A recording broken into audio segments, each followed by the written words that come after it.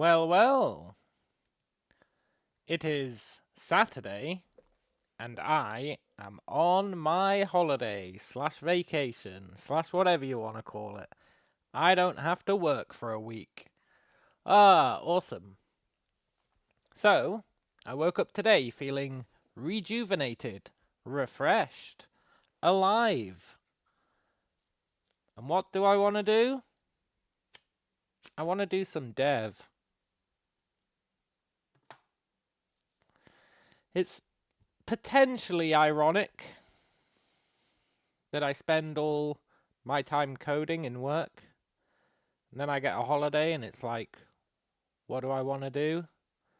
Well, I want to code. But I want to code for me, not for some business, you know?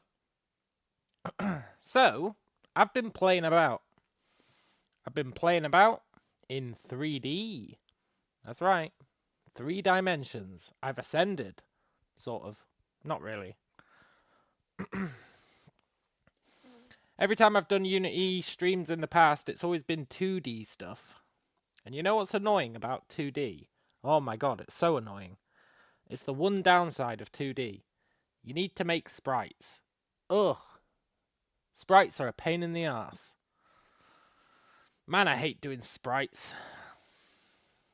But in 3D, now you could argue it just goes over to you have to make 3D models and rig them and animate them and texture them, and textures are sprites. So, are you really cutting out any of the work? Yeah, totally.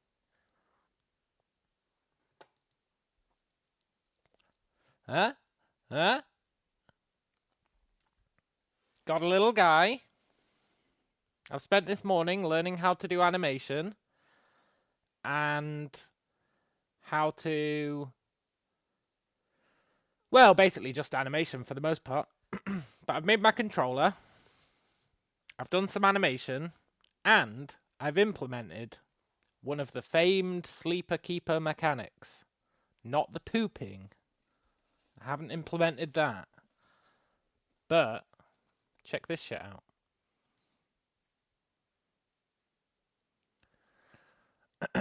Got a little guy. Nothing too braggable. Da da da da da da da da da. Dee dee dee dee. He can walk. I mean, his walking looks kind of like he's a zombie right now. But that's because I'm doing some new blend tree stuff that isn't really working for the movement I'm doing. But he can walk. He can run. That's all he can do right now. Sort of. But you know what else he can do?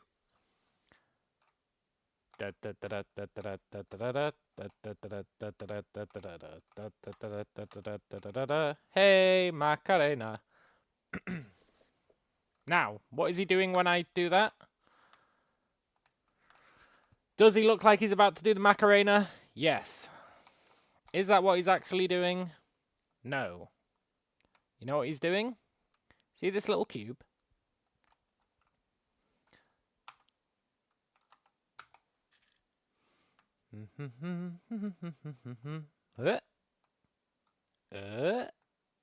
I'll be taking that with me. Huh? Now, I do have issues where it's not fully attaching. But that's okay. That's just a springiness issue. Huh? Exploring the 3rd dimension. Yeah. Huh?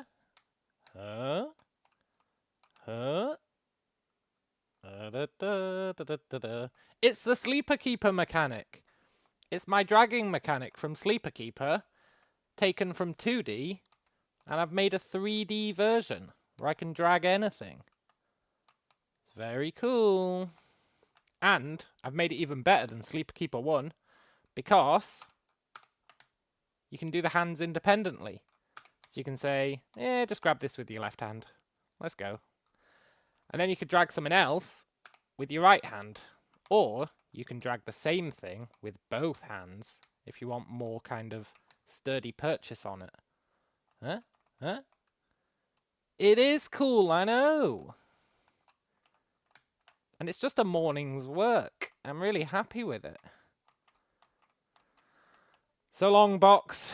You've served me well. No.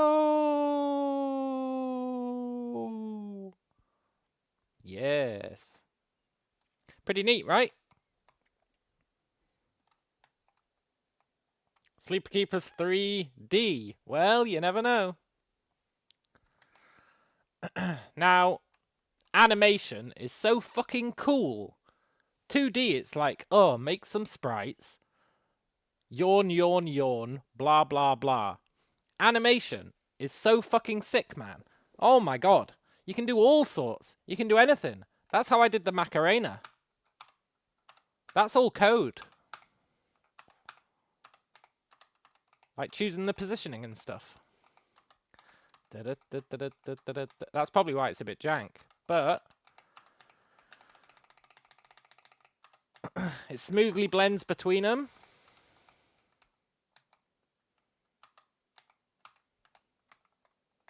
Find 3D animation easy in 2D by you're no means an expert. Yeah, I'm definitely not an expert in the slightest. But it's very cool. So I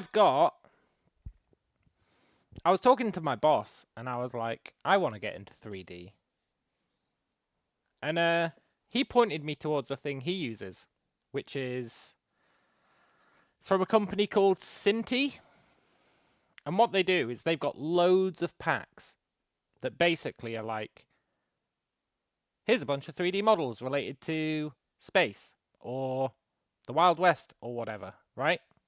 So they all have a similar kind of style, but they come with rigging, obviously the models, you get shaders, you get all sorts of stuff. And it's like, means you don't have to worry about any of the art side, basically. So I was like, yeah, I kind of want to do that. So I bought like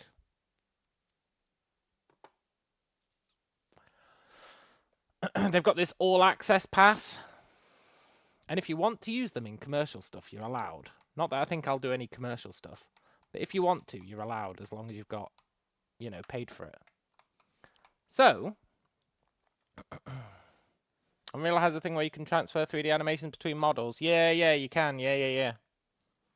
As long as the rigging is set up or whatever. So what that means is I've got a shit ton of models for a variety of themes that are all animated and rigged and stuff. So I can just have fun now. I don't need to worry about art, which is the one thing that fucks up every single coding project I do. I mean, I guess UI I'd still have to worry about. But there's loads of them. There's actually loads of them. I'm just messing about with the space one right now because, you know, Sleeper Keeper. But it's actually got a load of shit. Loads of stuff, so I'm quite pleased with it. So that's all I've got now is my little Macarena. The dragging. I'd actually quite like to put a second cube in there. Maybe a bigger cube. Maybe make it a bit bigger.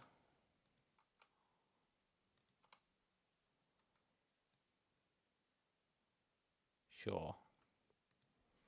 Should probably increase its mass, but whatever. You'll be coming with me? You'll be coming with me? Huh? Oh, now it's too heavy. Ugh. Hey, Wombles! I'm just messing about. And I thought, you know what? I'm messing about off stream. I might as well stream it, because I know Mr. Tools will be interested. And other people might be as well. So this is just a little thing I put together this morning. It's no big deal, but it's got the potential to be pretty cool. Let's kill ourselves again.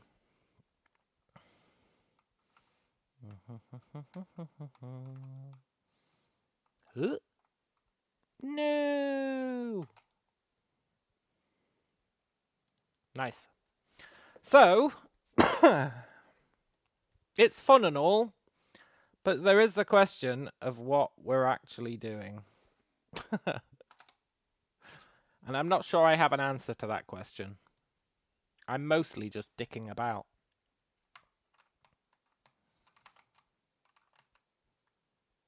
Ugh, it's too heavy now. Too heavy. It's cool how his arms bend and stuff.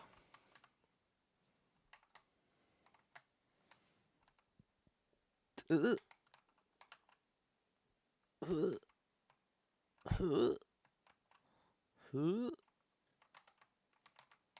made it too heavy.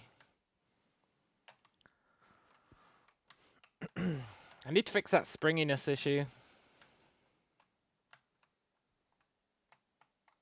Hello, Anna. Am I paired programming with my bestie ChatGPT? Oh yeah, of course I am. I'd be a fool not to. I'm learning something new. Of course I'm asking my friend GPT about it.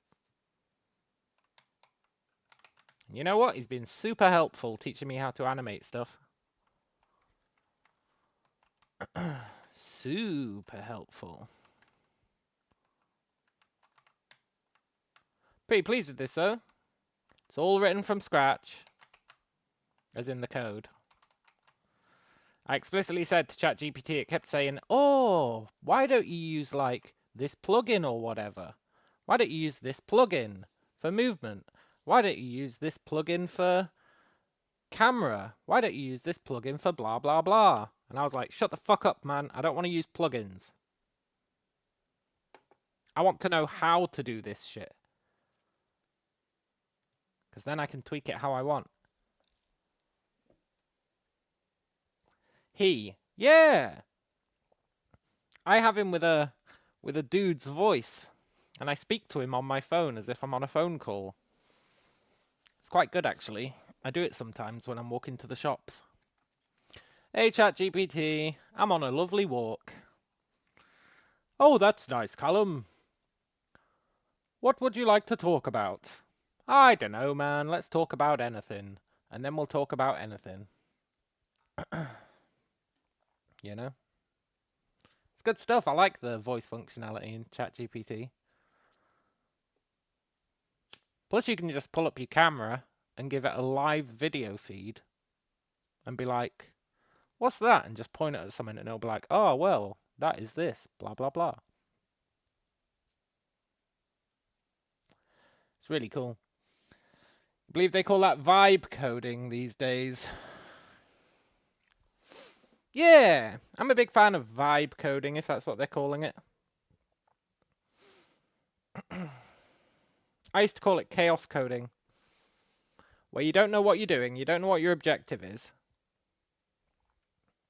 You just go in and you just do stuff and you see what happens. And then once you find something cool, then you build around that. And it says, LLMs are so boring for discussions, IMO. That is just your opinion. I'm glad you added IMO. They had novelty at first, but then you start noticing the patterns and it all feels so boring. Saying that as if humans don't have patterns. Humans have patterns. Oh, you want to talk about the fucking football again? Wow. You know? Humans even have, like, societal patterns. Oh, you want to talk about the new fucking Oblivion remake? Yeah, okay. You know? It's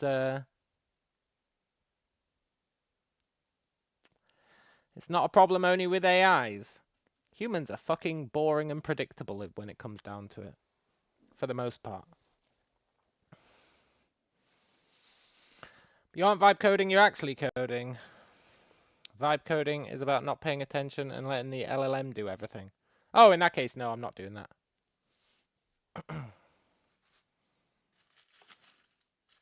That would be crazy. Then you're not learning anything. Plus, it's probably getting half of it wrong. I'll ask ChatGPT how to do something, and then it'll go, oh, you should do it this way, and I'll go, no, but that's some real good inspiration. We should make the sleeping bed. Well, it's funny you should say that. I think somewhere in here, I think there is actually something we could use for the bed. I'd need to import it. Import my package. Is it Sci-Fi Worlds? Is it Sci-Fi Space? I think it's Space. I thought I imported that, though. Otherwise, where did I get my character model from? All assets are already here. Yeah, that's what I thought. Oh, there it is. Space.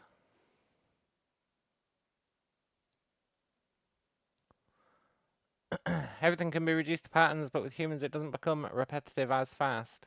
Well... Also, a human could sometimes hit you with something deep and meaningful. ChatGPT hits me with deep and meaningful things.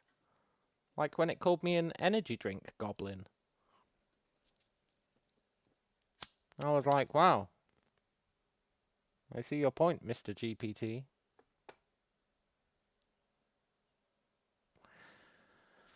How about patterns? I live here and will only vote this way. Well, yeah, that as well.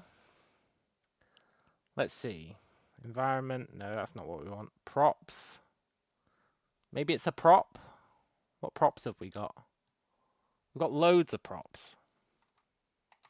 So I was thinking we should make like a spaceship, Sleeper Keeper style, but one that's falling apart. Sleeper Keeper style. But then, there's loads of these Cinti packs, and I've got access to all of them. Legitimately, I might add. So there's like Wild West, there's like a haunted manor, there's pirates, there's all sorts, there's loads of them. So I thought, in the ship, it'd be like a sci-fi ship broken down, but then in different areas of the ship, you'd have these different cultures developed. So you'd have like a Wild West area of the ship, where like everyone's reverted back to Wild Westdom, etc. There's a Viking one. I was thinking there could be an area where the heating on the ship has failed and it's all starting to freeze. So they've all resorted to like kind of techno-Viking. Could be pretty cool. Like a Westworld thing. I don't know, I never watched Westworld. Maybe though. Maybe. Hey look. We've got sleepers. Cool.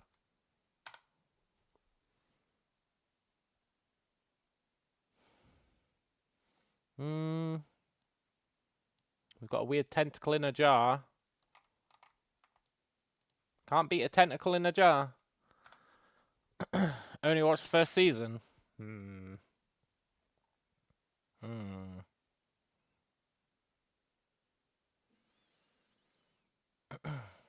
Westworld movie? Nah, man. I've not interfaced with anything Westworld-esque. I'm sure there's a sleeper casket somewhere. Is it this guy? Yeah, you know it's this guy.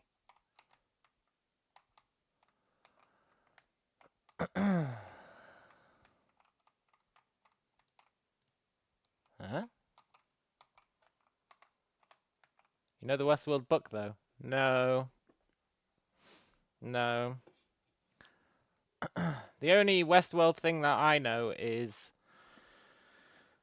the tale that the shamans used to tell each other around the campfire.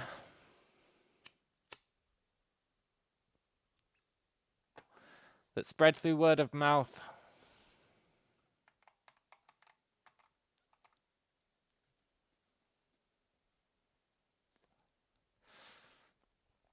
Yul Brynner as a psycho android hunting someone around a theme park. That does sound alright. That does sound alright. I was watching a show called... I was actually watching a show for once. I was watching a show called Upload, which is on Amazon. It's alright. It's about like when you die, they scan your brain and they put you in like a simulated world. It's alright. It's got its moments. Whenever I get a takeaway, I'll put an episode on and eat my food and then be like, oh yeah. Like Soma. No, not really. Maybe. Yeah, in Soma they do put them all in a simulated world. Yeah, like the ending of Soma. Yeah. Except it's like a paid service. And you have to pay for it. It's pretty good. Right, we have a bed. Let's unpack this mofo. Is Soma the game name a reference to Brave New World? I don't know, I'm not educated enough to know the answer to that one. Can we...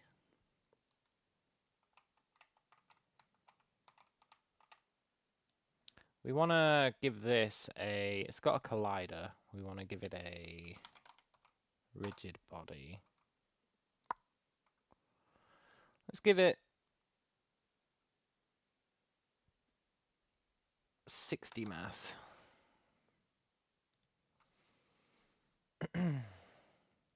I wish I could change its center of gravity.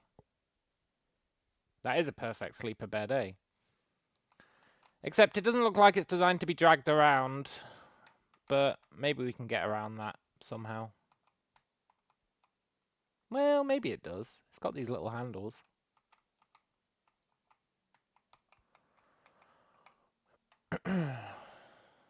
So now it's got a rigid body and a collider. What does mass do? How heavy it is? Yeah. I made it too heavy. I made it too heavy.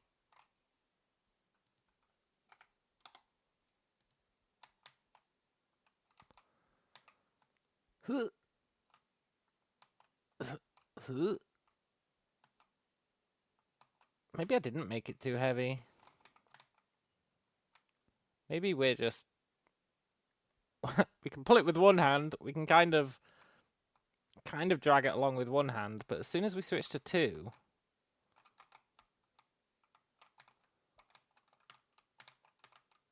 it suddenly becomes too hard to pull. Change immediately, dynamically, you don't need to restart. Yeah, Unity's awesome. I might need to reduce the... I don't know, its drag should be quite low. Is it just that we're a wuss? It's weird that we can do it with one hand, but not with two. I must be gimping us somehow when I switch us to be two-handed.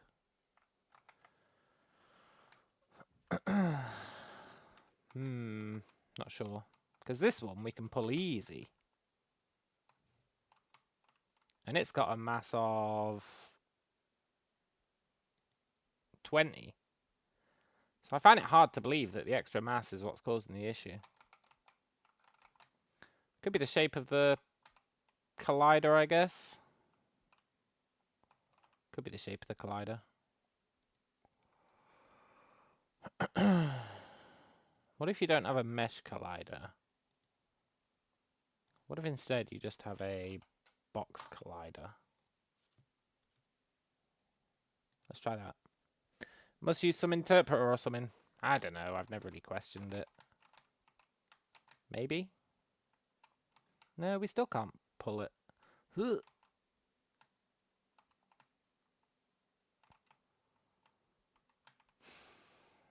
I mean, fair play, it's back up to having 60 mass.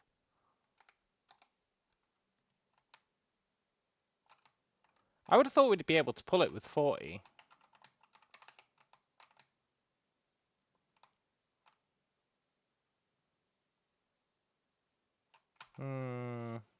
Let's try giving it 20 like the other one.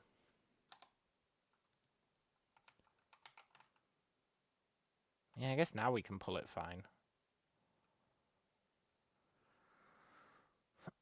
I'm going to give it its old collider back.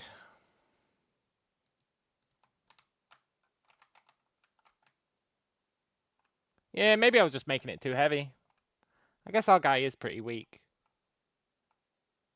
Ugh. Okay, that could be a problem.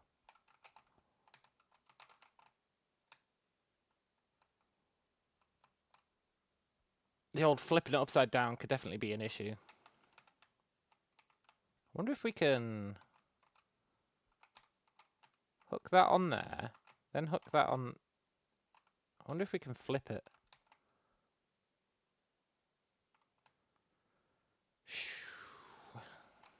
I guess we can.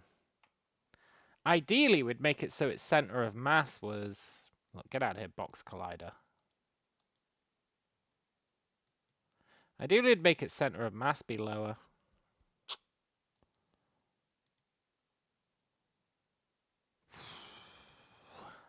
I'm going to ask the old GPT.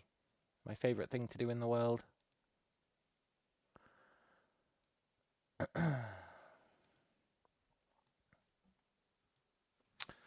Hello, friend. In Unity, you know how rigid bodies have a mass property? Is there any way I can mess with the center of mass, i.e. make it a bit lower than being in the middle of the mesh of the collider?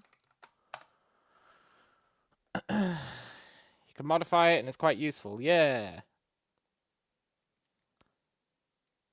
You can do it in code. But I don't want to do it in code.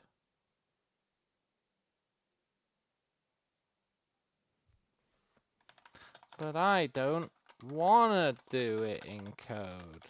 I want to do it in the inspector. Unity doesn't expose it. That's dumb. Use a custom editor script.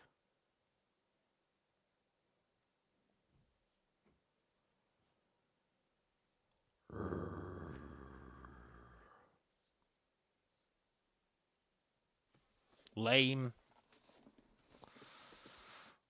Because I could just lock the...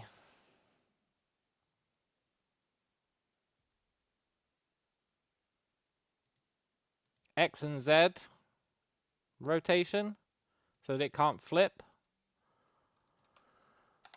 But then you lose out on a lot of stuff, right? If it can't flip, I mean, sure, it's a lot more stable. And it drags a lot easier. And maybe that is just what I should do. But it means on smaller stuff,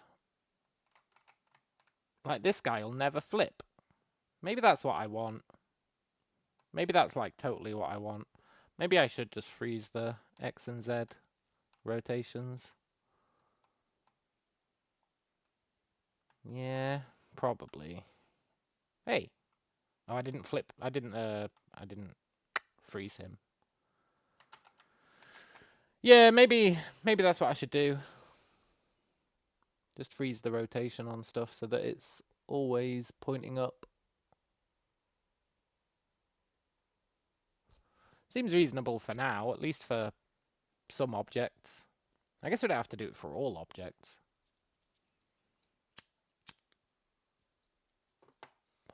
So, what am I actually wanting to add next? I'm not really sure, honestly. I'm actually quite happy with everything I've done today.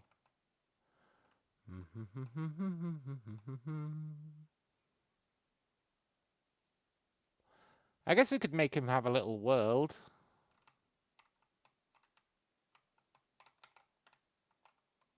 No! Oh, hoisted by my own petard. We can make him have a little world instead of a flat plane. I guess. That'd mean actually constructing a world, though.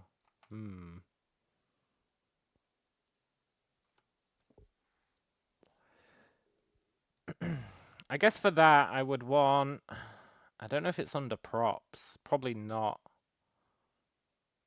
You'd think it'd be on... Oh, it's probably under buildings. Yeah, buildings. Yeah, I think we do have walls. Yeah. We got walls. We got floors.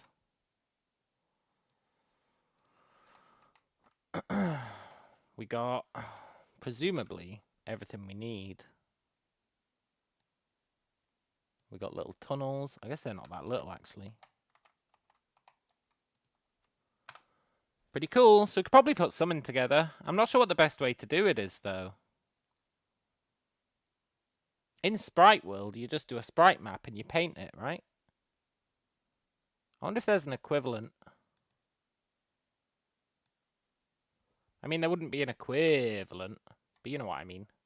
Like, lock it to certain axes.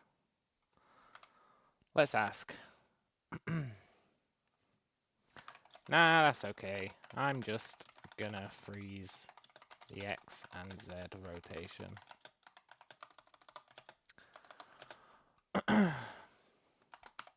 I'm looking at building an environment using a bunch of prefabs that I got from my Cinti pack. There's a ton of floor stuff and wall stuff that is presumably designed to slot together. But manually slotting it together seems like a pain in the ass.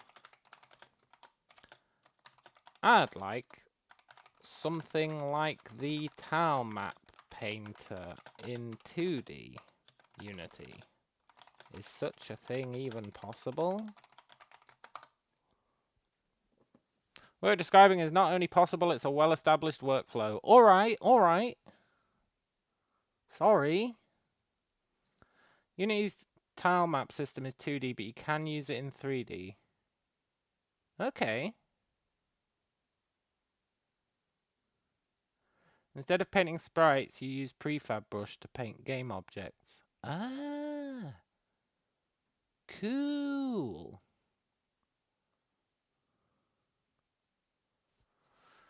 That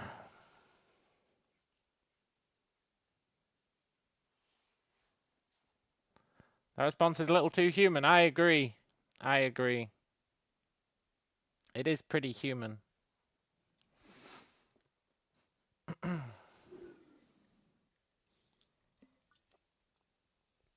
This is totally feasible in a weekend. So? Who asked, buddy?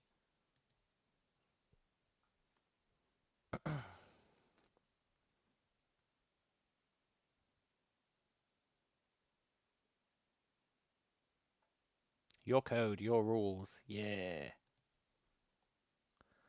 Would I like a prefab brush template? Hang on. So let's see. It said...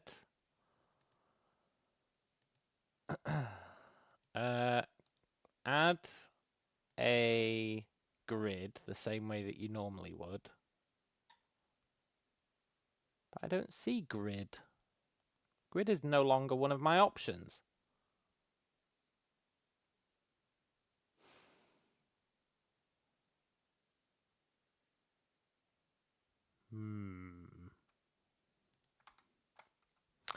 Well, I've fallen at the first hurdle. I wanted to add a 2D grid / tile map, and I can't find it as an option in my 3D project. Classic Unity mod moment. Yeah. By default, Unity doesn't import the 2D tile maps. You can manually add them.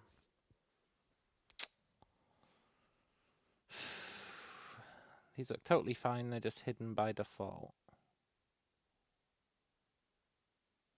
Okay. Once set up, you can plug in a prefab brush.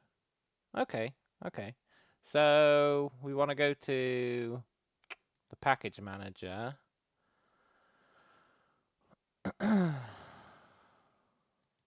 And we want the 2D tile map editor. Cool.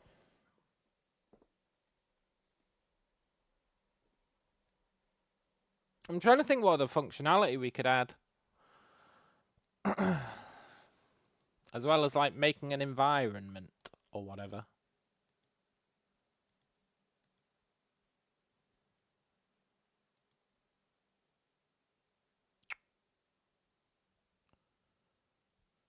Well, you can't deny that it added one. I mean, sure, it did it vertically, but beggars can't be choosers. We want XZ. We want YZ? No, we want XZ.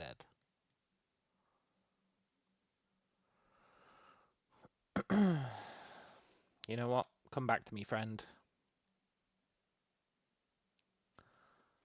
I added it, and I have a tile map now. But it looks like it's vertical instead of horizontal. I thought I could change the orientation to XZ and it'd fix it. But I did that, and it's still vertical.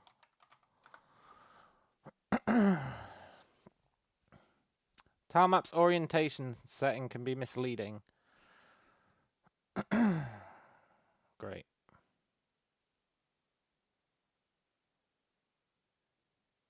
Rotated to -90.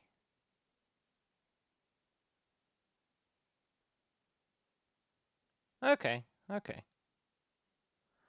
I get it. Cool. Who could hate ChatGPT? It's like the best thing to ever exist. It's possibly the best human creation of all time.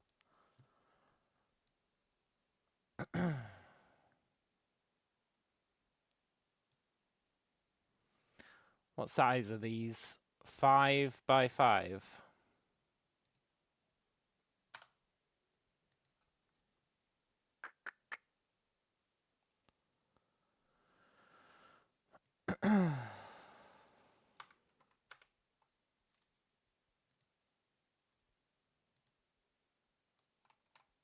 Cool.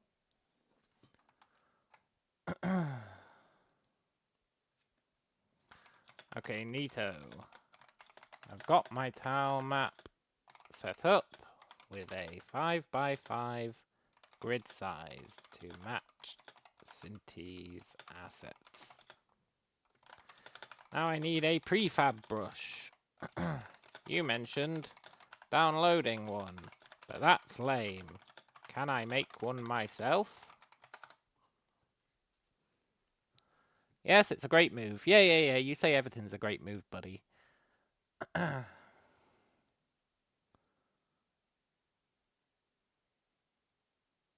Okay. I wonder how it knows which prefab to use.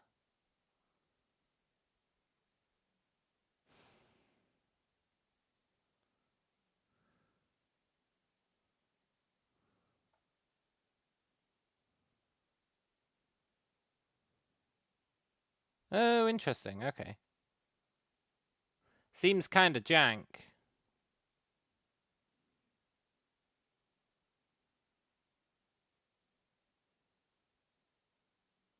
Do you want to extend this to allow random prefab selection? Oh yeah, that sounds great. That sounds great. Just fucking place random tiles. Why not? Pitting ChatGPT against pizza. Yeah, ChatGPT wins, man. Hands down. Hands down, ChatGPT wins. It's not even a contest. You could say to ChatGPT, "Oh, pizza got wiped out of existence," and it'd be like, "Don't worry, try a calzone." You'd be like, "You're all right, ChatGPT. You're all right." ChatGPT disappeared out of existence. What am I going to do? Ask a pizza how to do 3D game development. Just not going to get a good answer.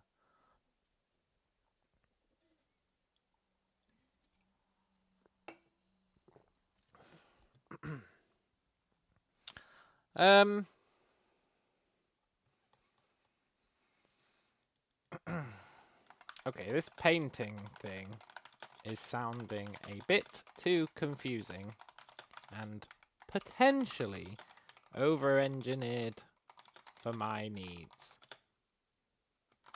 Can I just snap the prefabs to the grid when I drag them into the scene? Yes.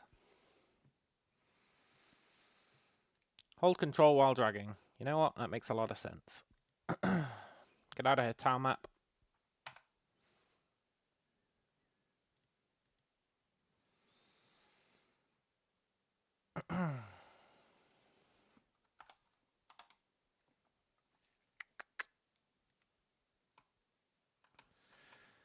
Well, it theoretically makes sense if it fucking did what I wanted it to. I guess it sort of does. I need my grid to be visible.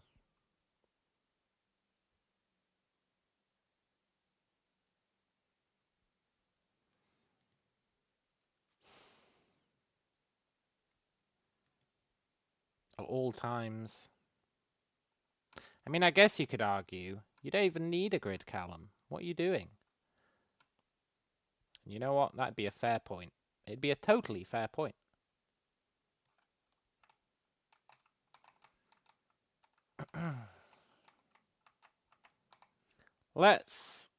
I'm gonna have to... Well, okay, maybe I do need a grid.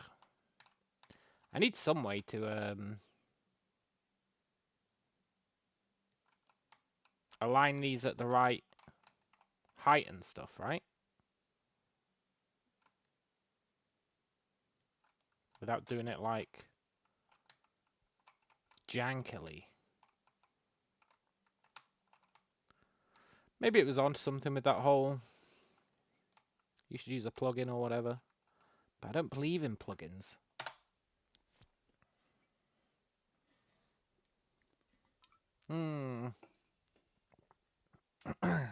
Let's actually go back and finish hearing what it was saying.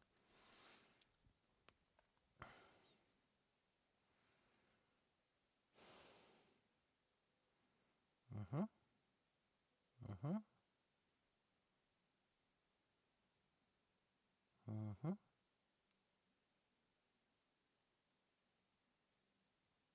not using a fucking tool, buddy.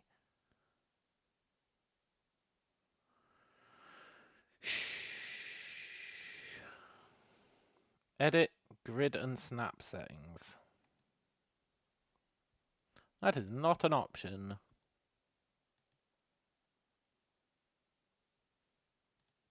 We're going to solve this problem. If it even qualifies as a problem. I guess maybe it does. Edit. Preferences.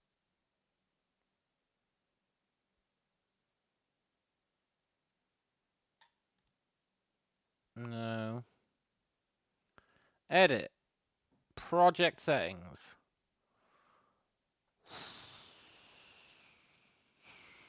No. Well, maybe. Maybe in the editor. No.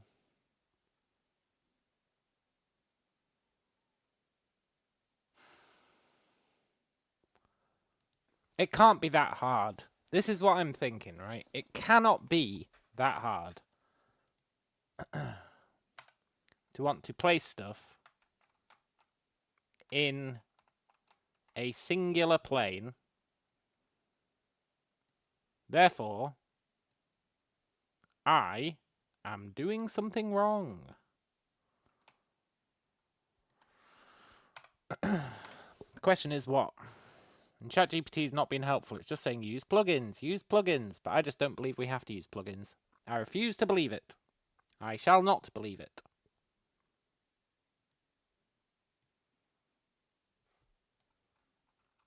There will be no plugins. Come back. Okay. I'm sorry, plane. You've served your purpose.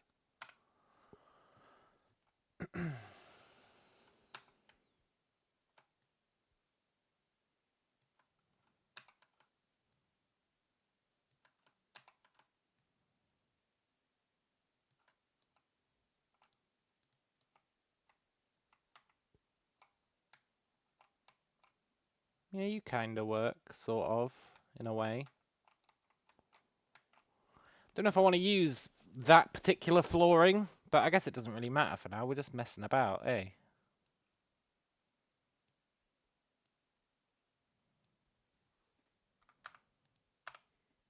We should, like, because it's quite hard to see them here, we should actually... Can I drag one of each? No. Yes, but they're all on the same spot. Well, okay, that works. Mm.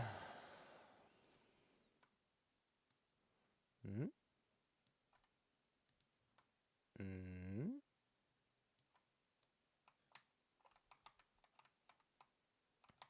Cool. Mm. I feel like a lot of these are just going to be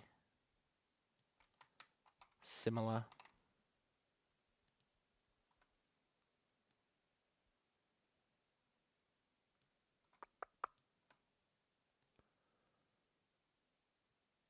We can put these down, rename them,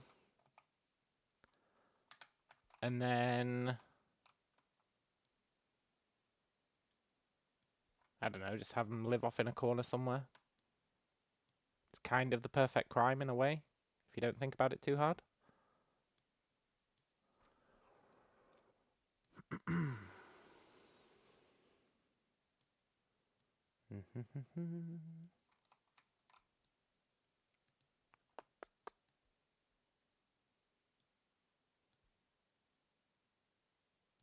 I really do feel like this should be a solved issue, though. And ChatGPT was saying it is a solved issue, and then I denied its solution. So I've only really got myself to blame.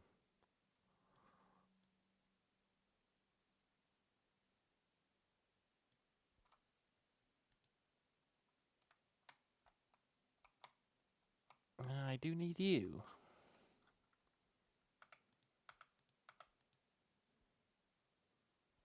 Can you come up here? Sort of. This is so jank. One day I'll figure out the real solution. Are you just inherently smaller than the others?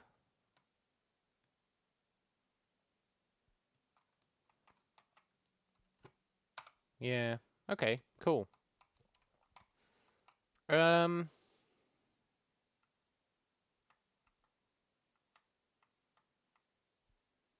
Hey, Alex. How's it going? Pretty well.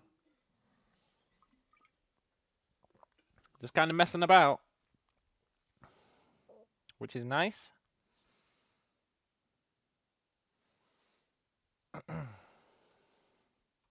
Always good to kind of just dick about sometimes.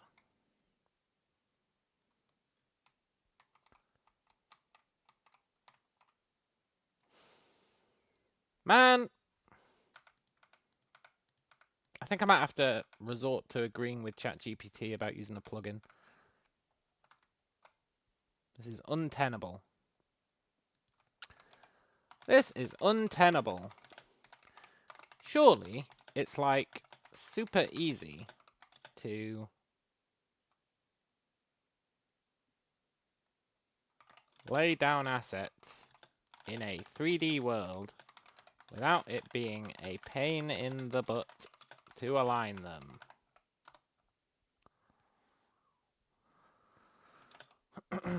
And also keep track of all available assets for said thing.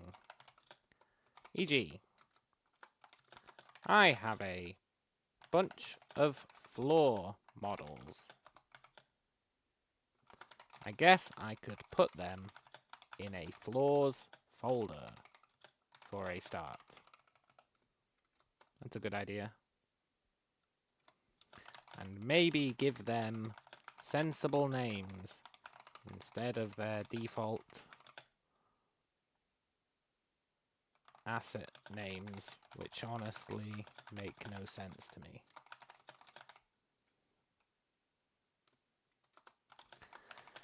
I'd still need to figure out how to reliably place them, though, as whenever I drag one into the scene, it tends to end up on a different Y value than the others, and that is just tedious. Sometimes you just gotta put your thoughts down and see what it says. A streamlined workflow that hits all my needs without over-engineering. We'll see about that. Step 1, organize my assets. Well, yeah. That is definitely something we should do.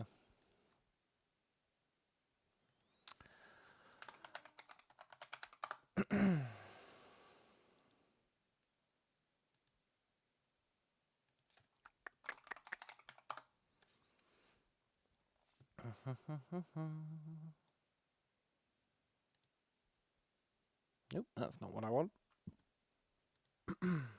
Nope, that's not what I want.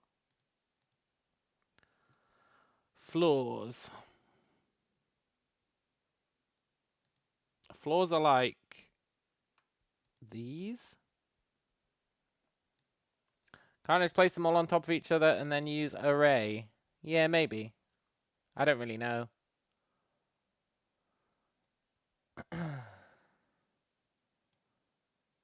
That's sort of what I'm trying to figure out. The best the best setup for it all. But first I need to actually split them out into what is a floor, I think. I think that's definitely true.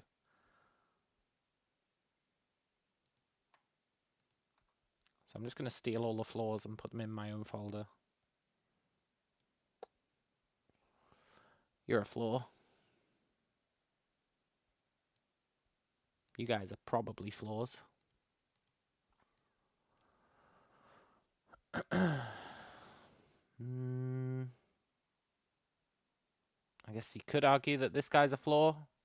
It's kind of weird, though. He's kind of raised. He's almost like a platform. He's a walkway. I guess, well, is he? Yeah, I guess so. I don't think walkways count. What are you, a ceiling?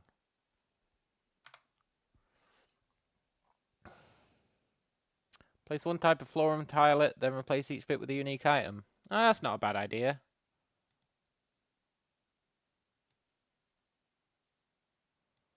That's not a bad idea, to be sure. Control does do a snap too, yeah. But it's... I don't know what this is. I'm dragging it in, and then it's like... Oh, right, it's massive. Okay. I was like, I'm dragging it in, and it's not appearing. But it turns out it's absolutely massive. It's also a ceiling. Right, we've got all of our floors together in one place. Well, I feel like there is more than this, but whatever.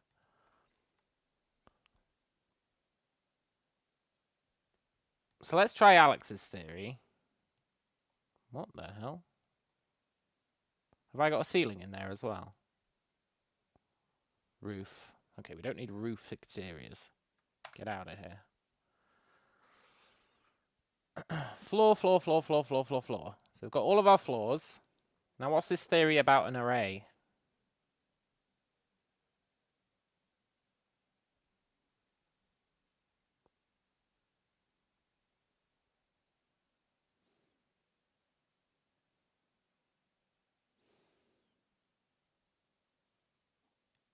I mean, to be fair, you did just say and then use array with no real context surrounding it.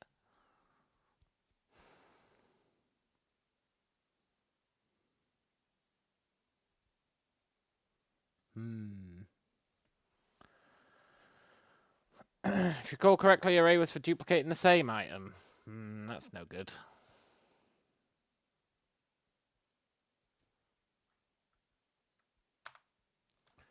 Right, well, let's give them all reasonable names. You are... What would you call you? You are... And it was in Blender. Oh, that's real useful information, man. Here I was thinking you were talking about fucking Unity. You're talking about Blender, man. Oh. Okay. It all looks the same.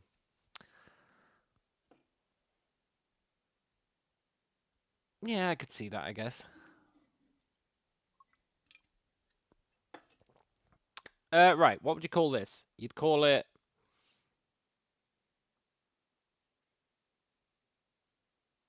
It's like a hallway with danger stripes. It's like a...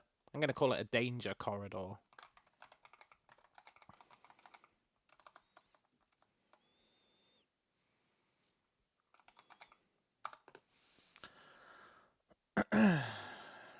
Danger corridor, welcome to the club. What would you call this guy? Danger intersection.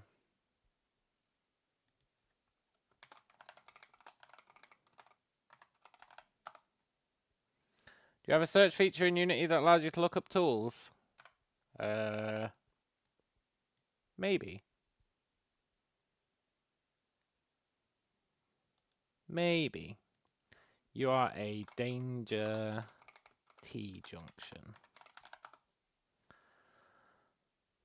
Do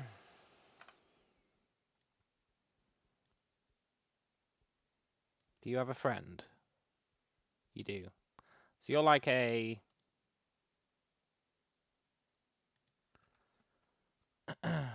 track. And you are a...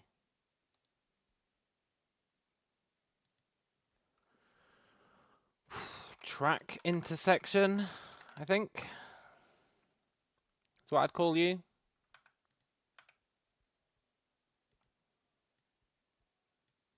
And you are a track T-junction.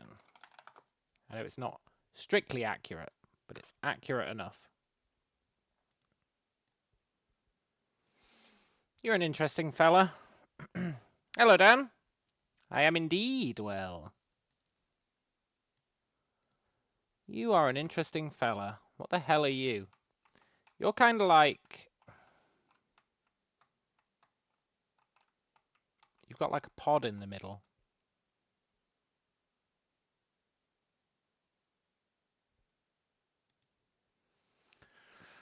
It's not a door, but it's like... I guess it is airlock-esque. Yeah, you can be called like...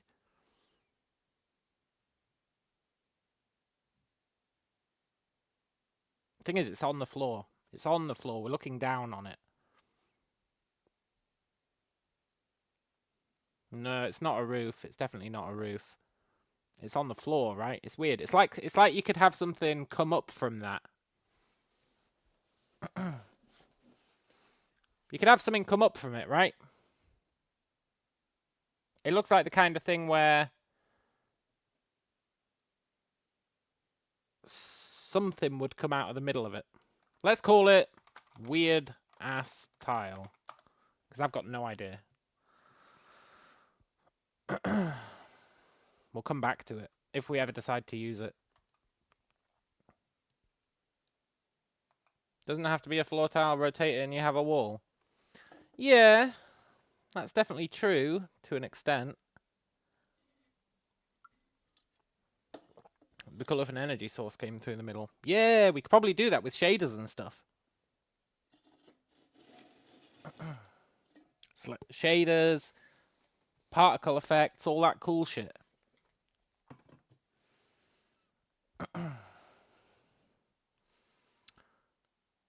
This is kind of like the danger corridor, but it's different.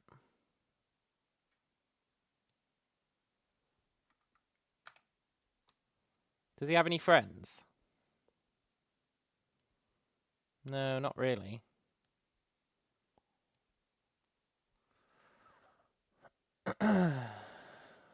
System Shock has like 6 tiles and corridors, yeah. I guess they are just for variation. Let's put down all the ones that we haven't named.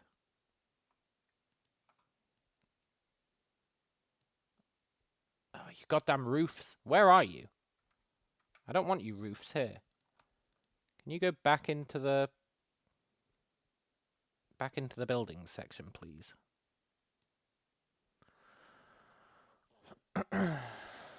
Could be an access point. Yeah, exactly. That kind of thing. Right, so these are all the ones we haven't named. We're just going to put them out in a line so that we can see, well, a pseudo line. So we can see if there's any commonality. Like these two, look. They're very similar. But he's got lights in the middle as well. Maybe you could use that for like, I don't know, something. Yeah, maybe you could use it for something. Then we've got a bunch of smalls.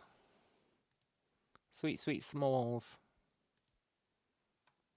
There must be an easier way to do what I'm trying to do. These look like access hatches.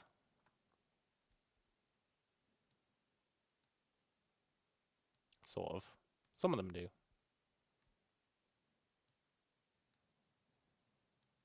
Tell you what, I'm putting way too much thought into this. It's all Mr. Tools' fault. Is it? Maybe it's my own fault. As soon as I said that, I was like, why is it his fault?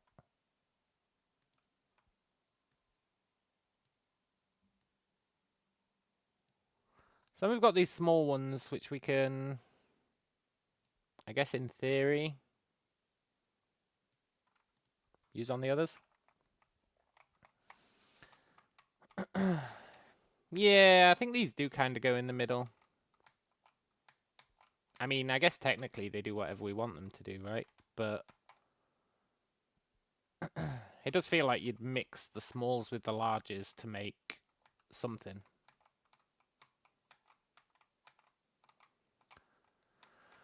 Right.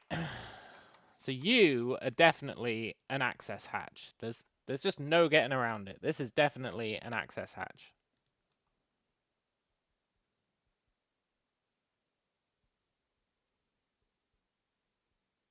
Now, I didn't really think this through, because which one of these are you? I think you're this one. Yeah, you are.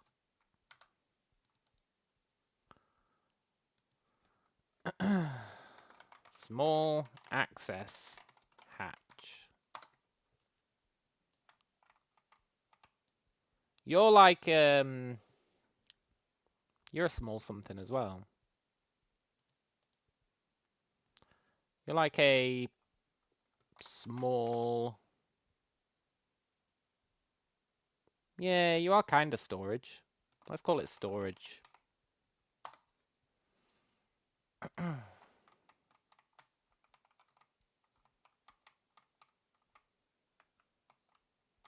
It could be a garbage chute. Yeah, it does look garbage chute-esque.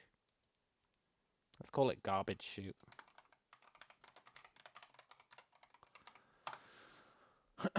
Which will be very interesting, because what does it actually look like in terms of it's just a single model? Yeah, that could be a problem. Sort of. Okay, so he's done. He's done.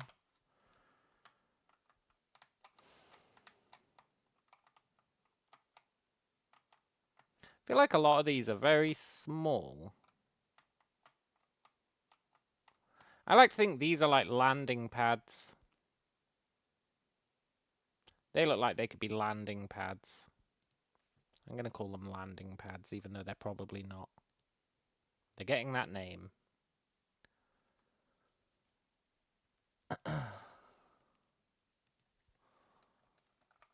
As long as we know what they are, it doesn't really matter, right? Landing pad. I know unlit is stupid because they're both technically lit.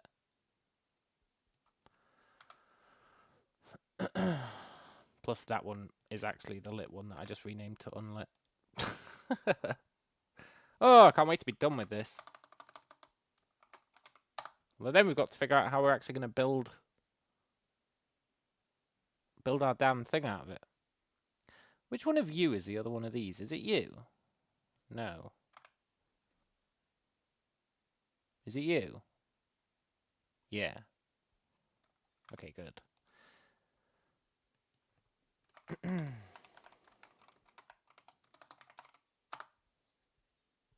Now remember, these names don't have to make sense. They're just reference points, so that it's not called SM Build Floor Small 01.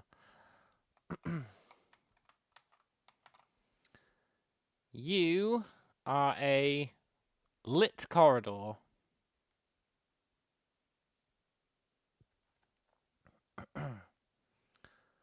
If you're going to build something, you suggest starting with the real thing, then expanding. How do you mean?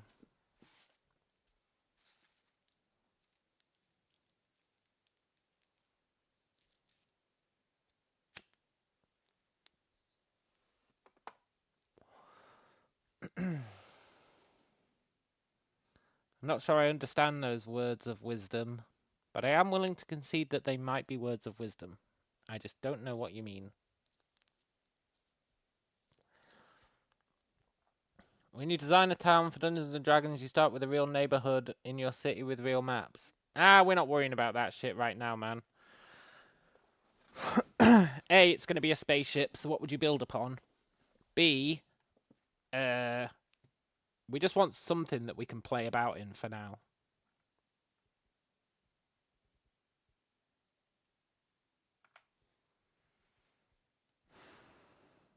I gave you the wrong name. You're my lit corridor. And you are my misleadingly named landing pad unlit, which is possibly the least accurate description ever put to paper.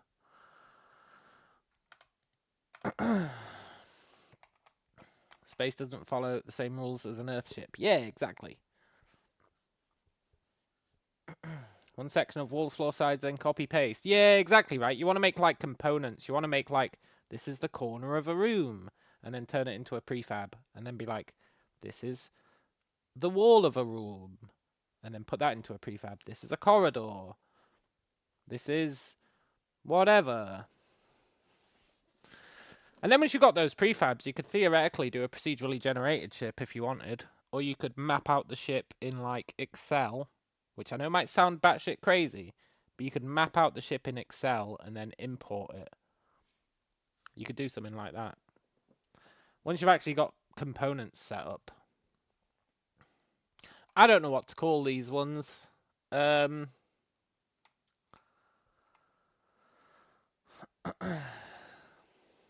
The Enterprise would not really work in space, but it looks cool. And the rule of cool beats reality in storytelling. Well, to that I would say, who knows what scientific advancements they've made in the time from now till when they're building the Enterprise. I mean, they've got warp speed. What else have they got? Maybe they know enough about science that they're like, yeah, no, it totally would work in space. Imagine back in... And they're looking back, laughing at us. Bah, those stupid 21st century folk thought this wouldn't work. They really bottlenecked themselves with that kind of thinking. You never know. Could be true.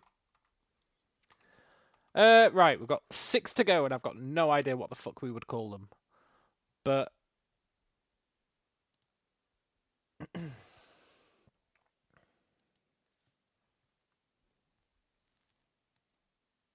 You are a very easy one. You're just small hex floor. That's what it is. It's small, it's hex, and it's a floor. I'm not a hex. You are a hex. You are my small lit floor. But I'm more lit than he is. Shut up. You are my small white lit floor. Huh? I mean, the floor is arguably redundant considering the folder they're in. Then people make cardboard models if I'm going the cinematic route. Oh, that's a good idea. Let's build some cardboard models. It's a good idea.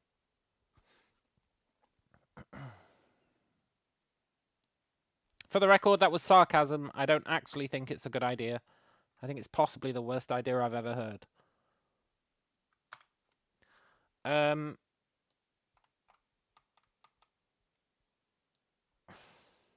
can't even think of a name for this one. What the hell is that? It's just a weird tile. But I've already got one called Weird Ass Tile. I guess small weird ass tile.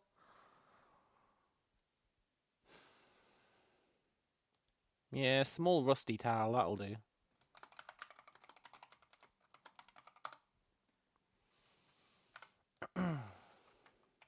You're like the postman tile. I know you're probably not supposed to be, but you do look like a postal service.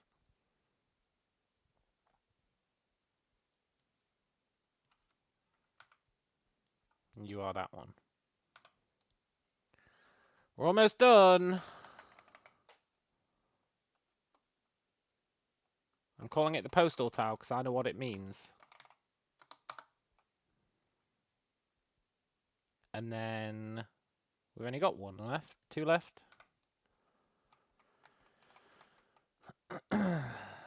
You're an interesting fella. It's almost like a security gun is supposed to pop out of you. Do you not think? I think.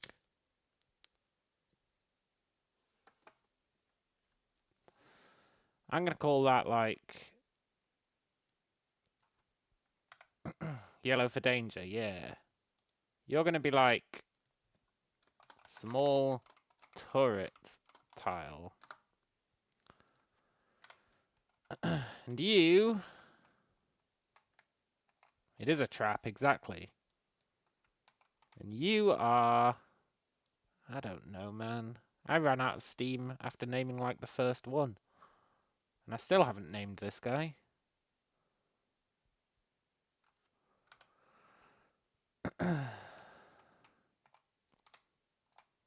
You are...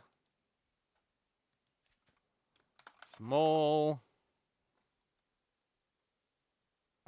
small white tile without the white.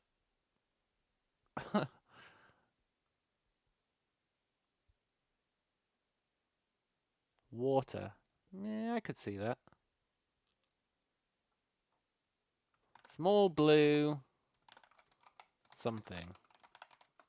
It's interesting because he is kind of that one, but that one's lit up, right?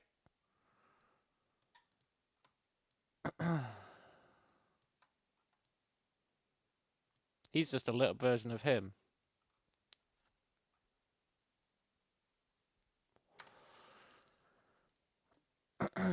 Which is weird because you'd think you could do that. I guess it is just a single model.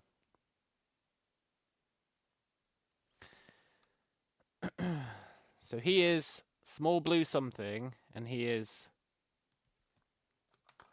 small blue something lit. Those two are a pair. There's probably other pairs that I haven't noticed. And this guy is... I don't know. He doesn't really match with any of the others. The closest he matches to is this guy, but he doesn't really match with him at all.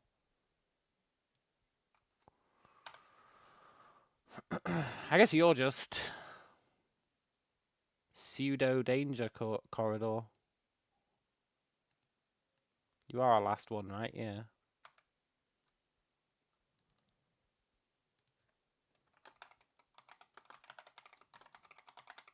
Okay. Well, we named all our floors from one of our packs. Let's not get into the fact that I've got like 20 different asset packs. Let's just not worry about that for now. Now we need to figure out how the fuck we're going to place them.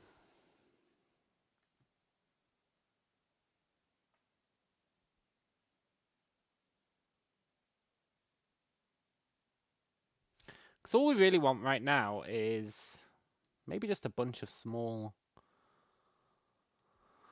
hexes.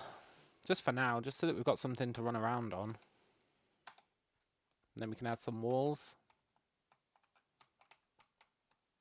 We probably just want a bunch of small hexes for now. Which I guess we can do via duplication.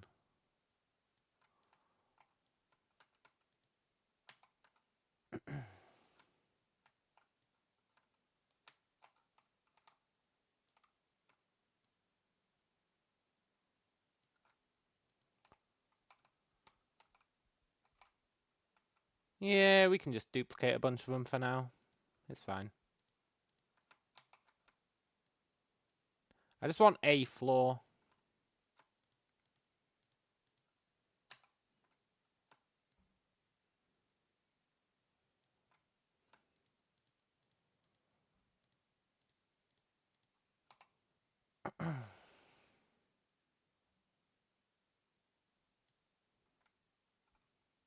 Like that. Yay, we have a floor we can run around on. Truly, we've evolved.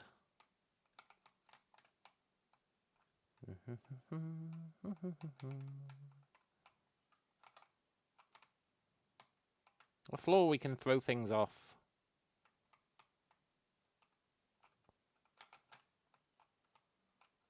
Bye.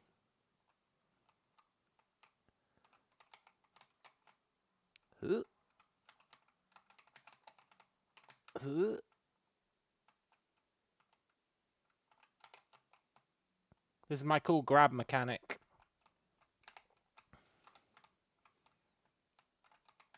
It's pretty sweet. Lets you grab onto anything. This probably needs more mass.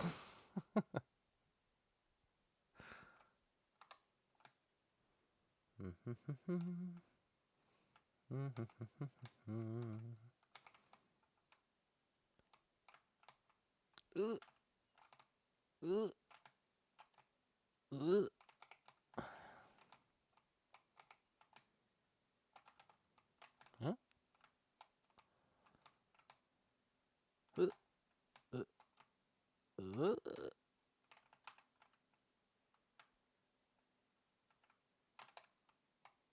Help! Help! Help! Pretty cool. There's a lot you could do with this grab mechanic.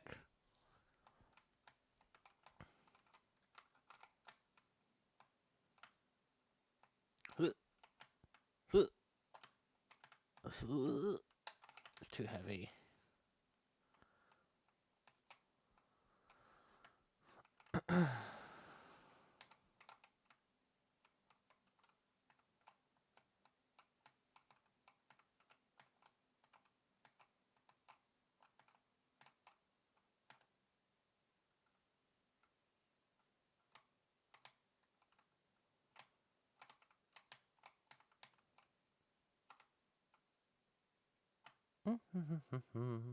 The perfect crime.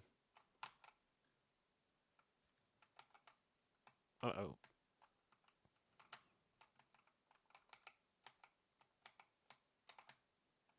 I guess we're screwed. I don't have like a falling animation yet.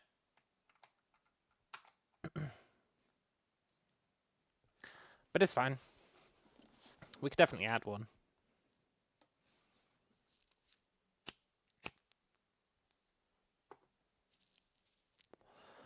Okay.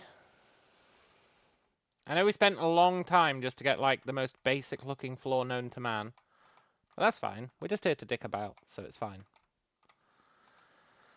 Now, what do we actually want to add? Maybe we should add that falling falling animation.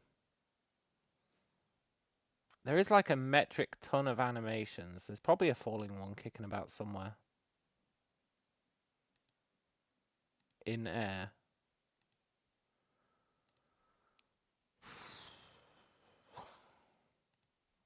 I hate trying to like preview them and see what they look like. That could work. Yeah. Let's put that in our we're using this folder.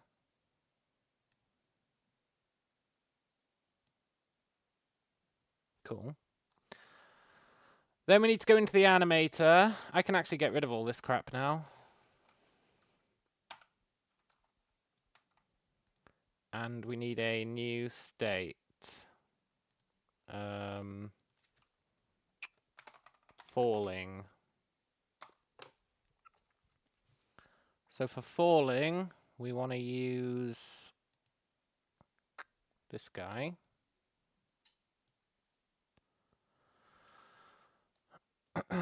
And we want to transition to this guy if we need to add a new Boolean, right? Falling.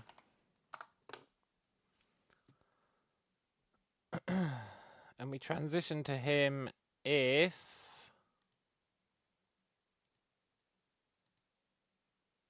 falling is true. And then he needs to transition back to him if falling is false and speed is less than 1.1. And then we need to do the same for the run tree. We need to say you go to the run tree if falling is false and speed is greater than 1.1. Now, if speed is exactly 1.1, it's not going to do either, but that's fine. We don't need to worry about that. And then run tree needs to go to falling as well. If falling is true. Okay, then we should, theoretically, in an ideal world, just have to set falling in here, which I actually already have. I have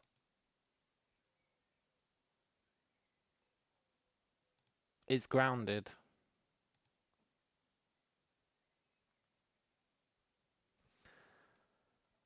So we can say here, if is grounded, animator set bool, falling false.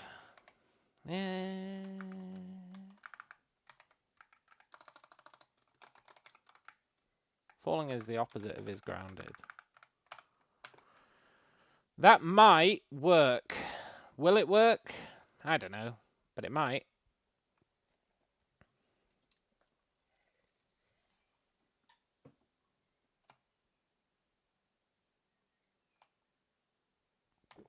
Nope, he seems pretty chill.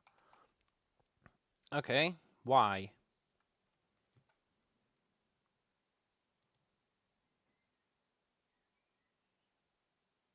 Because I gave it the wrong animation to play. That makes a lot of sense. Okay. Whee! Cool. Now comes the true test. What if we do our dangling off the edge again?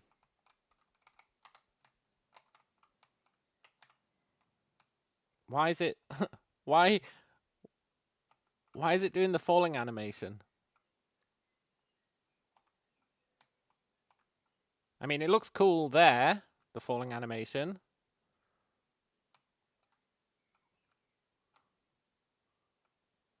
You know? It's all right.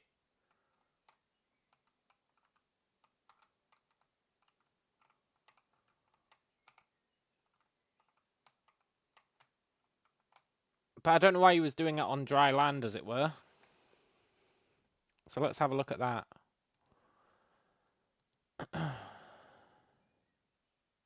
You should only go there if falling is true.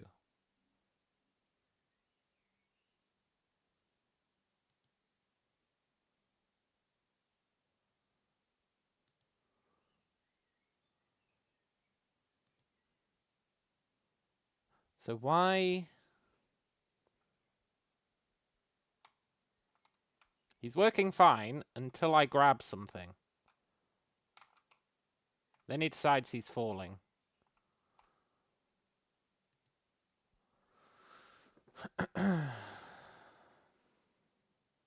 So I guess falling must be true.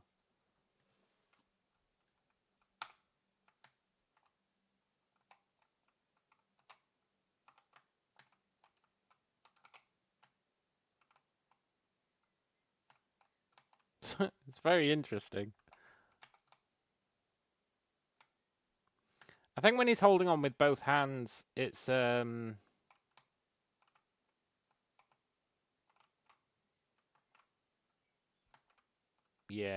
it's that kind of thing. When he's holding on with both hands, or even just one hand, it's dragging him to the point where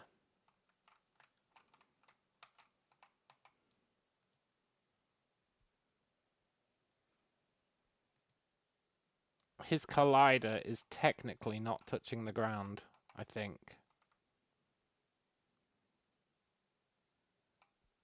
I'm pretty sure. Yeah. Which means I probably have been a bit overzealous.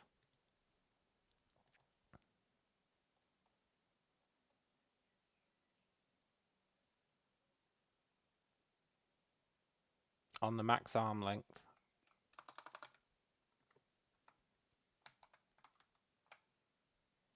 Like the holodeck.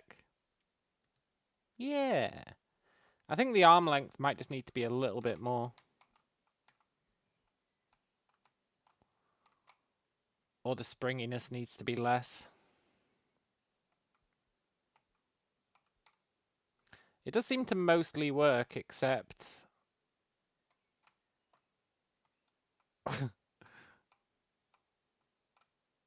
except when you push it. Well, even then, sometimes it works.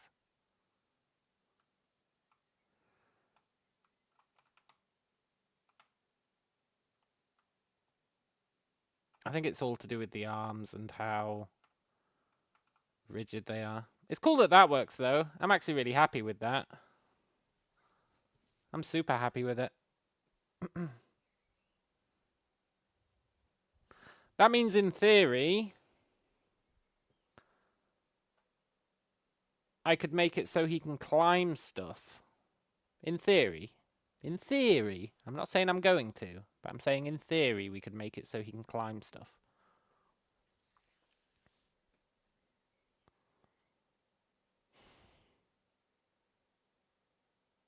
I just need a way for him to pull himself up, right?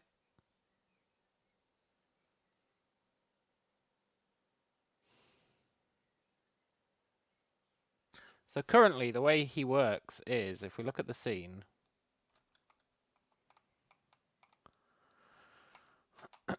you see these two little balls here?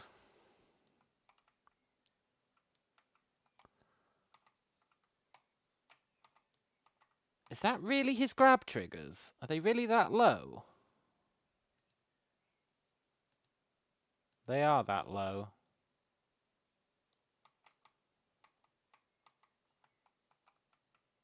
I think I might need to bring those up a bit. So the grab triggers represent their colliders that when they touch another object, if drag mode is turned on for that hand, they say attach yourself to whatever object you've just collided with. Would they be low for crouch? No, I think that's what it was. I think I was going to make it so that when you entered grab mode, he crouched down to deal with the center of mass issue a bit. But I ended up not doing that. But I do think we should have a crouch mode. I do think we should have one. It'd be pretty good. So anyway, he's walking along. You turn on grab mode. That activates these grab triggers.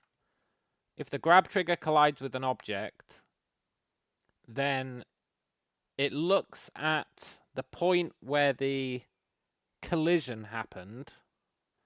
And I've got these two grab anchors as well, which are on his shoulders. And it fires a line from the anchor to the trigger. And it says, what's the first point on the object you're trying to grab that you hit? And then it attaches itself to that point. And it connects it via a spring. And that's why we can do the dragging stuff. And it's independent for each hand, which is cool. But I guess the question is, if I wanted to let him pull himself up, how would I do that? How would I do that? So that he could, like, swing. He could climb. We could make, like, a climbing wall that he could climb, just as, like, a test. Or he could climb on top of that big cube. Currently, he can't climb on top of the cube, right? Currently, he can grab the cube.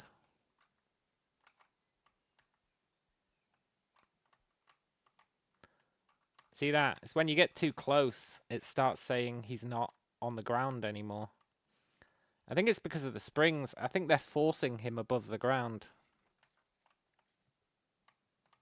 I think the springs need to be allowed to be shorter. I think they're very, very slightly pushing him upwards. Because it works, like, perfectly. Well, not perfectly, but good enoughly. Until you push yourself all the way in. And then it says, oh, actually, I'm flying. And it's like, you're not flying, man. Chill out.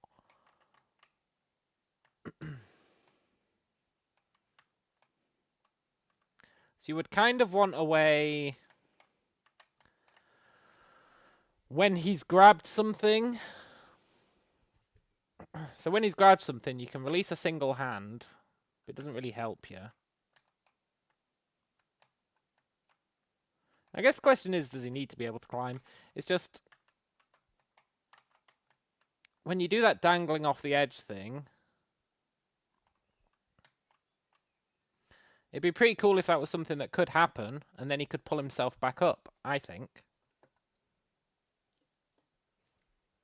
You know?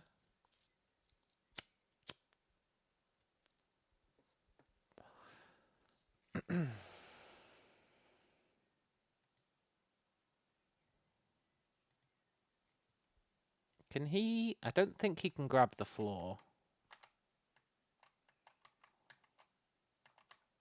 No.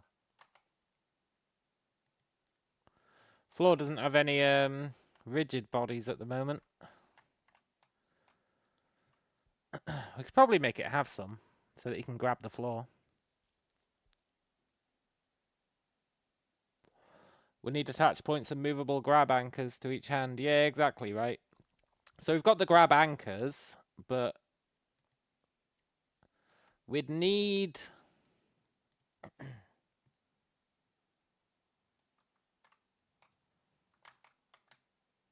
When he's grabbed, you would need a way when you're not grabbed, like this. When you're not grabbed, right, you're just in grab mode. Which I'll grant you, grab mode looks a bit weird. But when you're in grab mode, his hands are where the grab triggers are. So you'd need a way of moving the grab triggers so that you could move where his hand is grabbing. Then he could start pulling himself up, I think. Potentially. You'd also need a way to, when you're grabbed onto something, say, pull yourself up.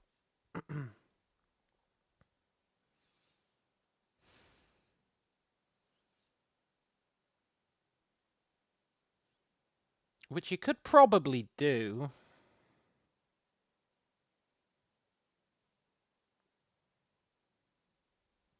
Probably.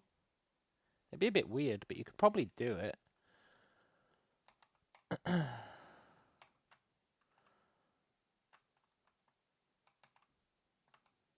need to, like, restructure this so he's got a cliff he can fall off easily.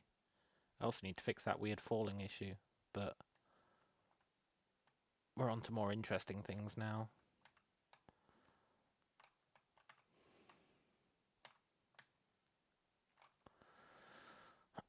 So, yeah, you need a way to move the grab triggers, and you need a way to pull yourself. So a way to move the grab triggers might be like,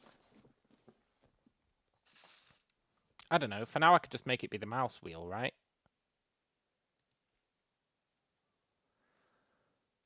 So you could say like, I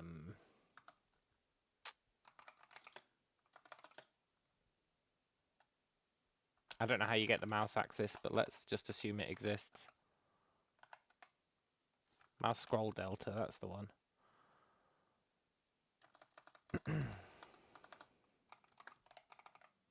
I want to move over to the new input system at some point, but we're just dicking about right now.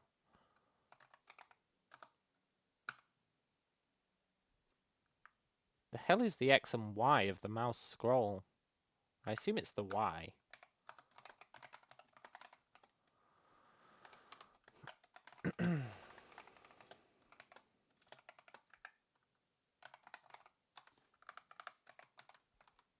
I assume it's the Y.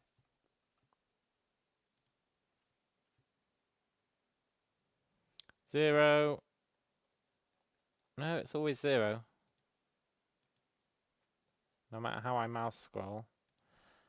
I guess maybe it's the X? That'd be weird. I don't even know what mouse scroll delta is, but this is how we learn.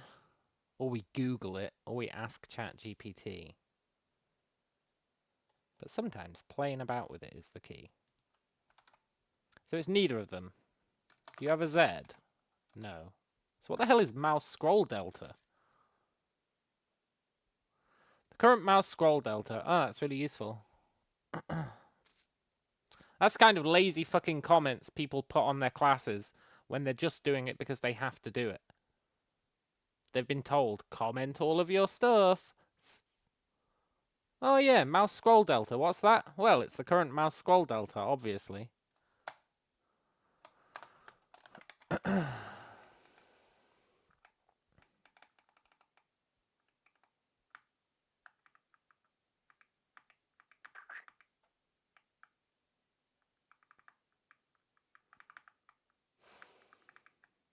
Maybe it's an axis. Do you reckon it's an axis?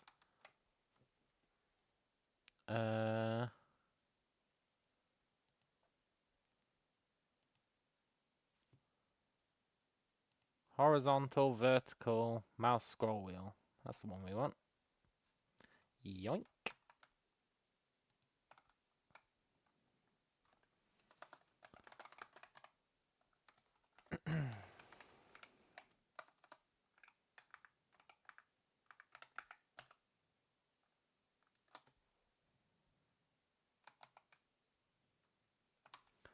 Right, surely now it'll do something.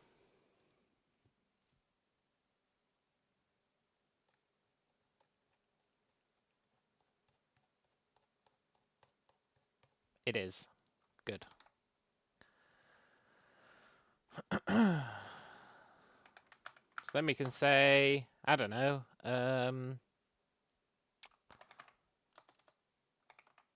grab system, grab anchor left, transform position,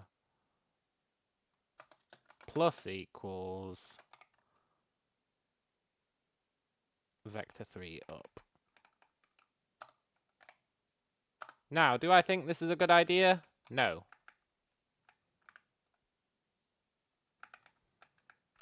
But it's going to be good enough for us to at least test it in theory.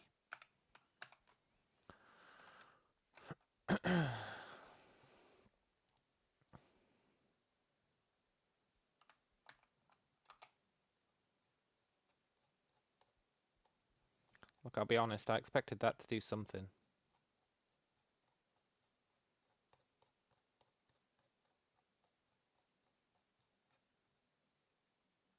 I expected that to...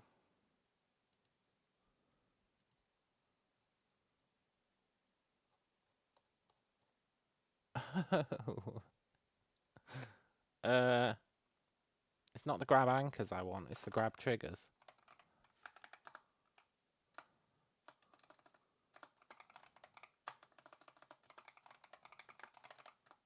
Like that. This is probably going to be excessive and look really dumb, but it'll at least prove the theory. Well,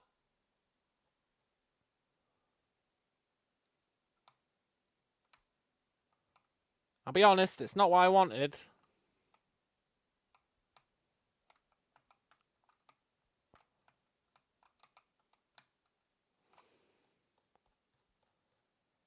Have they, like, gone off into the stratosphere?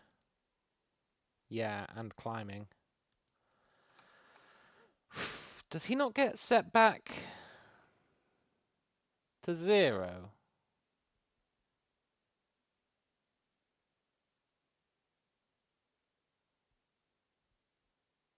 But I really thought he did.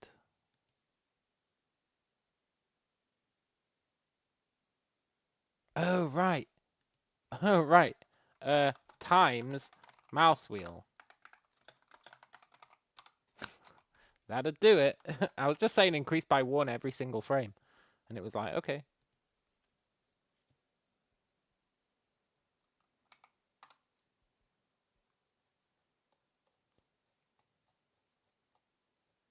You know, technically that worked. Huh? Huh? Huh? Huh? Is it a bit jank? Yeah. Is it a proof of concept? Totally.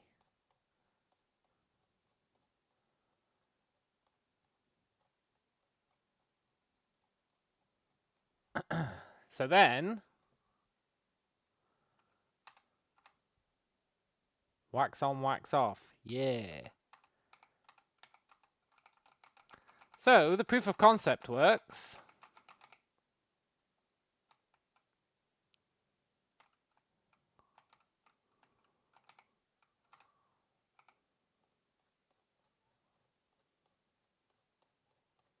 It's a bit jank doing it on the mouse wheel. I'd need to come up with a better way of doing it. But he's always still grabbing there.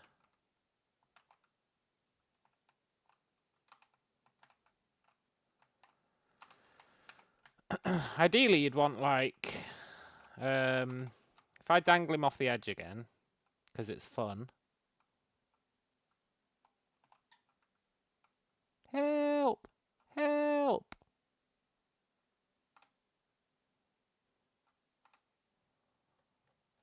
Then you'd want him to be able to...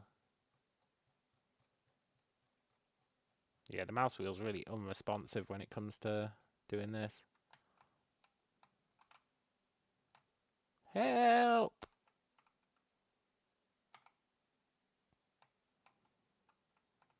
Whee! Yeah, whatever. Yeah, you want to, like, make it more responsive, and also...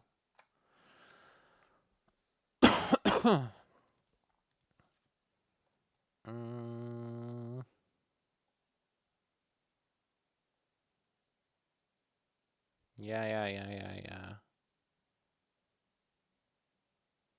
Yeah. You want to like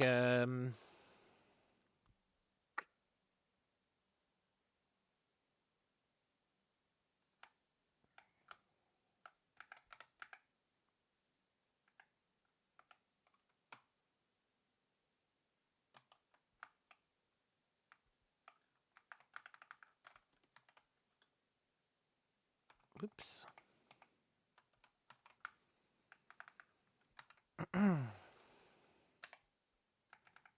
There is no layer mask. Well,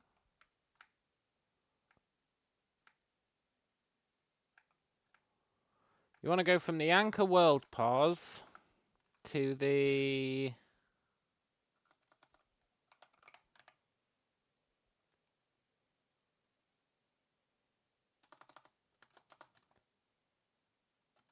grab data side of body.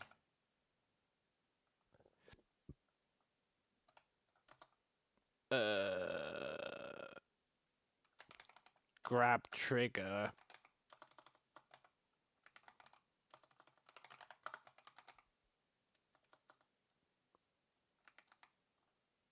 Pause. And I might actually need to set up this mask finally. I haven't bothered yet, but I might actually have to.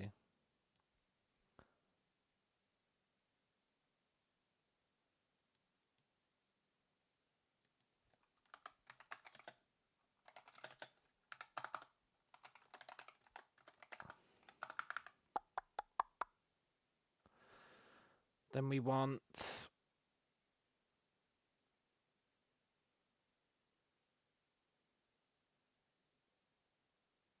to set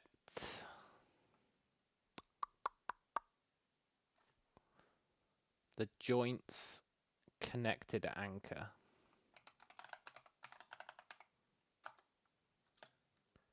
Equals hit dot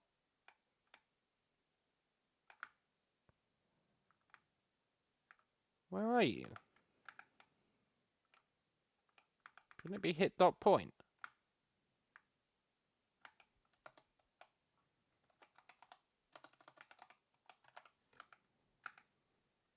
Oh, right.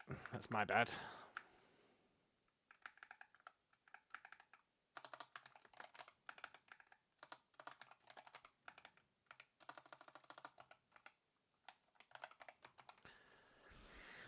Yeah, and then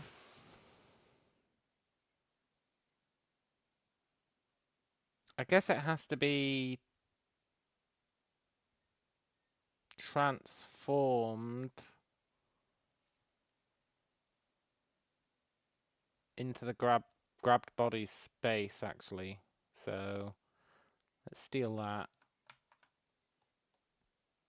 So it actually equals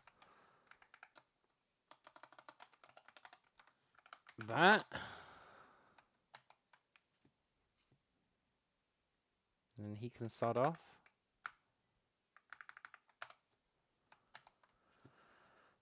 So that is probably going to fail. But it should be closer to doing what I want it to do.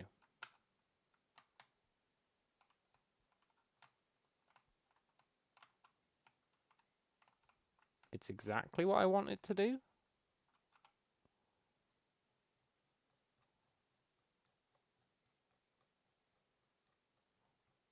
He did the mash. He did the monster mash. The monster mash.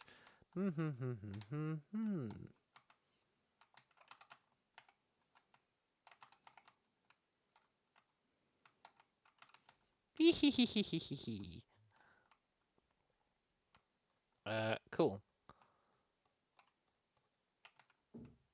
I need to figure out this this falling thing when I'm grabbing.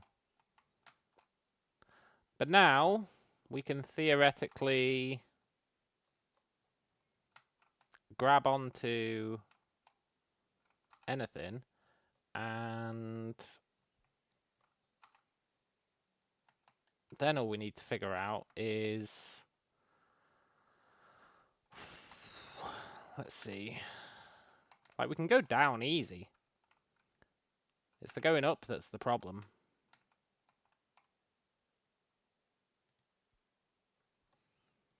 Which means, I guess there's two issues, because when you're...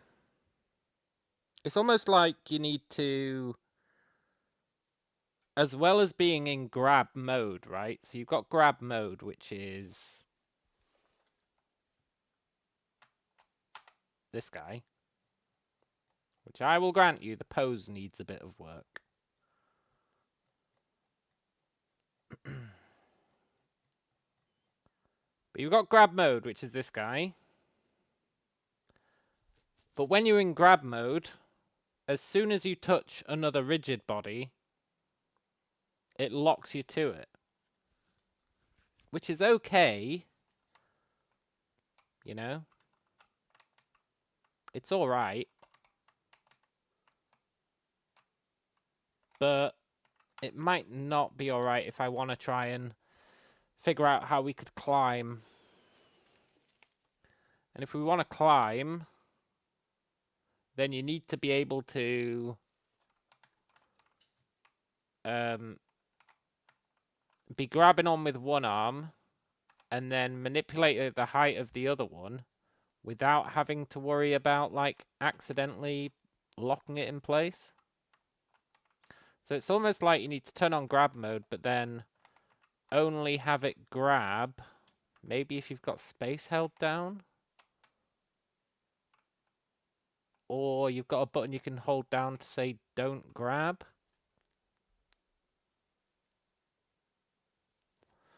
Something like that.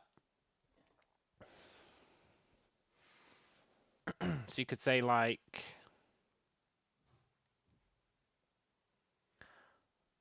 So we've got is grabbing. We've also got should grab. Now, I'll grant you, they could get real confusing real fast. But what if we say, when you are trying to attach, if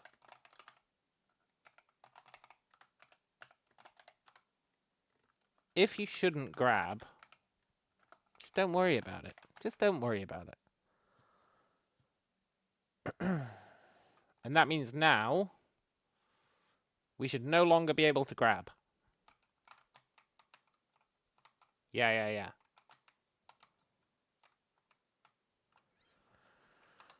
Cool. Because we haven't actually set up any way to turn that on or off.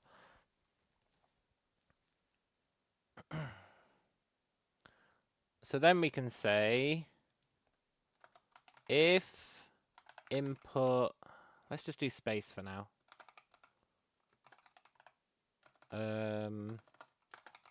Get key code space, then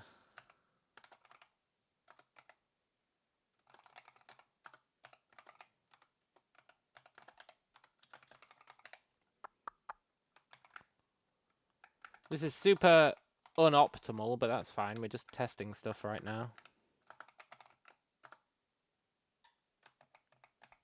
We can make it at least vaguely optimal. Nah, this isn't actually going to be vaguely optimal at all, but whatever. It at least takes it down to 2 lines. So now, he should only grab if we're in grab mode and I've got space held down.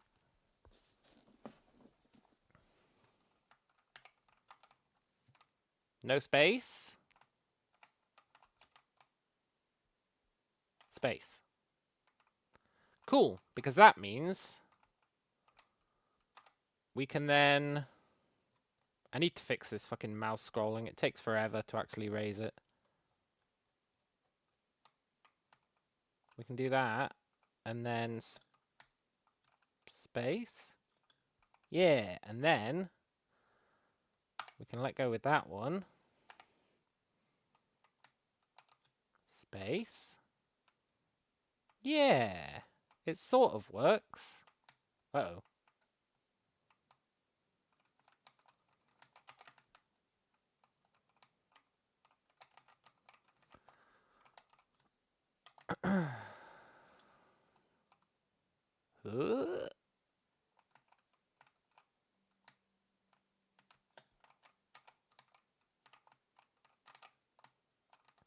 Space! Oh. Whatever. So the controls are a bit jank, but the proof of concept is definitely there. I think we need to make it so that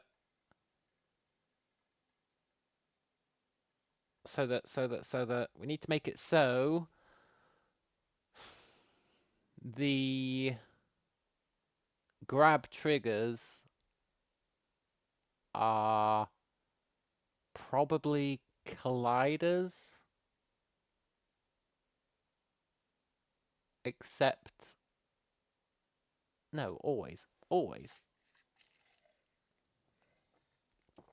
So I've got this grab trigger, which has on trigger enter.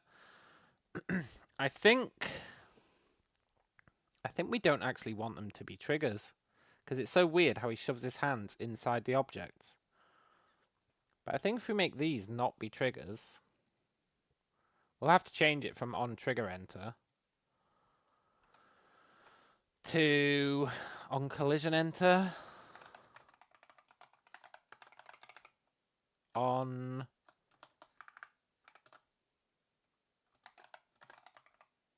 on collision enter. That's what I thought.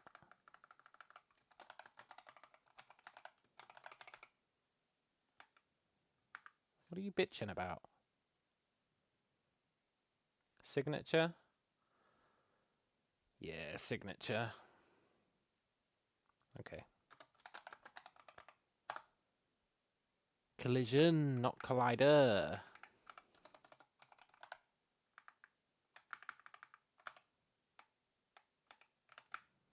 Then I assume we can say that.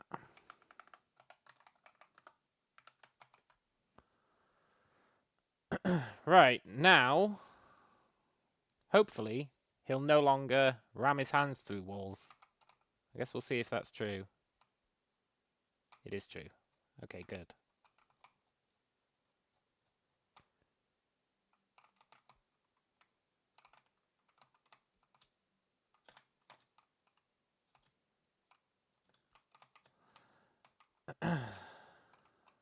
I'll grant you though, it's not letting me actually grab stuff anymore. But that really should be a collision.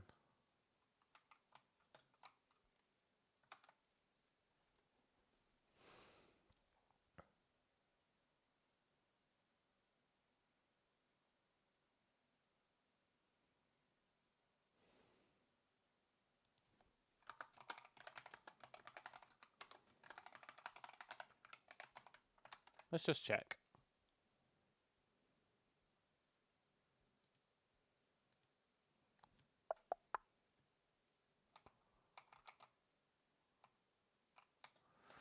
That is not being counted as a collision. They have a collider.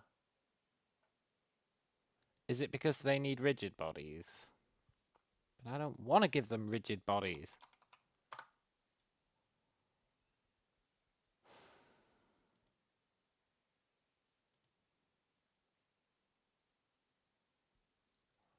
I mean, I guess I can.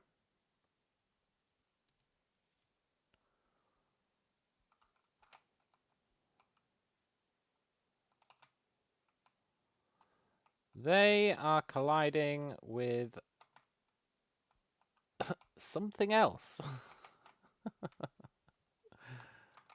guess that's the problem with making them colliders. They're colliding with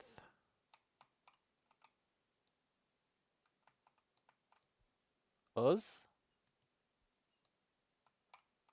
each other. They're colliding with each other. This is where you start getting into collision layers and shit. But for now, can you guys just like chill out and just move a little bit apart from each other?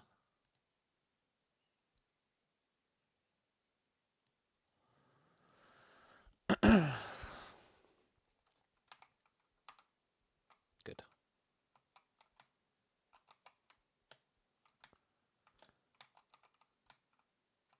Well, we kind of got it back.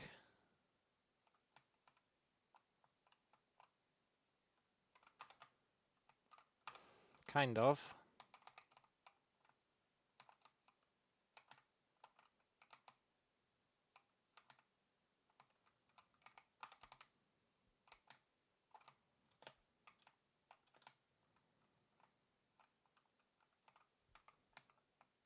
Skipped leg and arm day, yeah. I think once we grab them, we need to disable... I just need to work out, well, I guess he didn't skip arm day after all.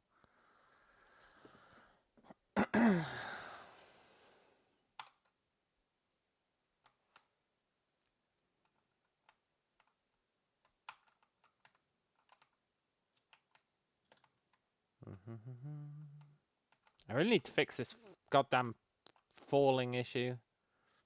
It's doing my head in. Whee!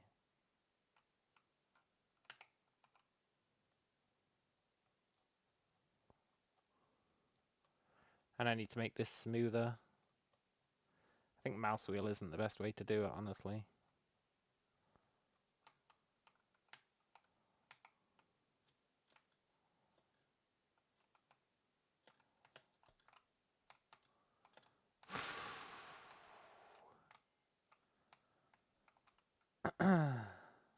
That's cool. Yeah. It is kind of cool.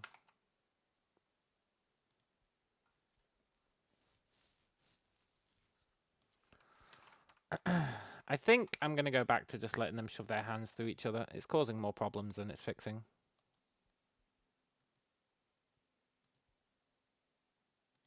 For now, at least.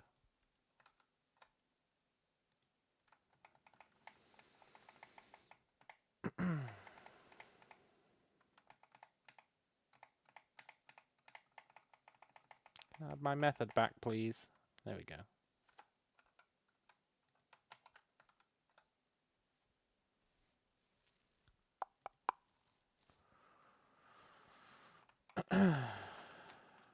Right, so as long as we're holding... that goddamn floating thing. It's in pretty much every Unity game, the floating run. Well, it's not going to be in this one. It's only there because...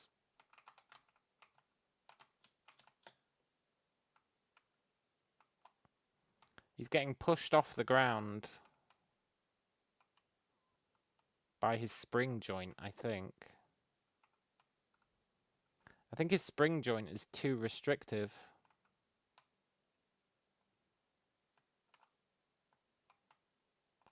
Like, when you look at this guy, he should be able to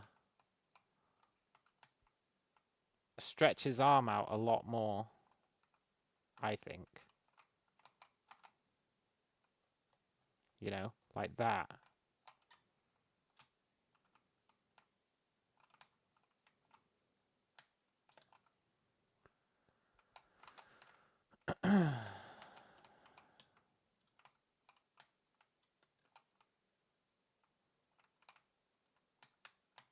But for some reason it doesn't play ball, so it's something to do with the springs. And then when he gets pushed too close to it, it forces him off the ground, which means he starts doing that stupid I'm falling animation, which is not ideal.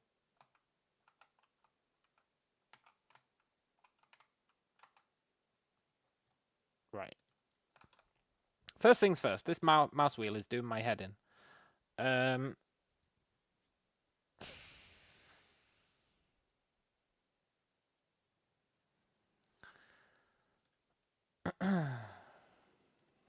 Let's just use R and F.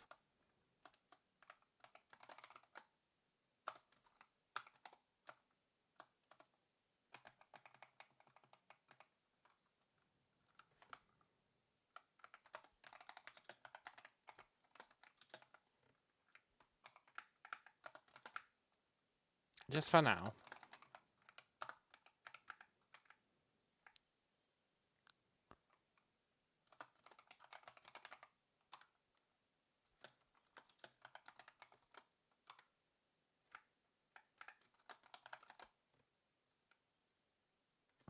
What? You're not going to play ball? What do you mean you can't convert a bool to an int?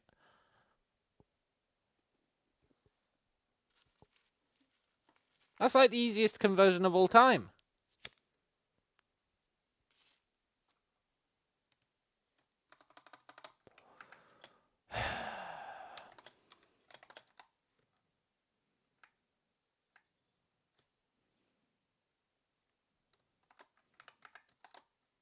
Fine. I'll do it myself.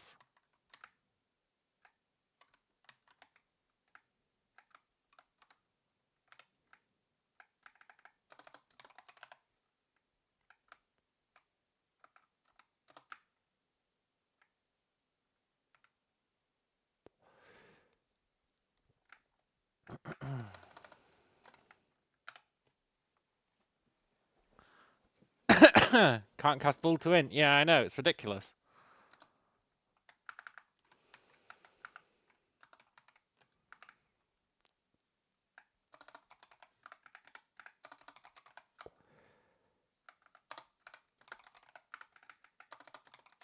Once again, this is a super janky way of doing it, but it should be better than the mouse wheel. Please, Lord, let it be better than the mouse wheel. Oh, that's better. Smooth.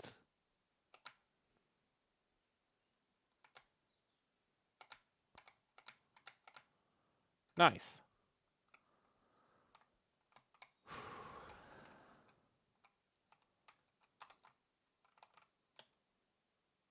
Now we can grab on with that arm. Then we can raise that arm. Grab on with it. Then in theory, we just need a way to pull ourselves up, right?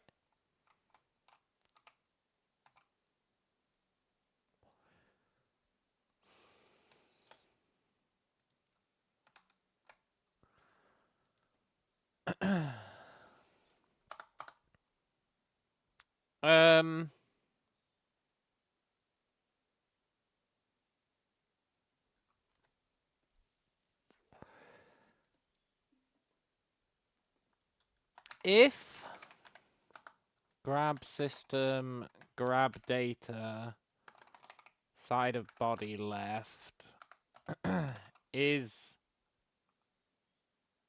no, grabbed body. If we have a grabbed body, then we're holding on to something. If we're holding on to something, we should be able to pull ourselves towards it. Or indeed, push ourselves away from it. So, then we need to know...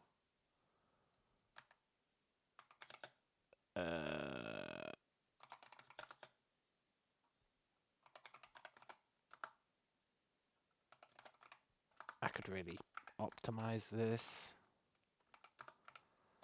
We need to know our anchor points position minus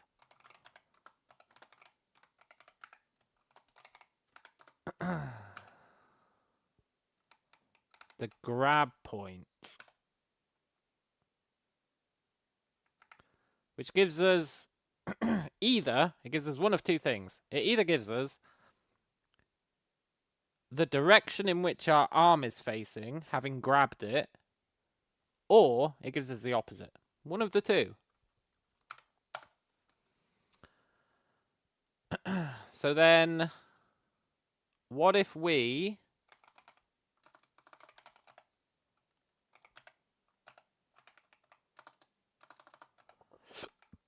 I can apply force, right? That's what I do when I run. Add force. That's what I thought. I guess it's add force, not apply force. Diff times...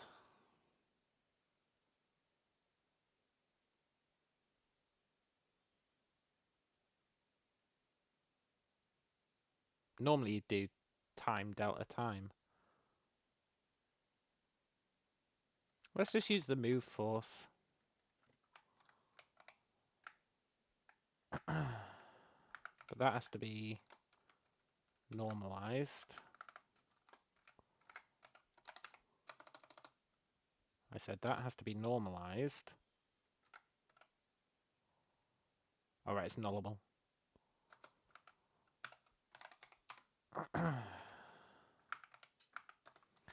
If input get key, I don't know, shift, which I use for sprinting. Sorry, left shift. This code is such dog shit, but whatever. That should theoretically, for the left hand at least, do something.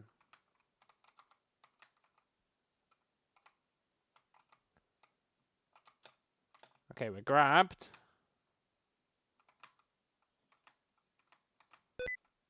Sticky keys? F off.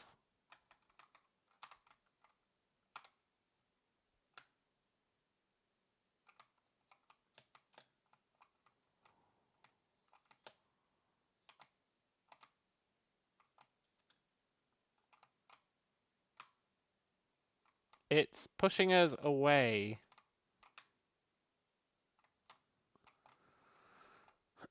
So we need to do the opposite.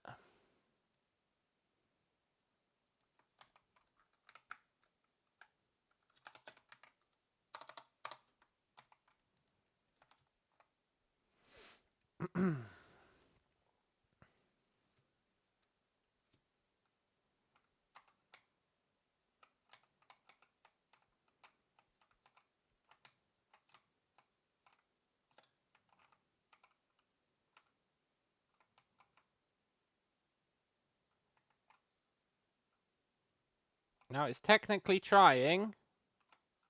He's trying to pull himself up.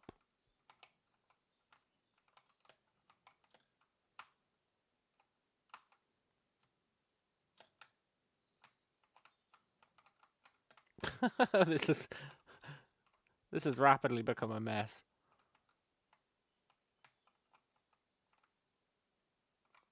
But he is trying to pull himself up.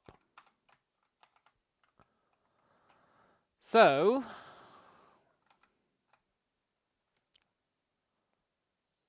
let's just say fuck it, do it for both hands. And I don't expect this to be clean or nice or work. But it might at least do something interesting. And if he's got two hands attached, apply twice as much force. That's totally reasonable.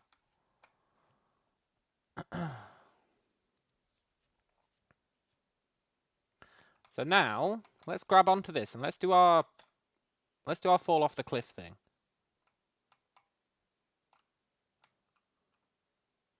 Now I expect that if I hit shift, huh?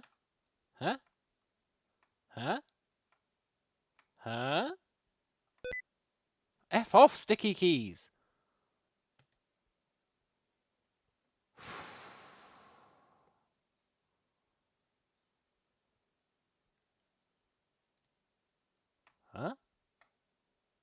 Huh?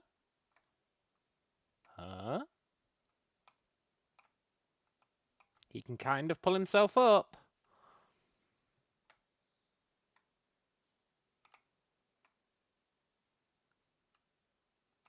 Which means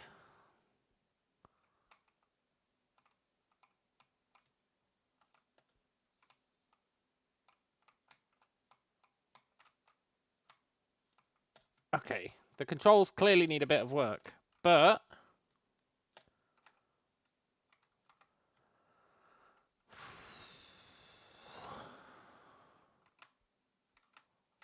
why are you not pulling up your...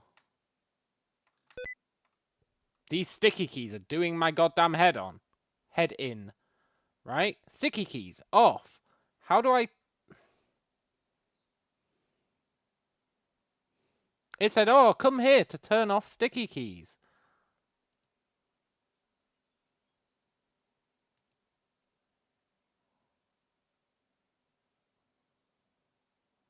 It specifically said, come here to turn it off. Not to turn off sticky keys, but to turn off... Oh, there it is. Off. Off. Off. Off. Off.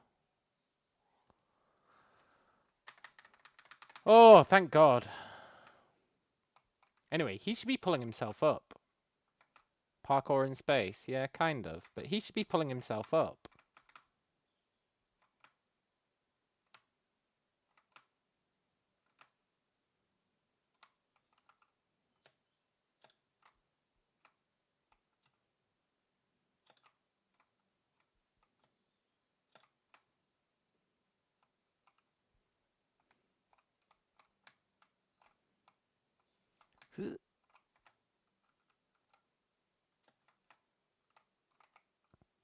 Whoops.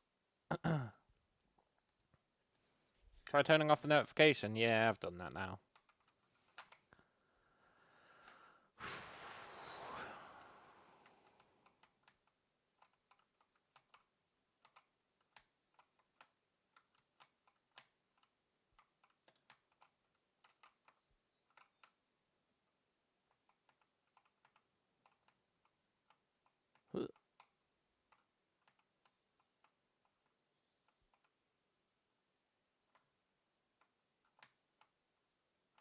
I think the problem is...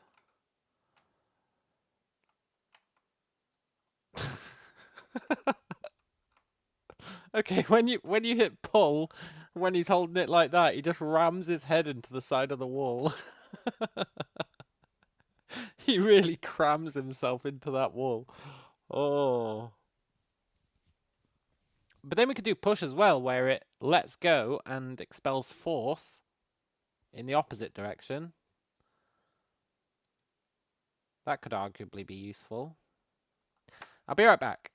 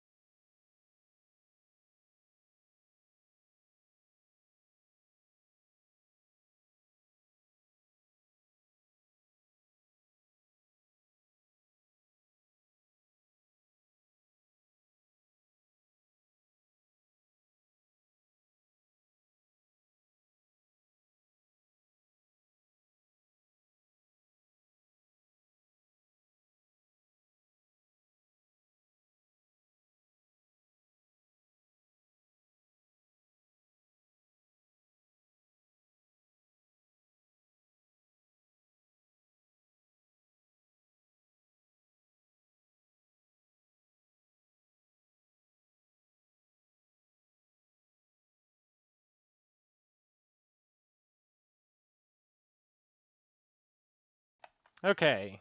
There's a lot of jankiness, eh? There's a lot of jankiness.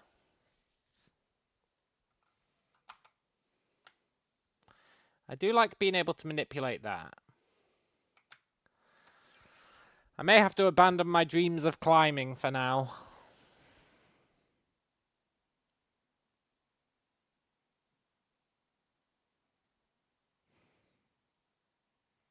I mean, I guess I don't have to. It's just, I'm not sure. What I really need to figure out is a good control method. I think the control method is really letting me down. It's just some weird half-assed control method that I've... not really thought about. It's pretty cool making him ram his forehead into it, though.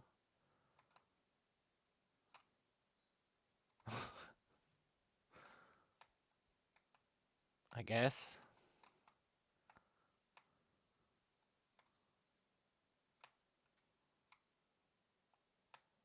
Yeah, it's pretty cool.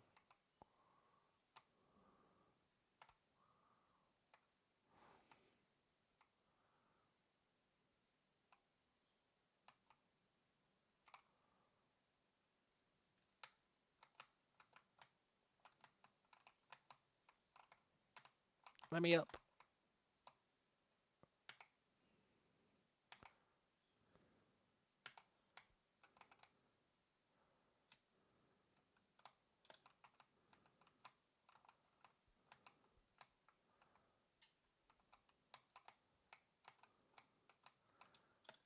Let me up. Please.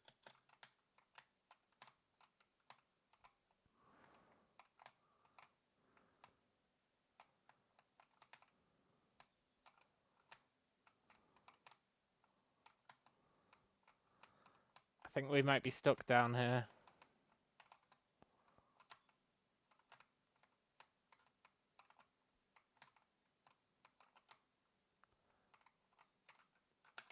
Whatever. He can live his best life. Anna says, Duck AI says Boulevars are stored as 1 byte in the stack. That's probably why you can't cast it as an int. Yeah, I guess so.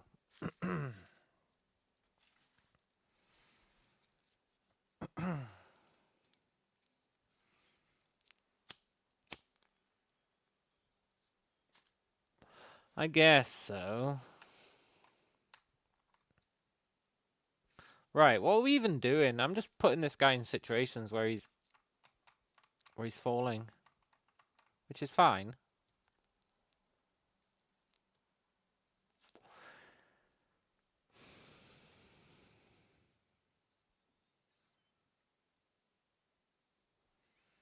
I would like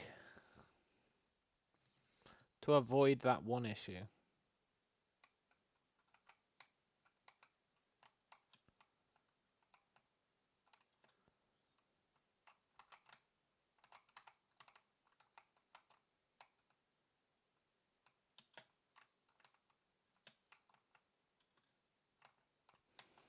Well, it is locking on to the outside now, at least. Mostly.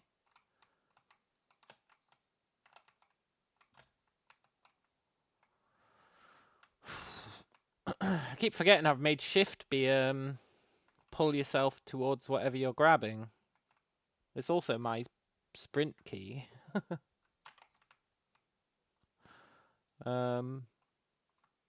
Okay.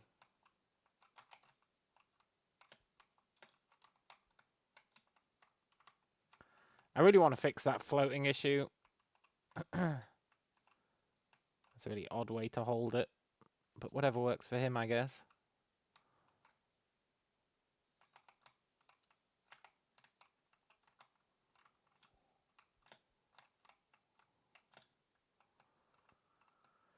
I want to fix this stupid floating issue. And the way to do that would be... So the issue is that his collider is not touching the ground.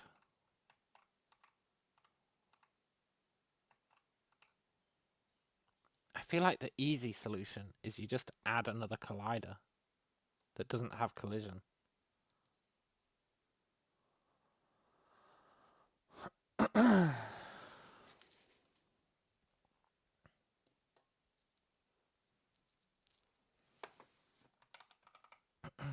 Can you do that?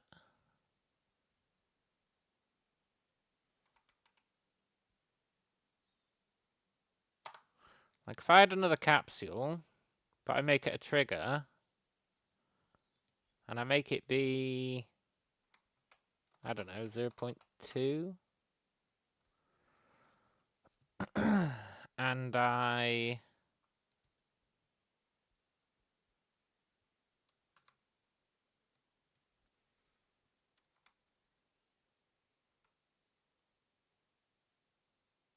I don't know what I'm thinking. No, I do know what I'm thinking.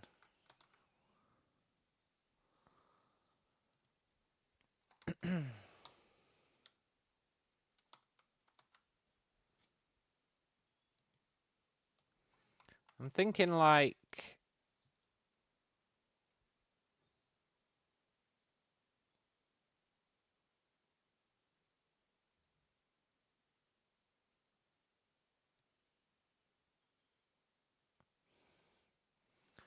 We basically want another collider that is more in tune with whether or not he's on the ground or not than the other one. The other one is actually doing the physics check for whether the actual physics for whether he's on the ground.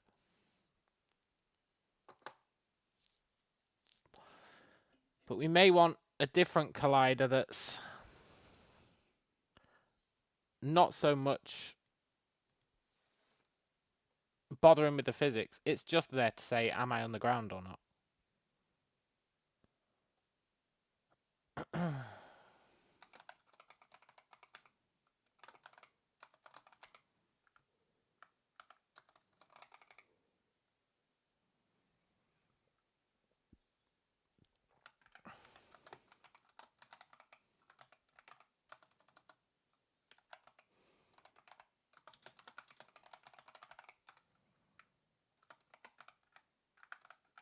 This is super jank, but it might work.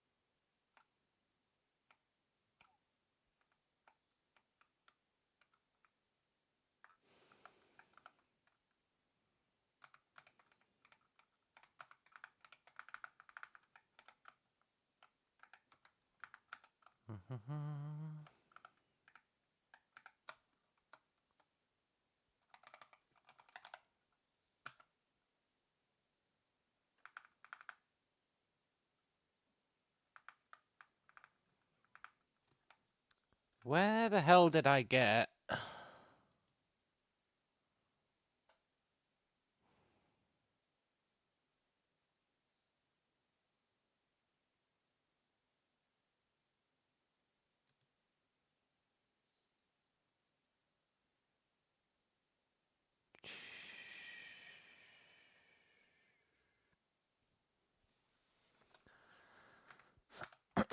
Look, just set is grounded to true. Let's see what this does. Ooh.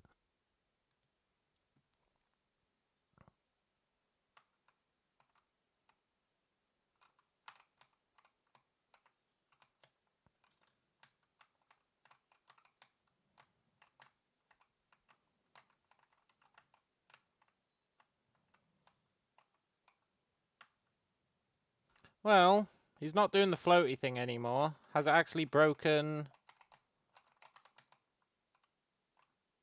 No, it hasn't broken falling. Good.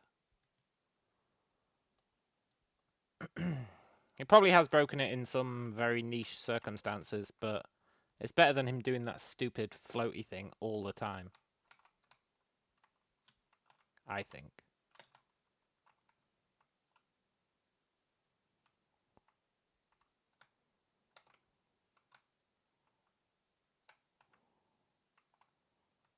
Is he really...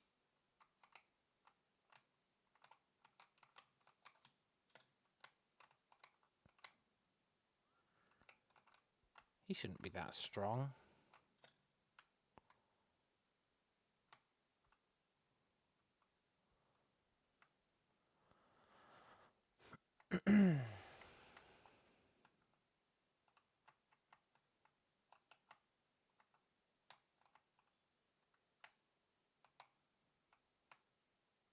I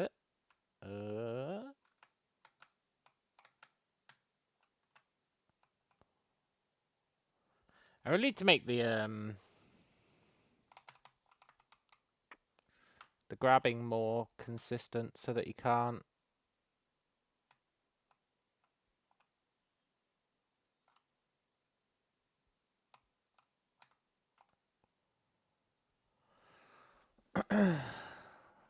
Mr. Tool says it's likely just a design decision more than anything, because one is logical behavior, the other is arithmetic behavior. So mixing them implicitly can cause sneaky bugs. Yeah, that's true. That's true. That is definitely true.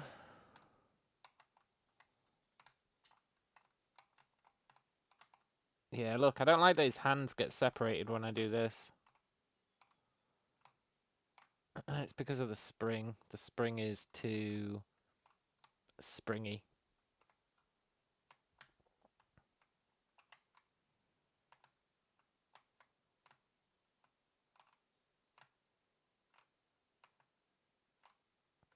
And it's weird that it's moving the hands up when I say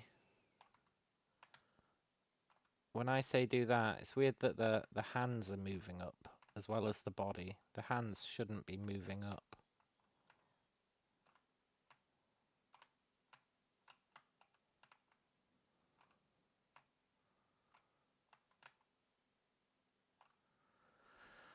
I think I think the issue is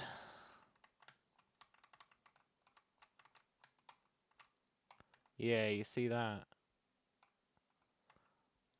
The grab points are not actually where his hands are, because his hands can't reach them. Which means that the configurable joint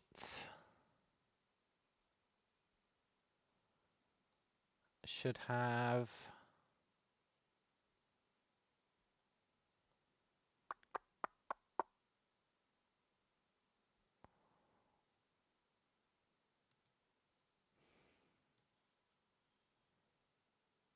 a limit like that, maybe 0.5.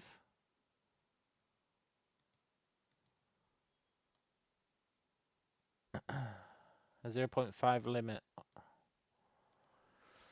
Let's try that.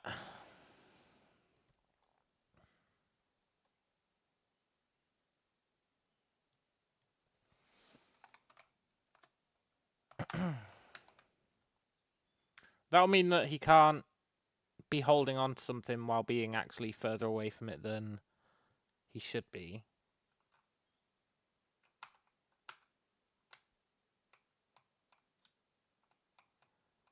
He did the mash. He did the monster mash. The monster mash.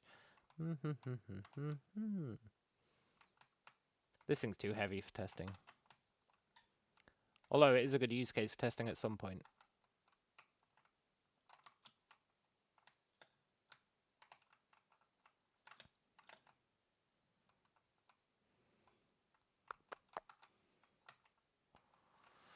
Wonder why I keep getting invalid exceptions, invalid operations. So long, sucker! So let's do the old get ourselves dropped off the cliff. It is weird that he's literally picking this thing up like it's nothing. I think that's because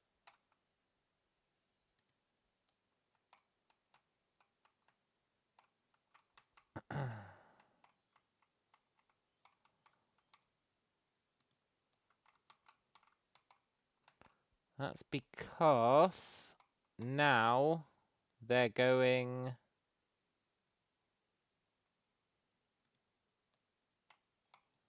You would think it's because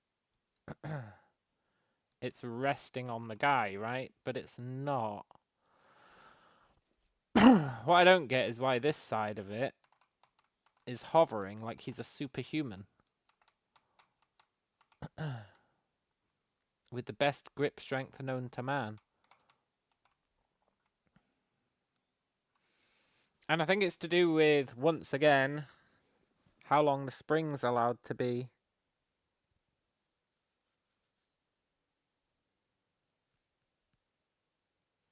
Maybe. There's a lot of tweaking needing to be done. But let's just fall off the cliff for now.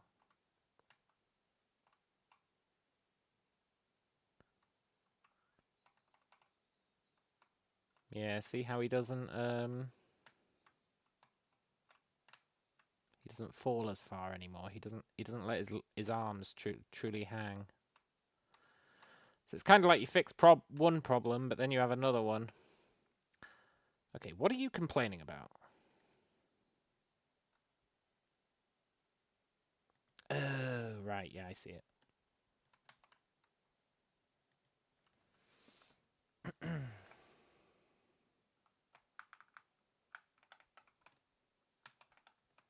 Let's just do some lazy fixing. And it really is lazy fixing.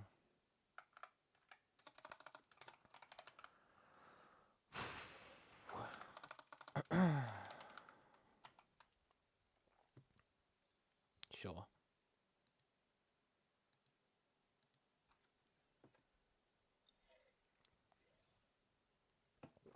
So, yeah, look, he totally picks it up. I think it's because it's creating the connection between his it's creating the connection between his shoulders and the grab point, right? The shoulders and the grab point are where the connection comes from. So you've got the anchor, and then you've got the grab point, which is where the joint's attached to. And if he grabs it from too low down, because there's no limitation,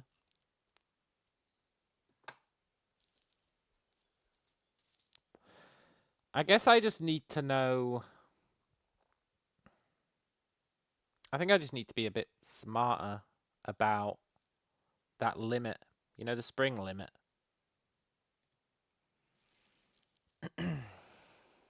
I can't set it to 0.5.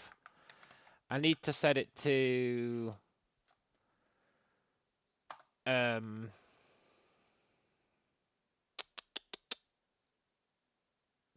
distance between the trigger and the...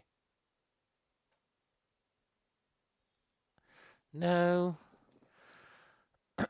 No, that doesn't work either.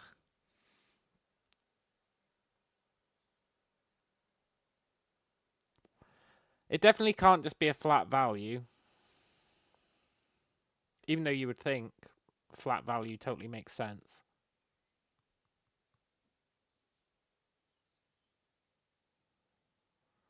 Because of the way that we're doing it.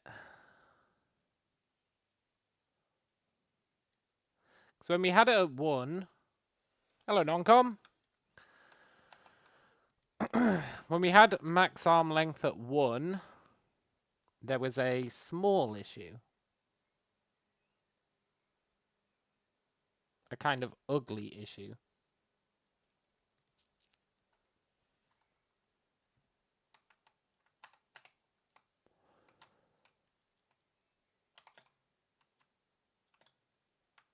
Which was the...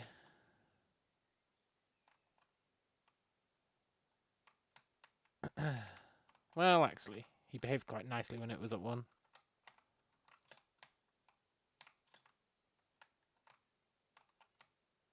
Yeah, he behaved... Well, sort of.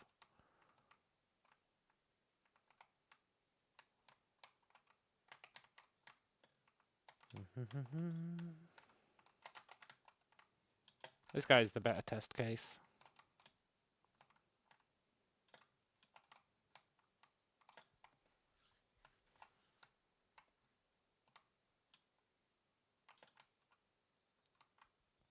So, Even then, he's got the flying problem, where it's flying when he grabs it. But only when he grabs it with both hands. Which is an interesting quirk. If he grabs it with one hand, it doesn't really fly. But if he grabs it with two, suddenly it flies.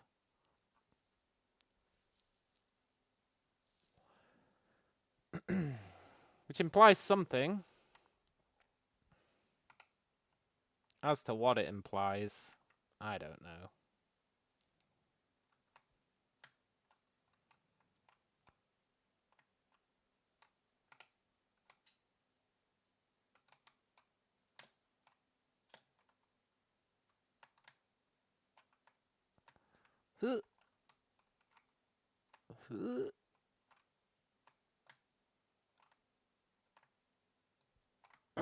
He becomes too powerful. He does. This is still doing that thing where it moves the hands, though. We've still got that issue from before. We've still got the issue from before where the grab points are not actually lining up with the hands, which is because of these limits. Whoa! He saved himself. All I had to do was pause the simulation.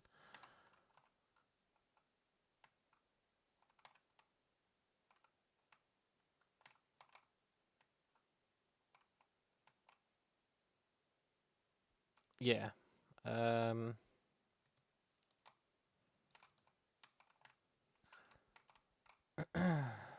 grab points aren't matching up with the limits.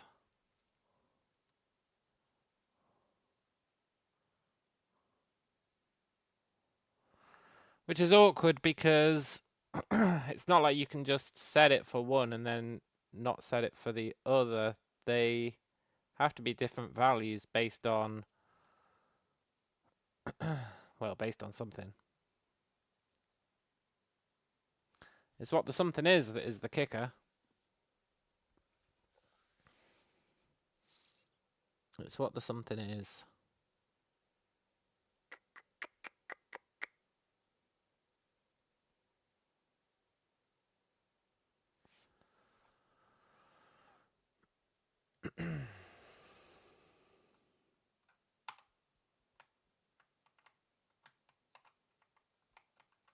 No.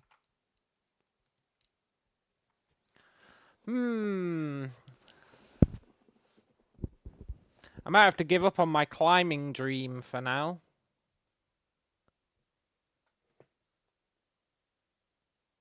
I may have to give up on the climbing dream. Which is fine, I guess.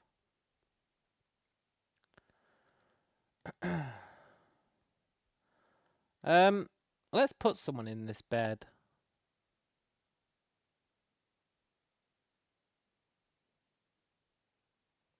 Can't remember where the people were.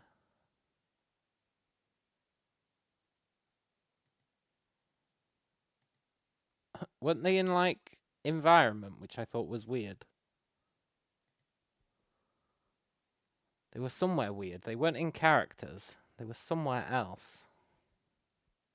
They were in props, right? They were in props. Super weird. But I guess that means they're not rigged, which is fine. Here, do you want to go inside the cryo bed?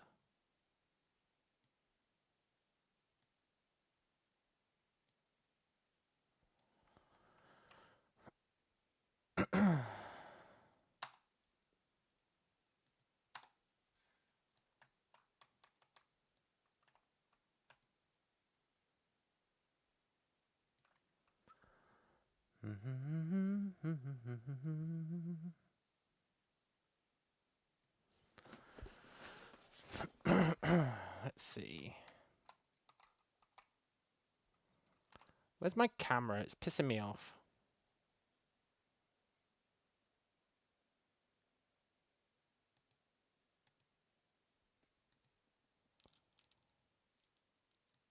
You don't need a clipping plane.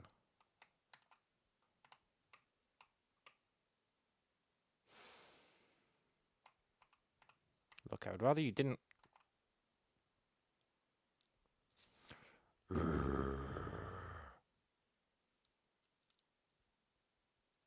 But I don't want you to clip me. I guess maybe that... Actually, that's not the camera. I'd have to change it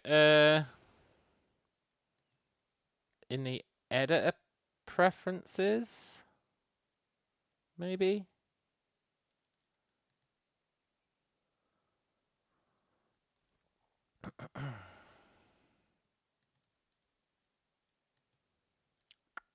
He's waiting for the xenomorph. Yeah. Aren't we all? There must be a way I can say stop fucking clipping stuff when I get close, because I actually need to get close in order to do shit.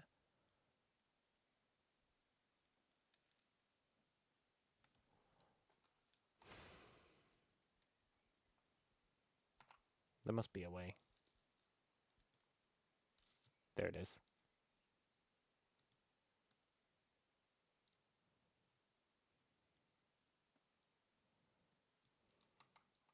Oh, that's better. Cool. He doesn't look very comfortable, does he?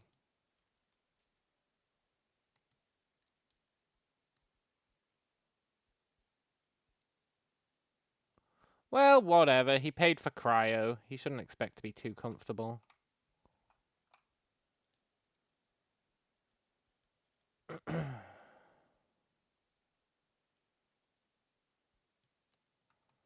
There you go. And then we should be able to tint the glass. Which I think we do with the...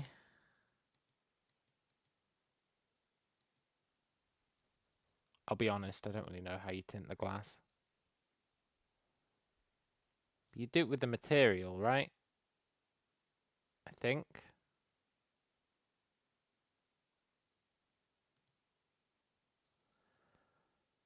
I don't think you'd fuck with the shader. You'd like, I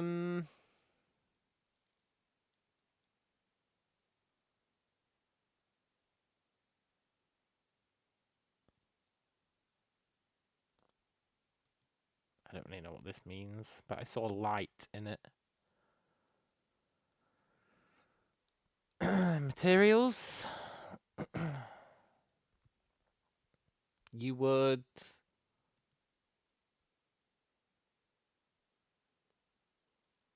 How the fuck would you tint the glass? Like, you want to make it look powered on, right? And you do that by messing with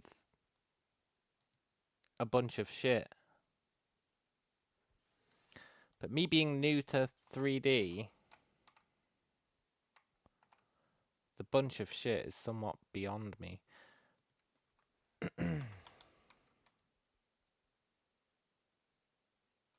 Maybe I'll ask the old GPT. Let's ask the old GPT. Hello, friend. I'm back. I'm looking at a model, and I want to give it a tint of color. How would I do that? I assume it's material related or something along those lines. Basically, I want it to look like it's glowing blue.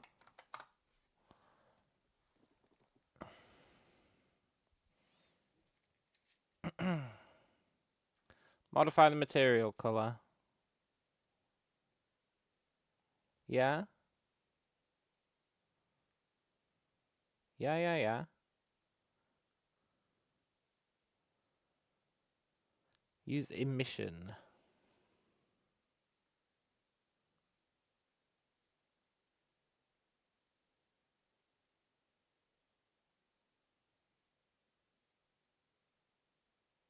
Okay, okay.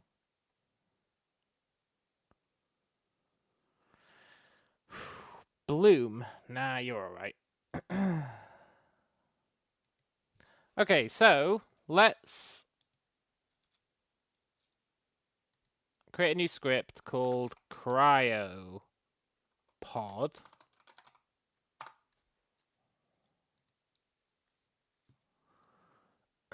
which takes a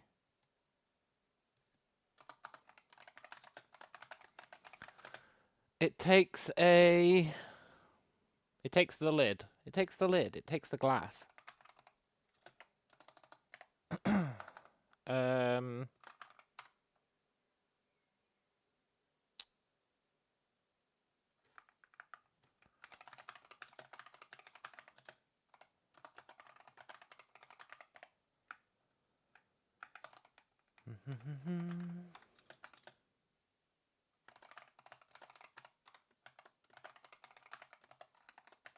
That's not what you do, is it? Get renderer and then material. I mean, we could probably just store the renderer, but whatever. I guess as the material, then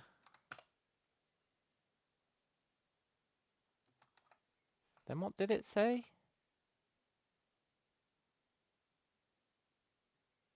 If I just want to change its color.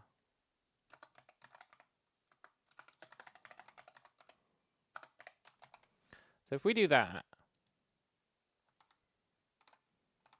it's not going to change it in the scene, but theoretically, look, I'll be honest, I really thought you were going to be blue. Oh, I didn't hook it up. That's my bad.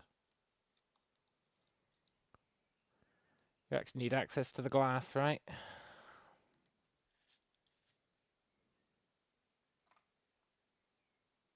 Well, I mean, there's no denying it did something. So that's pretty cool. Sort of, in a way. Whee! I just like falling off the edge.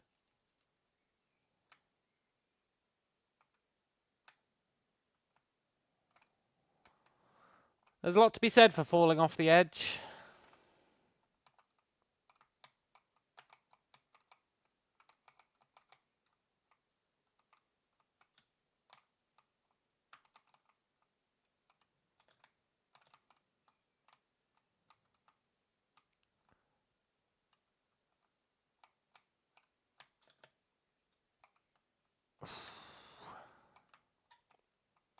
It's weird that he won't grab it anymore. Well, I guess it's not that weird. But it is mildly weird.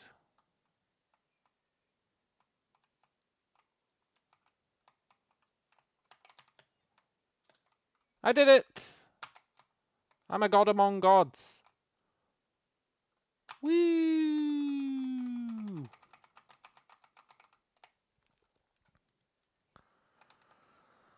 Okay, so I guess cyan probably isn't what we want. We probably want like teal. But teal is cyan. Whatever.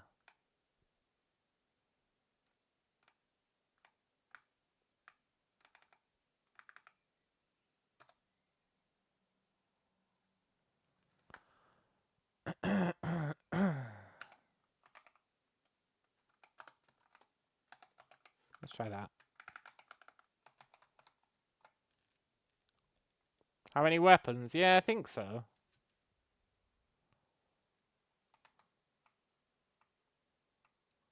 No, it's got a blue tint to it. I maybe did it too much, but that's fine. And then we can change the color of the lid based on like whether it's powered or not. I'm not sure how we'd do the poop mechanic, but I doubt I've got models for poop. But maybe I do.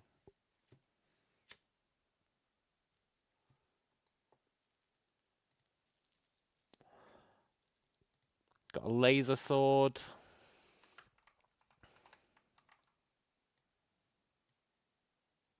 Another laser sword. A gun.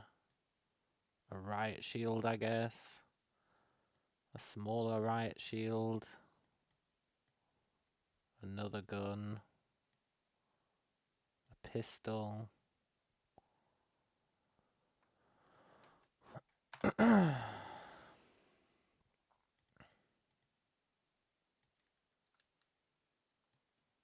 A giant fucking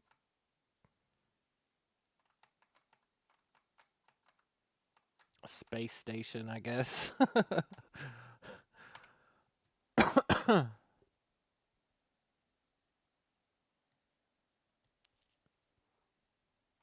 So it's not just internal space, it's also external space as well.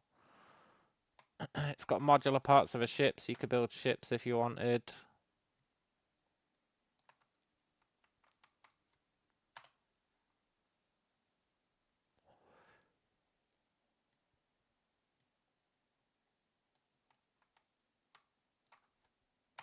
It's got a lot of stuff. But I don't know what we care about. Yeah, there's loads of stuff, man. Although a lot of it is for building a single ship, but there are, like, fighters, I guess.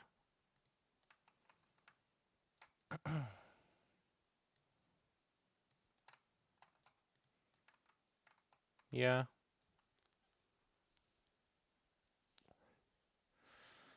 It's very cool, right? And this is just the space pack.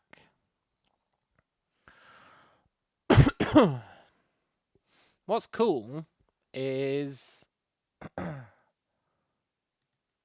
so I've got the all access pass, right? Which means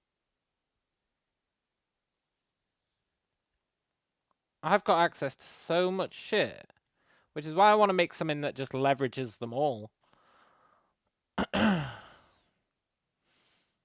You know? I think Viking Realm is their newest one.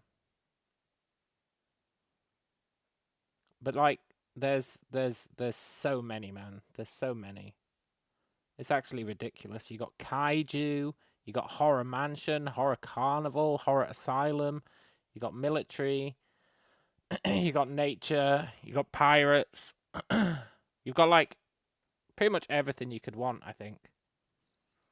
Probably want to grab some stuff, because it's a spaceship, probably want to grab stuff from, so that's the Sci-Fi Space Pack. You probably want the Cyber City and the City Sci-Fi City Pack as well, so that you can merge that shit in. Because they're all done in the same theme. Like, they're all done in the same style, I guess. Sword combat, yeah. Samurai pack. Like, there's so many. It's actually ridiculous. It's very cool. I probably want stuff from the Apocalyptic Wasteland if I'm going to have it being a dilapidated ship with people scavenging and shit. Take stuff from the Apocalypse Wasteland. There's probably useful stuff in there. That's the thing, like, I think the plan is to merge them all together to make something. I don't know what. Do we really want a goblin war camp? Maybe. Do we really want a frog shrine? Who knows? Do we really want holiday gnomes? Almost certainly. You know? So, yeah. Basically, we've got a lot of shit that we can just cram together to make something cool and not be limited by... Well, I guess we are limited. We're limited by what's in the packs, right? But that's better than my usual limitation of what I can create a 2D sprite of myself, which is fuck all. So it's pretty cool. We just need to figure out what we're doing, because I'm just messing about with this grab mechanic. Just have on the ship these different simulations you have to enter. No, man, we can do cooler than that. We can do cooler than that. The gnomes can be aliens. They could be like the rats on the ship. Instead of it being rats, it's gnomes. And they've been building a little gnome village in, like, the garbage heap.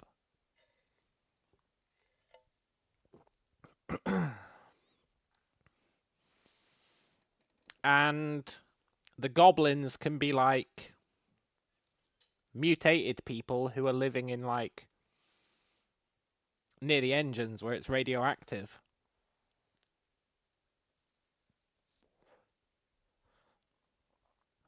And the Vikings will be people who are living in an area of the ship where cryo has gone out of control. In fact, maybe the Vikings live in the cryo area, like a broken cryo area, where the whole place has become, like, cold. And then you could have, like, the Viking lodges and shit with snow on them. And ice. Maybe not snow, but ice. You know? You come up with a thematic reason for them to be there. One that is only mildly plausible, but who cares, because it's not going to be a game that takes itself too seriously. You know? Could be pretty rad.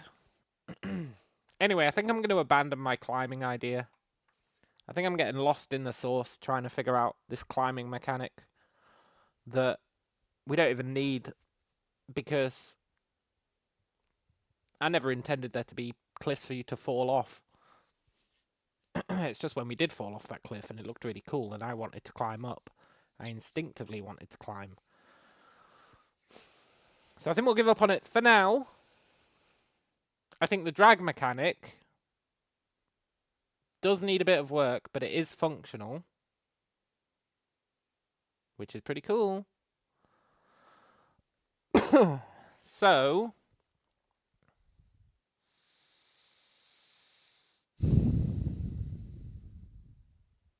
let's bite the bullet, man. Let's download, I don't know, one of them and then integrate it in to make it look sci-fi. I have been dangling off the edge a lot.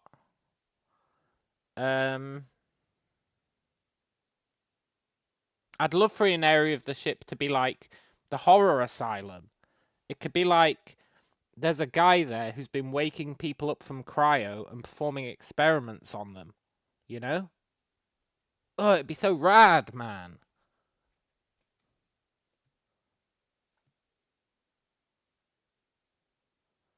But let's pull in... Well, let's try what I initially wanted to do. Well, actually, I think the first thing I wanted to do was get some plants so we can make, like, it be overgrown. I wanted to get, like, a nature biome.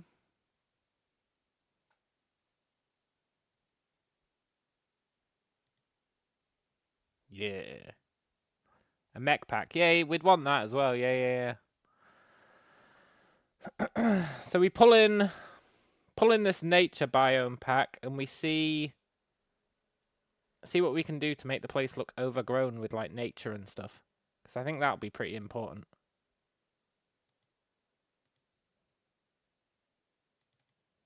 I mean, it says meadow, which I don't particularly trust. But didn't it also say forest, or did I just imagine that? Meadow forest. Okay, good. Gives us clouds as well, which is cool. We can probably use them for something.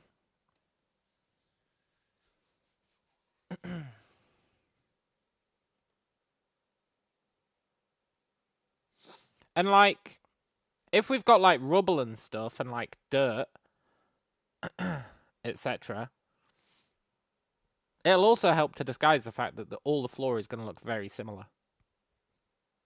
Which is technically fine because it's a spaceship, so why would it look any different? But it'll help give it uniqueness, you know?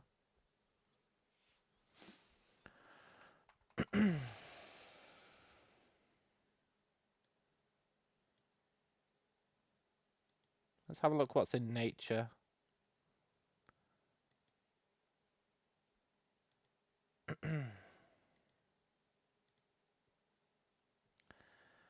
Nature is rocks, trees. So we can, like, scatter rocks about and shit.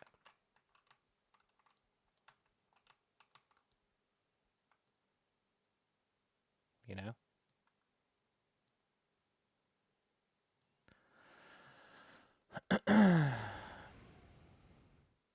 Maybe have, like... Look, I don't care about the LOD. Stop telling me about the LOD. I'm sure one day I will care about the LOD, but I don't right now. You could do something like... You'd need something here to kind of show that it's being burst through. That's probably in the sci-fi props.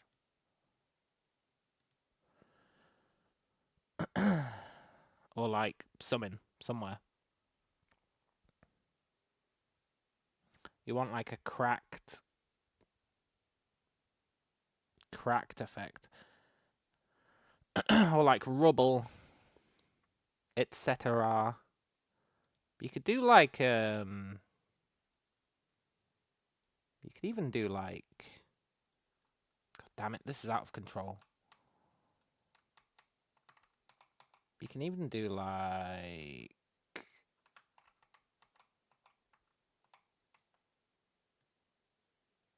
have it growing out of like it was intentionally on the ship. You know?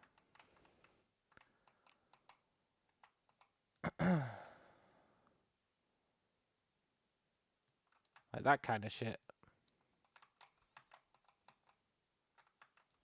Then you probably bring that down a bit so that it's embedded in the floor. Probably on one of the intersections.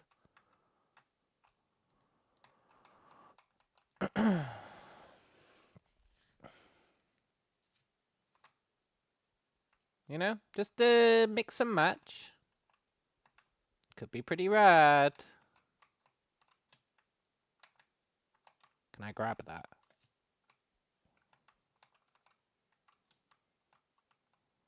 I want to grab you, tree. I want to grab you.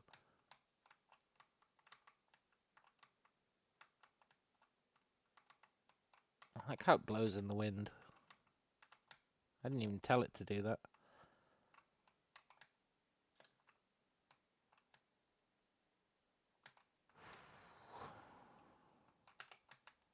Don't get lost in the sauce with the dragging mechanics.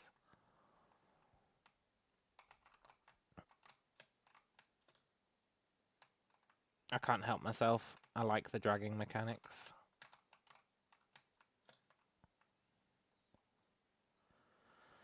Dee dee dee dee dee dee. Sorry, buddy. Your time has come.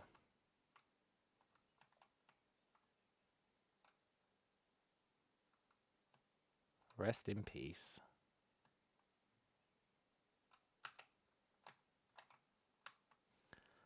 Rah, I wonder why he's not falling. That's weird. Look, can you fall off? Oh, it's because I froze his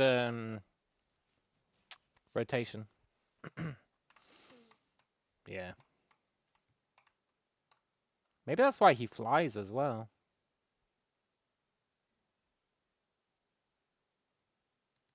That could very easily be why he flies. 1 second. Here, do you want to have your rotation back?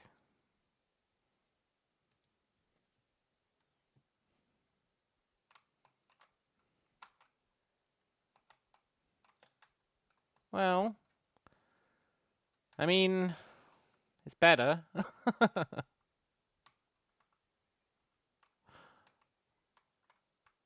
At least he's not flying anymore. Our guy's just super strong.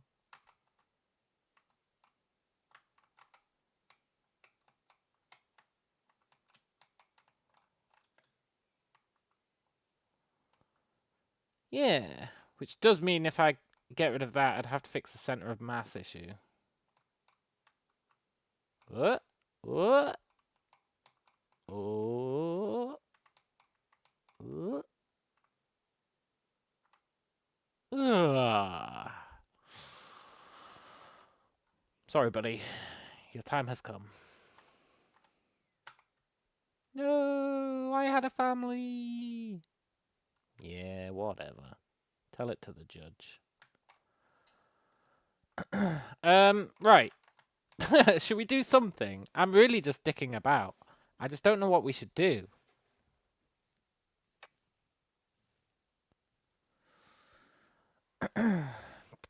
Arguably build out some space to get inspiration. It's the space magnets holding it all down if we don't have gravity. Yeah. Space magnets. They'll probably do that, you know? Like magnetize the entire ship in the future. With electromagnets or whatever.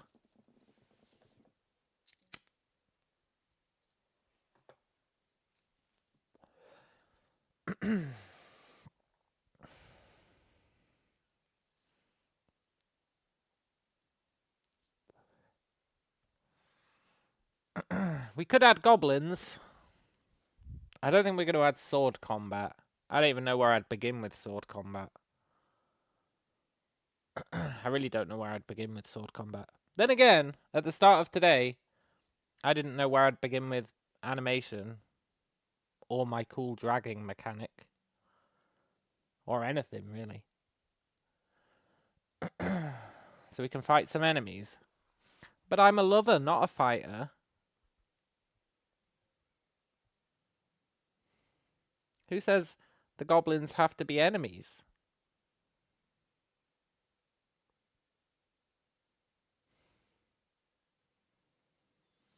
I did label the corridor parts, but I didn't do the walls.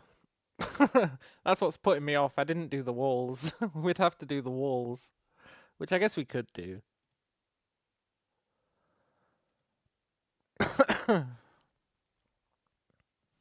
I have sword animations. Yeah, I know I do, but I'd have to hook them up, and then I'd have to figure out how you do collision detection to check when you've actually hit someone.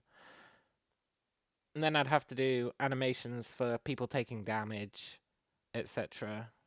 I mean, we could do it.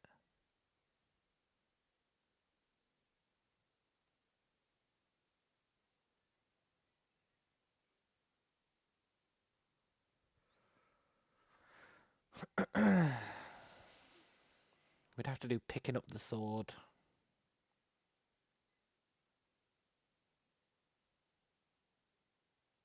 Wonder how you'd even do that. If you wanted it to look nice.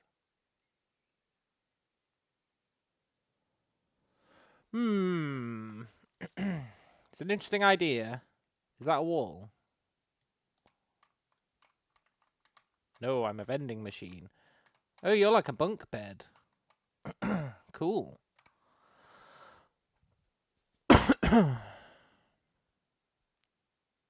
You're a wall. See, we're going to be stuck back in this, figuring out what's a wall and what's not. It's going to be a nightmare. But let's do it. It would be good to actually be able to create some sort of environment.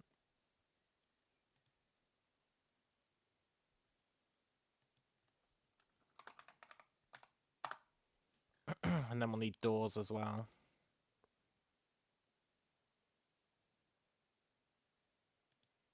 I like how environment's just like, do you want a planet? No, I don't.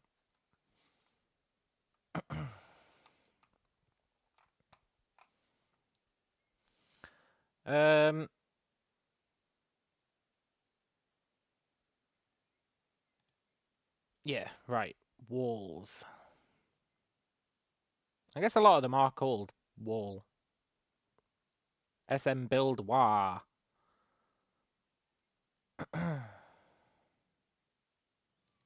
Forget all the SM build wahs. And we put them into walls. I guess we could just start Dropping a few down. It'd get rid of the edges for me to jump off. That'd be something at least. Hey, look, cryopods.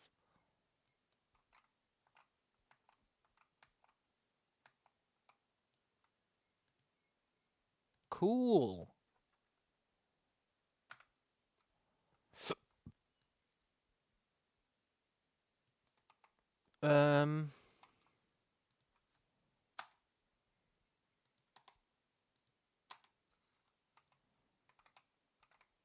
I assume you're supposed to be like up one. Yeah.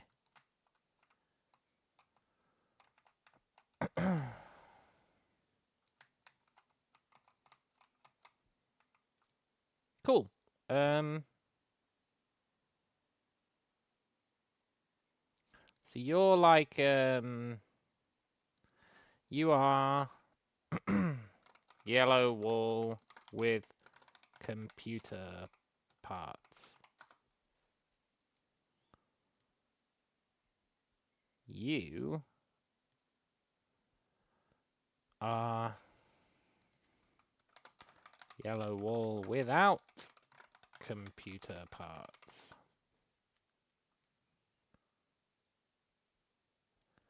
You are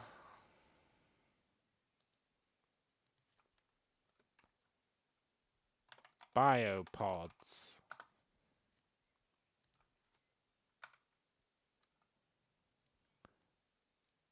You are... I'm going to end up giving them terrible names, but you are wall with lights.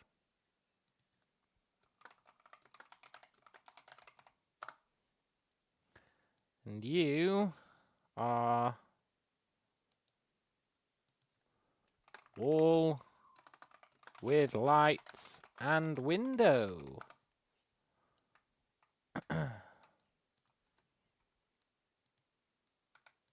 Cool. You... Are you not wall with lights? Are you small wall with lights? No, what's the difference between you and wall with lights? No, not window. I said not window. Am I tripping?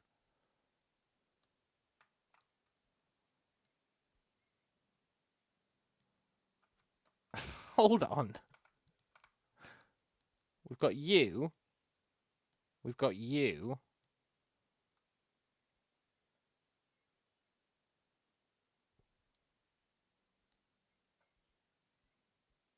We've got you. These guys all feel like they're very similar. Are you not exactly the same? No, you're shorter. Well, you're not shorter, but you've got a smaller window. Okay.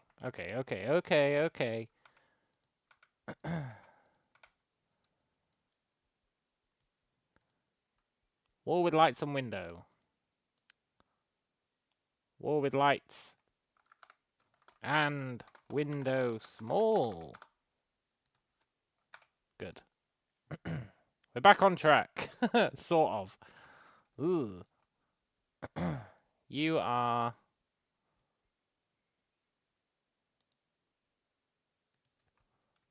wall with no window.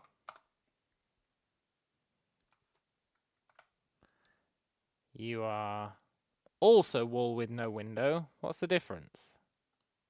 Just the pattern.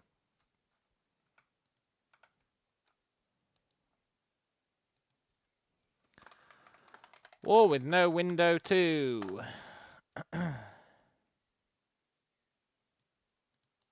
You're like wall with tube? Wall with tube.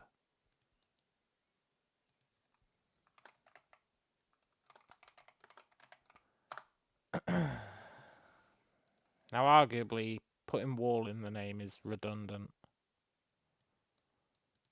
That's like a...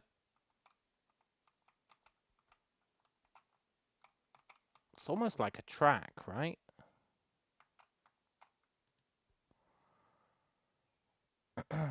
Wool with track. That's what I'm calling it.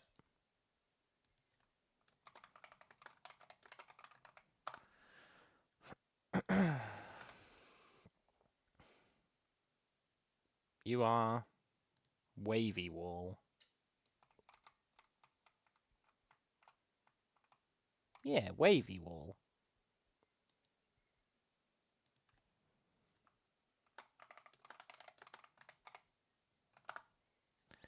Dee dee dee dee. And you're like panel wool, I guess. Wool with panels.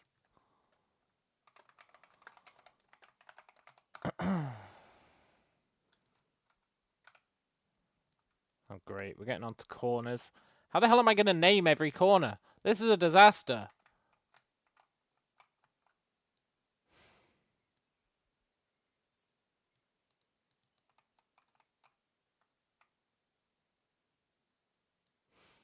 Well, you're actually corner with tube.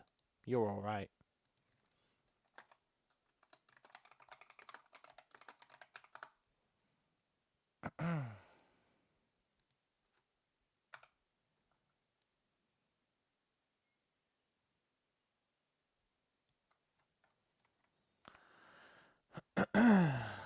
Don't learn them by the names they have. But the names they have are just so dumb. How am I going to remember what corner pillar 04 is compared to corner pillar 05? I just never am. And these thumbnails are too small. I'm sure I could change the view to make them bigger. Oh. Okay, maybe that actually helps. Well, anyway. Always enjoyed corner pillar 4. Yeah, me too, man. Corner pillar 4 is a good one. Okay, look. Executive decision. I'm not naming all the corners. I agree with Wombles on this one.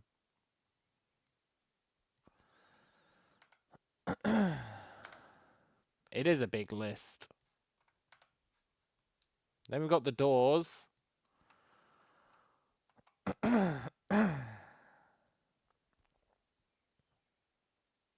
Some of them don't even...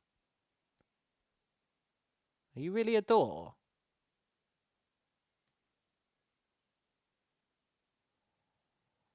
You're a door frame. A door frame for what? For one of these? No.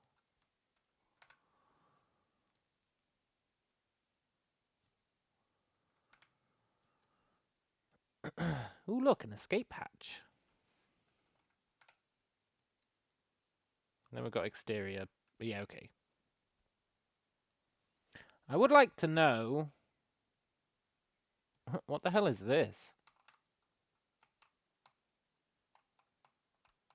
It's got like a bomb on it.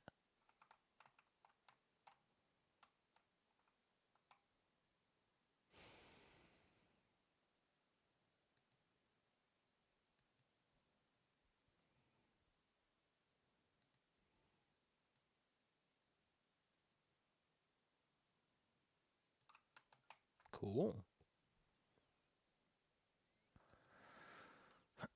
Airlock type vault door. Yeah, I guess so. I guess so. Need to put together some controllers for these to open and close them. It's good that the mesh parts are separate. Oh, is that the track that the door runs along? Yeah. Yeah, it is. Okay, that makes sense. I was wondering what this bit was, but I think it's the track for the door to run along. You're making an X4 clone in no time. Well... No, I doubt that. God, can you imagine? That'd be great.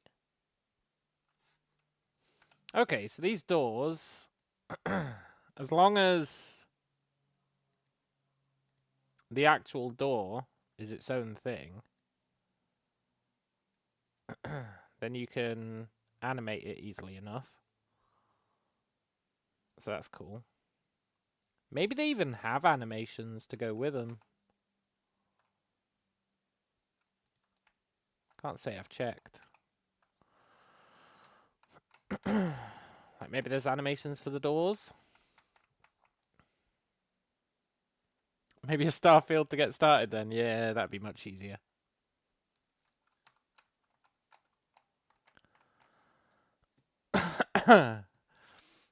Okay, let's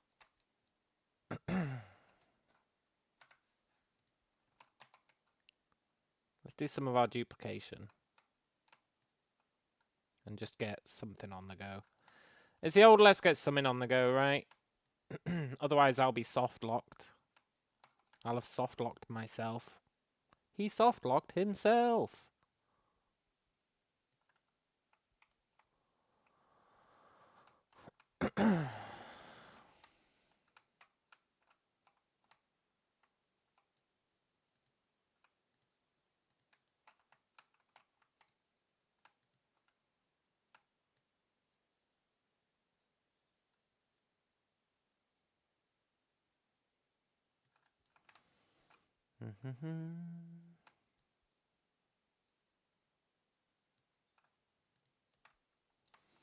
And then I guess you'd put what?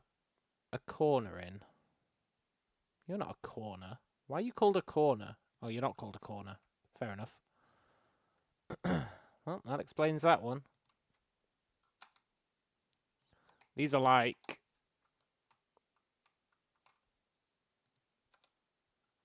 little pillars that you can put in place, I guess, if you're so inclined, like in between.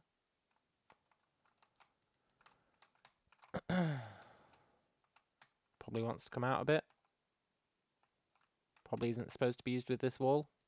Whatever, get out of here, pillar.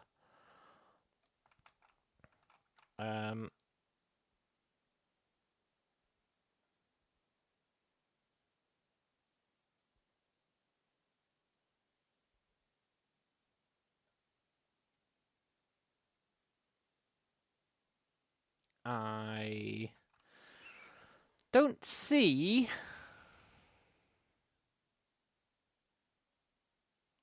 one that'd really work for this.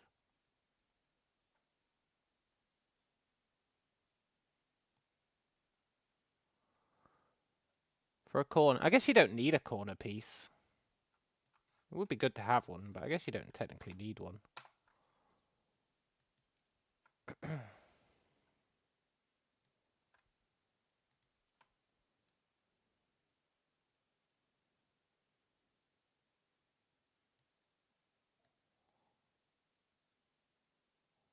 No, it would definitely be good to have one. Well, that looks alright, I guess. But you probably would want one. Something to round off the edges.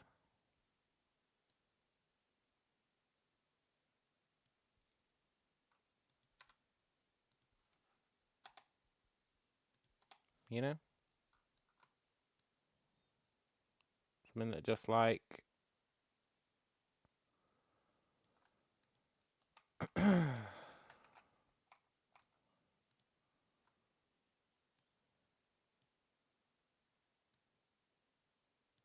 Just something to go, by the way, I'm a corner.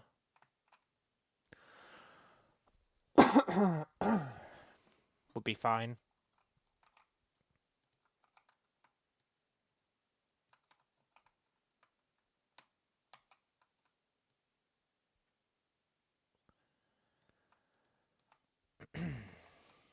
Yeah, something like that.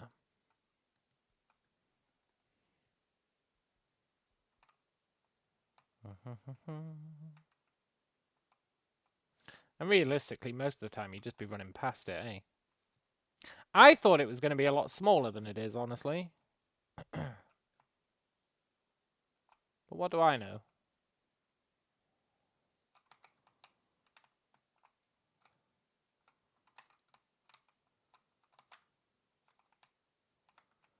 No, we can't grab onto these.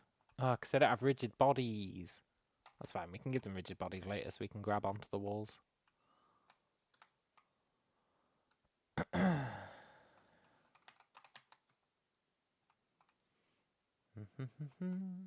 So long, cube.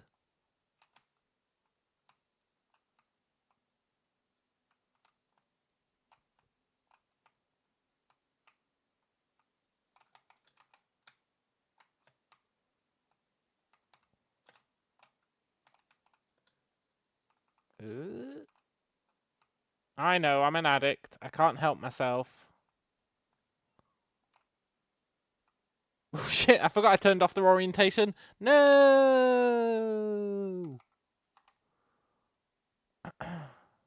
Whatever.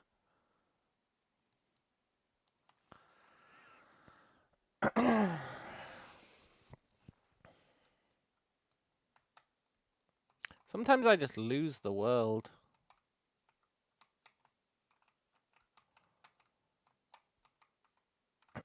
Cube, I think you're done. Cube, I think you're done. Now, how do we make this look dilapidated? There will be a way. Maybe it's... Oh, look at these FX. Ooh, an aiming HUD. HUD text 3.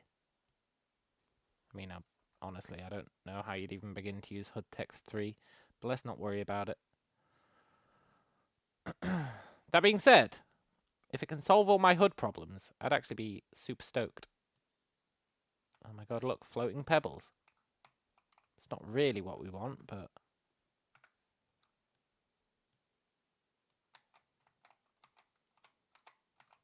Cool.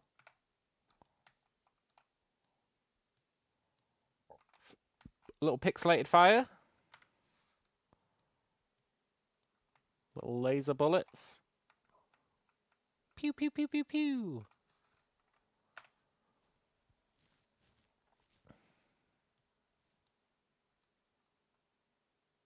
Cool.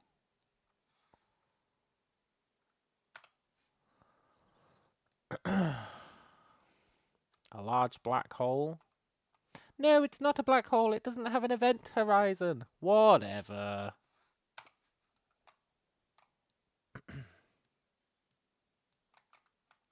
Some bubbles. Some space clouds.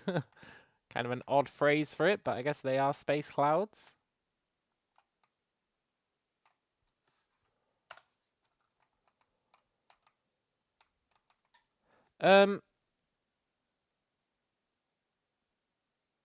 What FX does the forest come with? It comes with animations. What for? Butterflies and stuff. Oh, that's cool.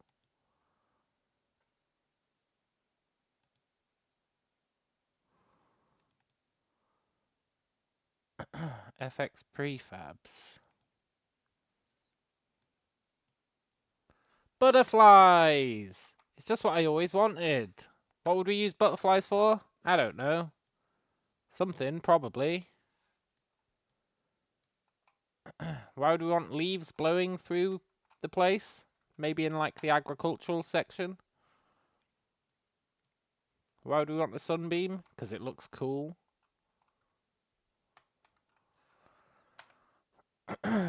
Nice. Oh my god, look, we've got the smallest house known to man.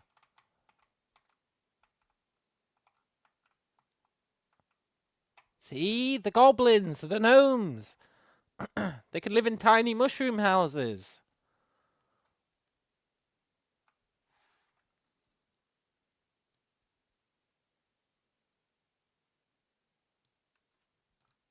Huh? And they're like the rats on the ship, and you've got to hunt them down and eat them for sustenance.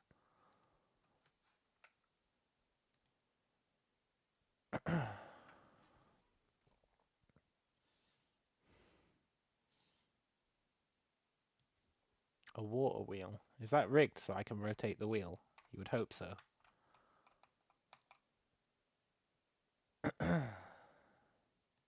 Yeah.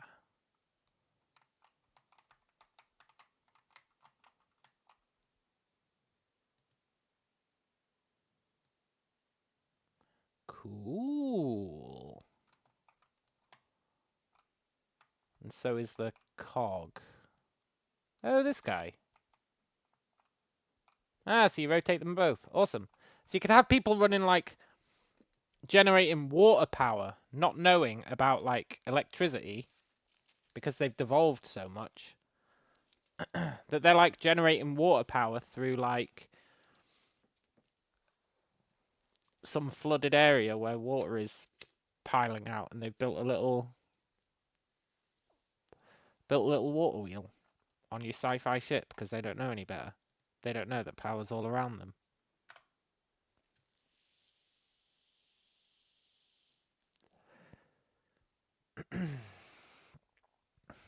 And then for some reason, there's a big fucking warp gate in the nature thing. Why? I don't know. For some reason in the nature pack, it's like, here, do you want a Stargate? Yeah, I guess so. Sure. Seems mildly out of place, but why not? It's not out of place for me. That Stargate looks cool. Yeah, it really does, doesn't it? I think we would use it. Maybe not as a Stargate. Or maybe as a Stargate. But you know how I wanted you to have to deliver the sleepers to people? If the sleepers fit on this ramp, which they totally will, either this is how they get delivered to you, a sleeper delivery system, shwing, it lights up, they come down the ramp, or you push them up the ramp and into it to deliver them. It'd probably be that it gets something delivered to you through it. So it'd be like maybe the sleepers. But I still don't know if we're making Sleeper Keeper. Perhaps both. Yeah, exactly. Perhaps both. I still don't know if we're making Sleeper Keeper. I just instinctively went towards the sci-fi. I will say it's kind of weird that that doesn't reach the floor.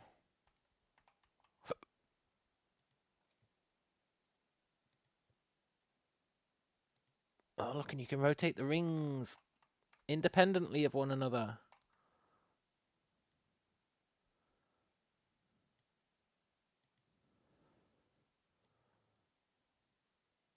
Cool.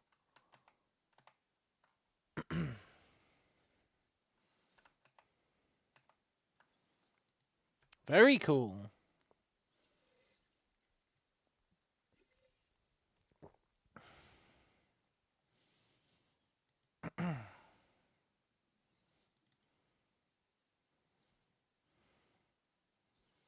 This is all terrain shit for, I guess, actually making some terrain. Terrain layer. I've never messed with no terrain layers. I'd have to learn how to do those.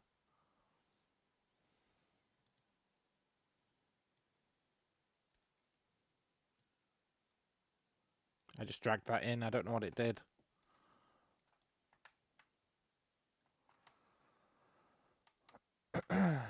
I guess it made a terrain understandable.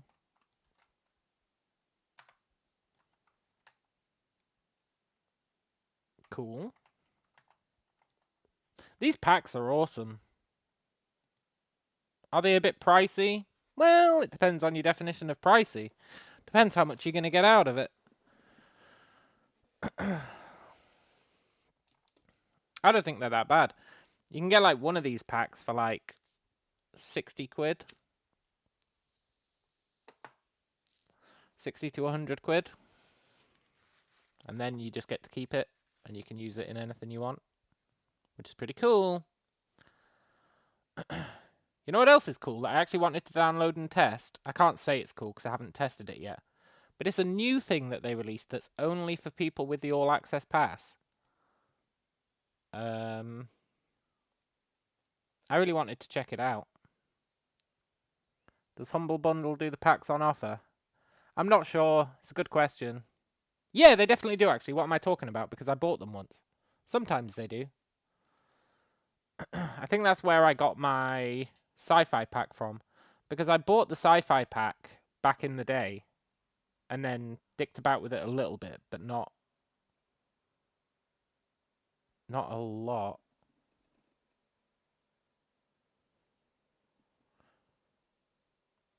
I feel like I just saw a ghost.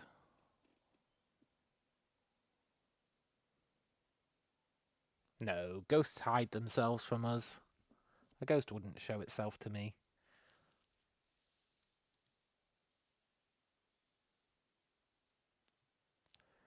I want to import this and see how this works.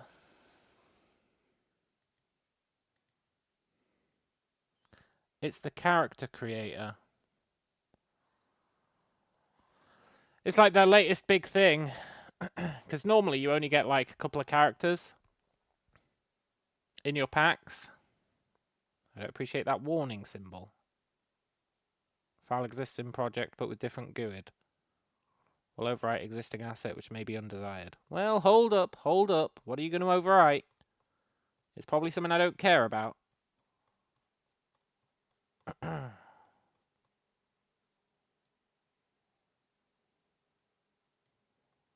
feel like you're not going to overwrite anything. Just import.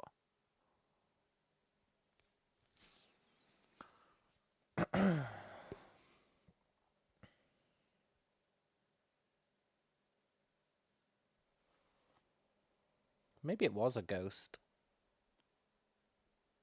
Do you reckon ghosts are afraid of owls? Probably. Yeah, probably.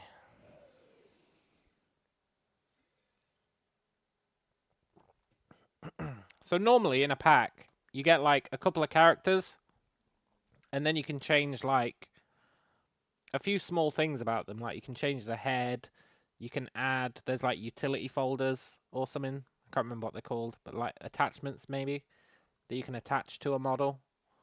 But you can't really do too much. It's like, here's your models, enjoy. But then they released this sidekick character creator, like, not long ago. Which I think lets you make much more custom characters. You would assume so, based on the name. So I just want to import it and see how it works. Be good for making NPCs or whatever. Or indeed, PCs.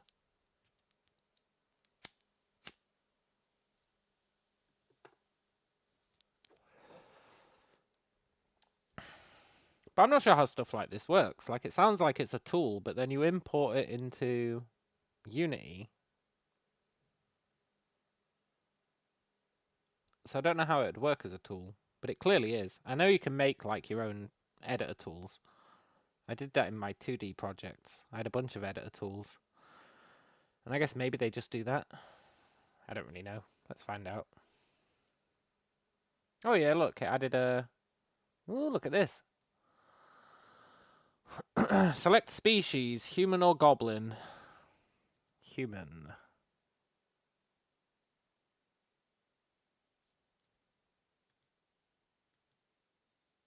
How do I see...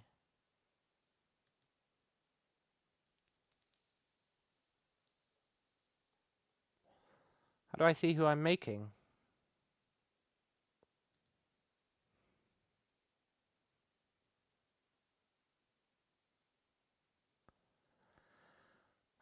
No, not Wingdings translation. I guess I could just make someone. Let's see, presets, randomize character. Has it put them in my scene?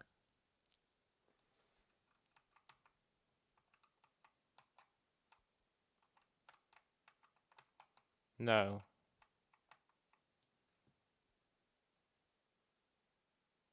Because it can't just be that you do that, right?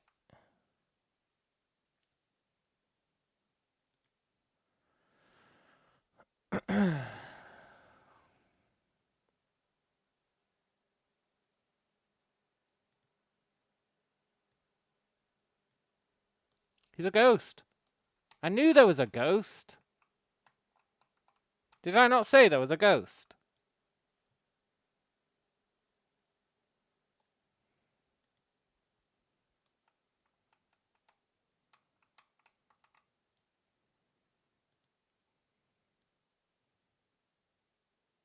This guy was the ghost all along.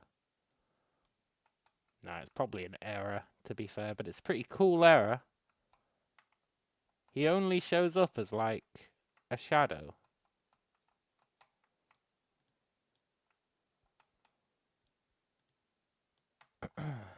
That is pretty rad. It's not really what I'm after. Why is he still here? Why are you still here, human custom? Okay, let's save our scene.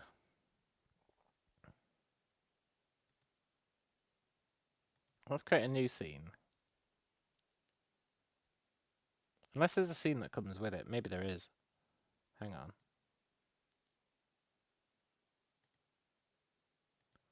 Maybe there's like a scene where you can... I don't really know.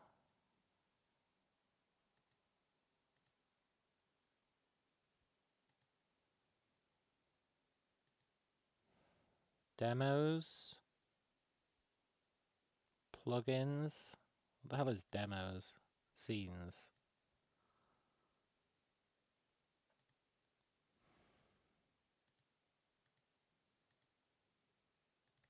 Okay, let's load it up, see what it is.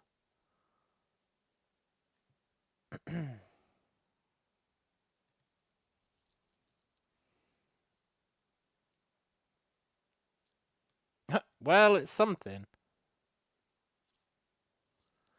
Reference script on this behavior, root is missing. No. To be fair, I did nuke a bunch of Synty scripts. Okay, let's go back to our scene.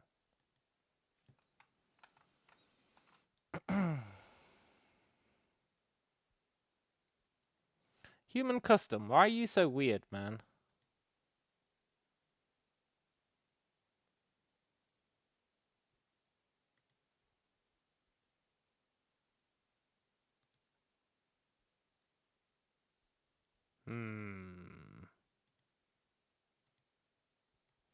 I guess it's possible that these shader errors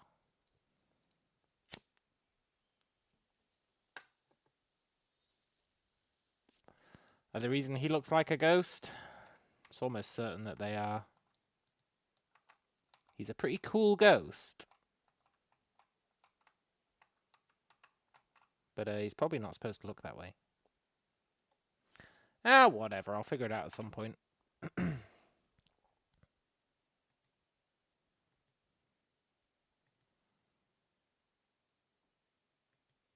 I need to stop pressing just random stuff. Right. Are we going to use this Stargate? Yes. Are we going to use it now? No.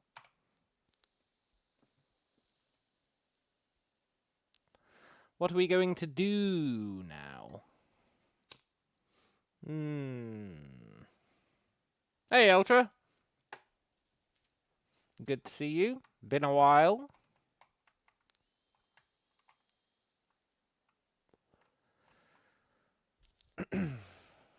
We could work on an environment.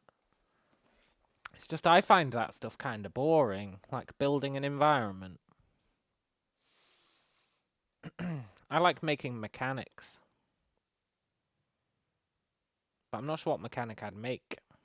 You have a habit of disappearing? Yeah, me too. I can relate.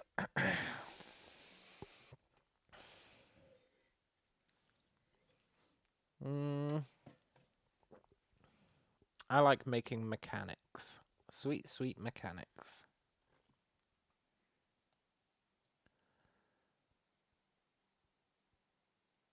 No. Go away, sidekick character creation.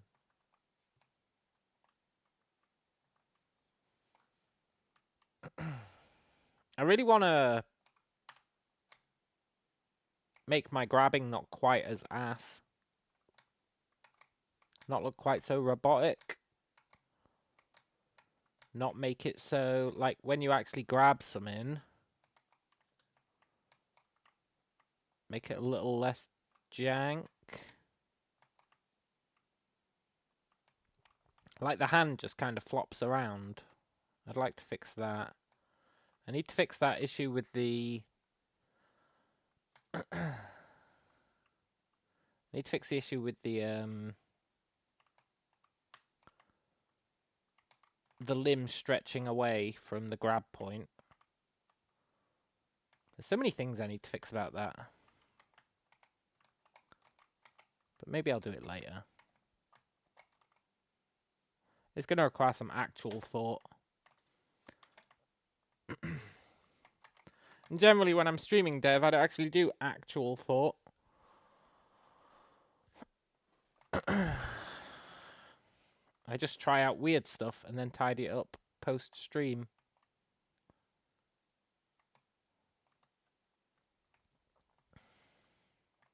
So what could we do? Mr. Tools suggested bringing weapons in. It's definitely something we could do. Do you know what we should do? We should add a door that opens when you go near it. That is doable. Shouldn't be too bad. It's functional. It's something we'll definitely need. Let's do a door that opens when we go near it.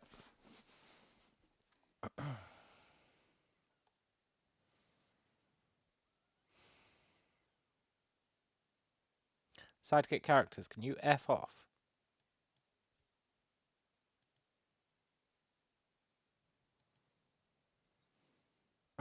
Some assets could not be deleted. Whatever. Yeah, so let's do a door.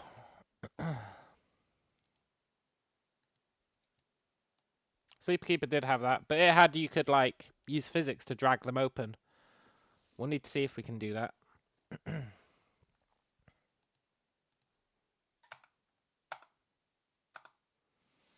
think I need to delete these post, or delete these once I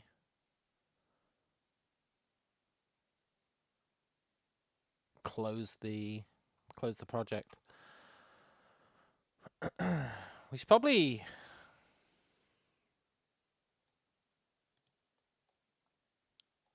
put all these in something that they're really spamming. Let's create a new game object called environment. And let's put all this crap in it because it's getting unwieldy.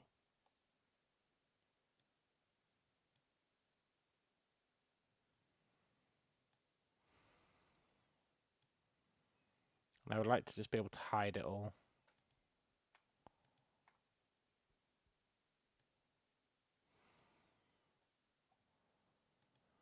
That's better.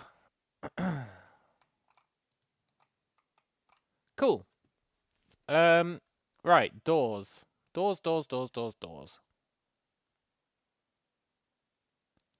So we had a few options for doors. weren't they in walls, which is a bit jank. We should probably move them out into doors at some point. You're a door. You're a door that starts partially open, which is a bit weird.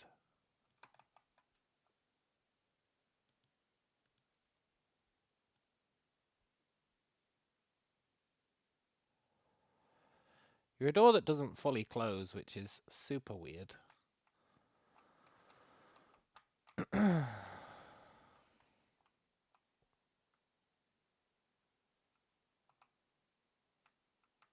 you supposed to be embedded in the ground?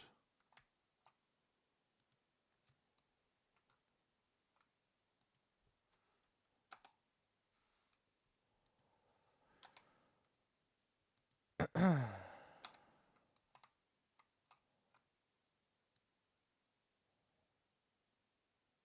guess maybe you are. But then, naive me would assume that you should be the same height as the walls. Because you kind of are the same height as the walls.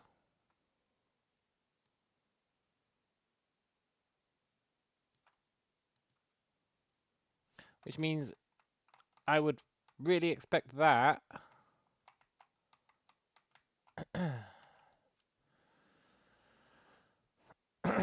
to be able to fully go down. Unless I really am missing a door frame. Maybe that's what the door frame is for. No, you don't seem right. Well.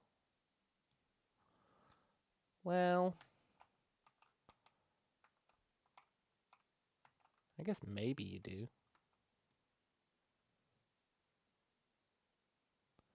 No, you really don't.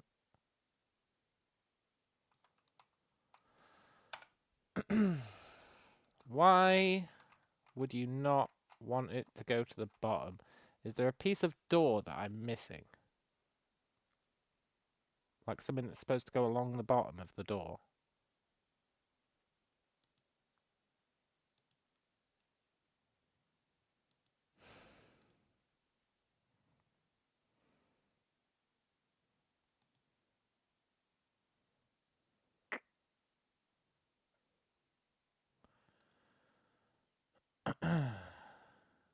No, it's just roofs.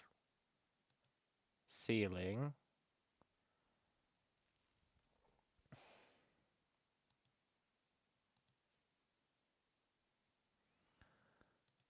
I don't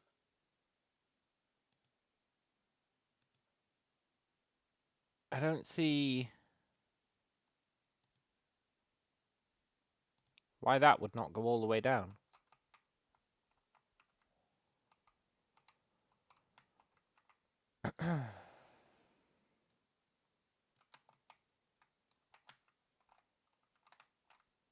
Seems like a weird design choice.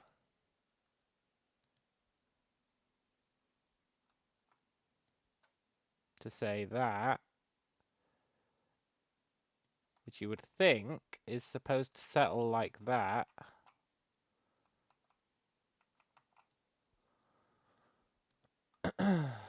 Has a gap at the top.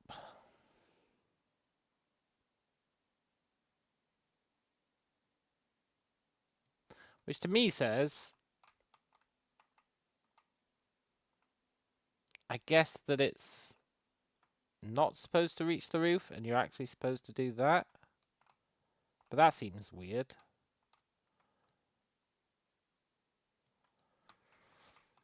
I mean, I guess you could just, increase the scale to like 1.1. Not of the whole thing, just of the door. I feel like you shouldn't have to, though.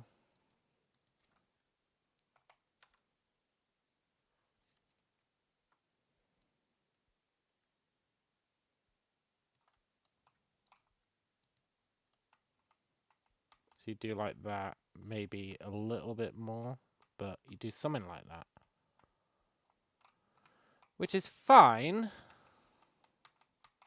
It's not like it makes it look any less like a door. But it is kind of weird.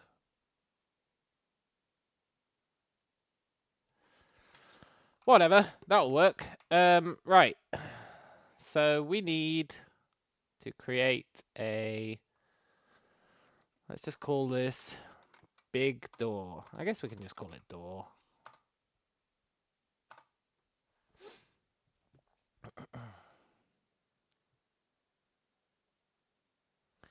And it will need...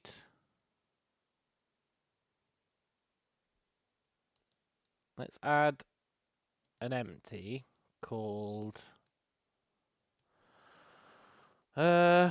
proximity trigger, which will have a box collider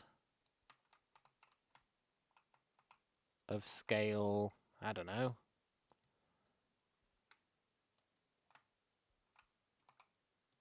5 by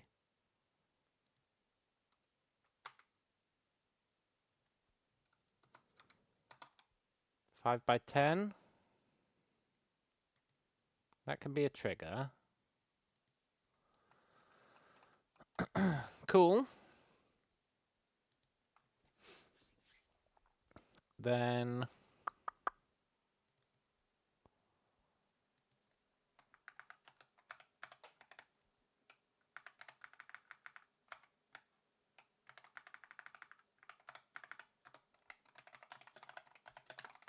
door state, open, closed, opening, closing. Back in familiar territory.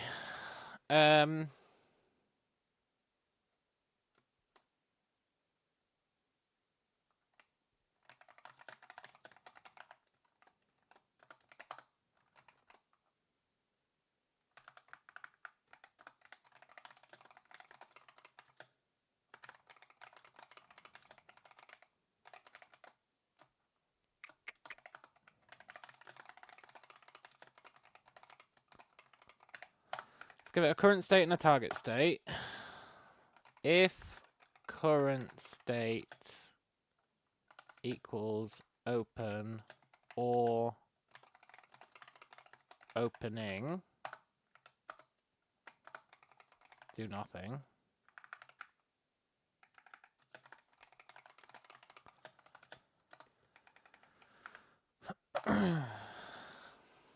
Else,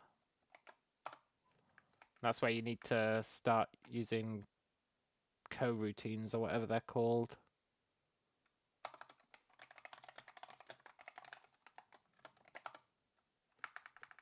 Same dealio.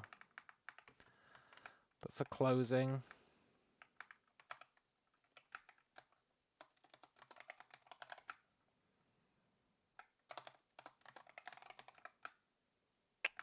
that's where you need the coroutine. So you'd have like you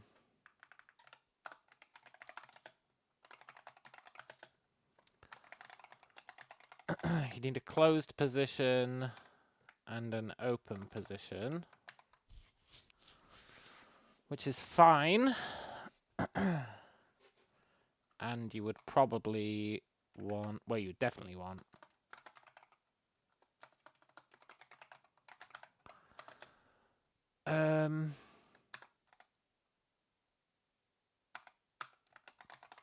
door position. Then we need to make a proximity trigger component as well.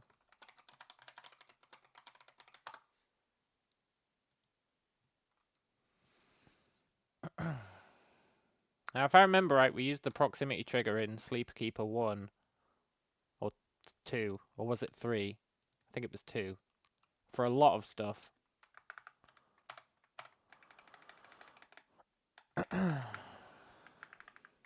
But this one,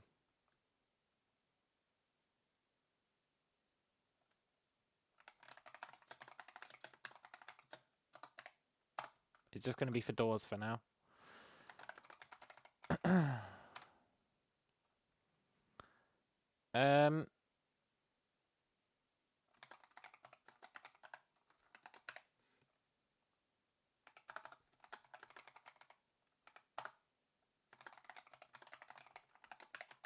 There we go. It's not foolproof, but it probably is. Probably is good enough. So then he needs access to the door. He needs access to a closed position, an open position, and the door. So the closed position is, if we duplicate the door,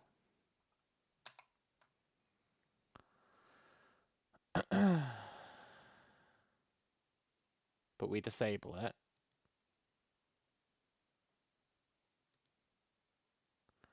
then you are the closed position for the door. Then if we do it again,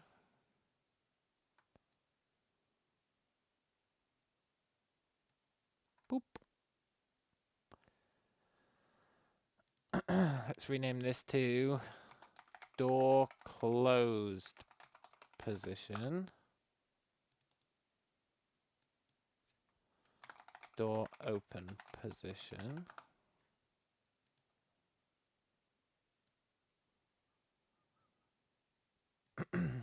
Right, now we have the two transforms that we need. The fact that they're disabled shouldn't matter, because we're just looking for their transforms. And then if we want to tweak them, we can just enable them and move them about again. Then, in here, this is where you need to do start coroutine. Is it start coroutine auto?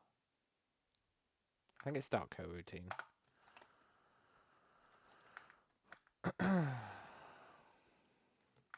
And it takes an enumerator. So you need...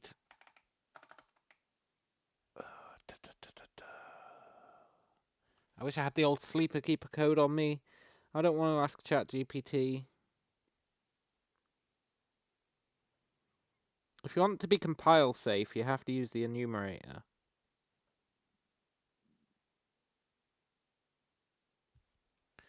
So what you do is...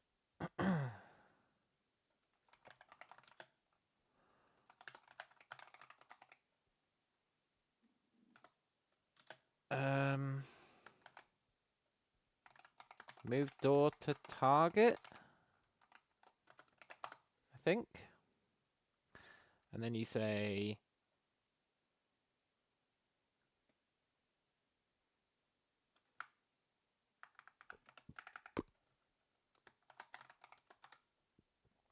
You do something like that.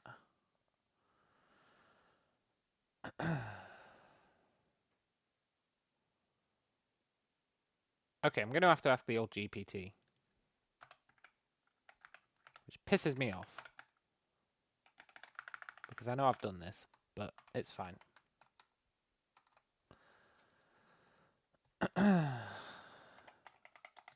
Hello, friend. I'm back. You don't use .tween. What's .tween? If it's a... What is it? I could be compelled to use it. But I'd need to know what it is.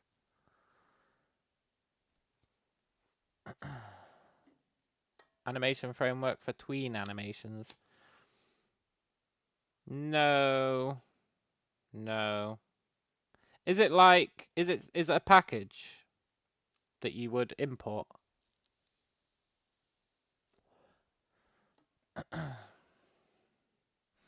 When it comes to that kind of stuff, if it is, yeah.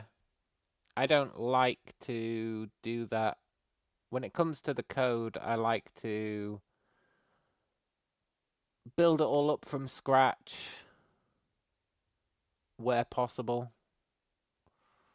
But coroutines are fine for it. Coroutines are pretty good for it, I think.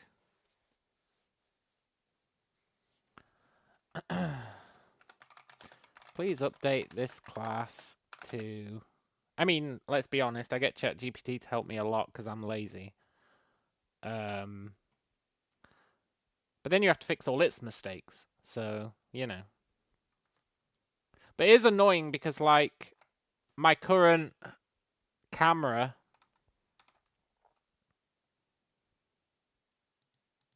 My current camera is kind of ass when you could just use, like, a normal camera. Like the usual kind.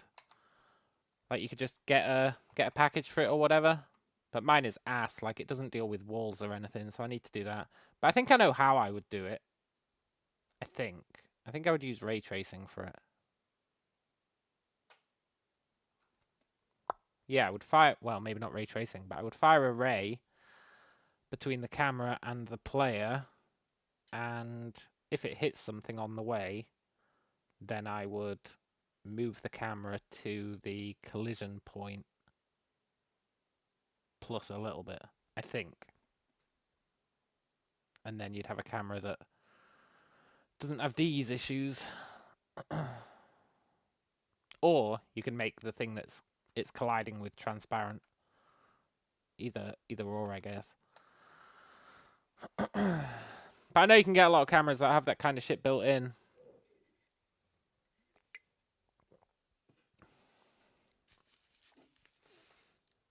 But then I'm always like, what if I want to extend it to do something new?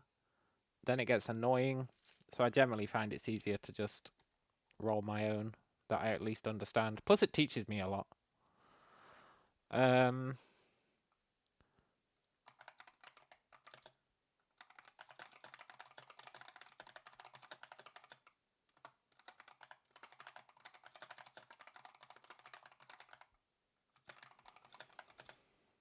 Let's see how ChatGPT does it. I would do it with coroutines.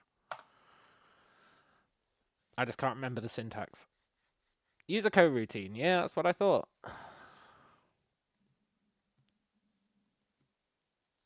Start move routine. Oh, that's our method. Okay. Yeah, start coroutine. And then it does have to be an I enumerator. I knew it. But then you have to yield return null. That's right.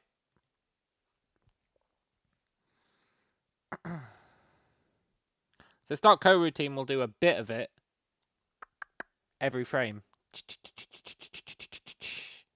until it reaches the end, which is pretty sick. I think it potentially, possibly, maybe is how you do multi-threading. I'm not entirely sure. But let's see if this works. Conceptually, it should now. We've got the triggers in place.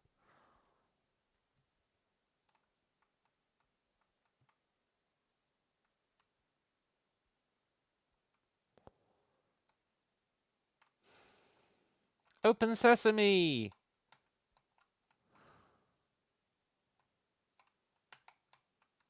Open goddamn sesame. Yeah, whatever. Let's debug it a bit.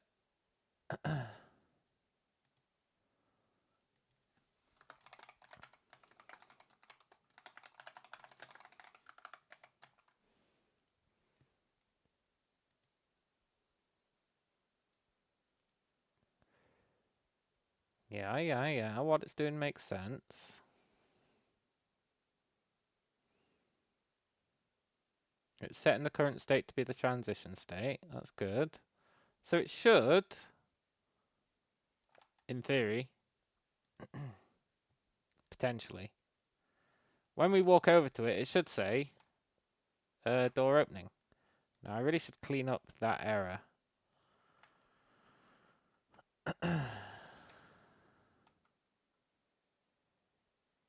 Opening door, opening door, opening door. And yet. And yet.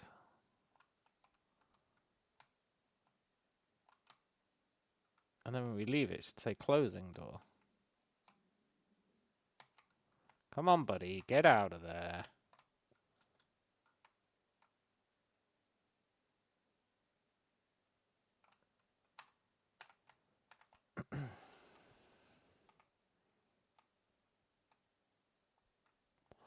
Oh, now it works. Was he fucking with it?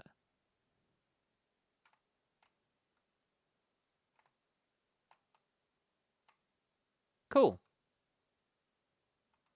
That wasn't too bad. Can't beat a proximity trigger. They're pretty sick. Now, sure, is it spamming open repeatedly? Yeah. But that's no big deal. Cool. And then we can reuse that on any door, as long as we set up the open and close positions. Pretty sick.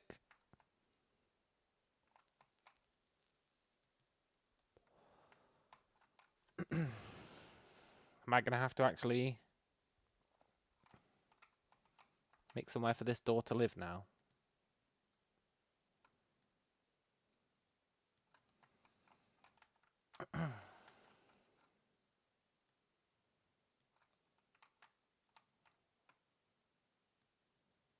Yeah, do you want to live there?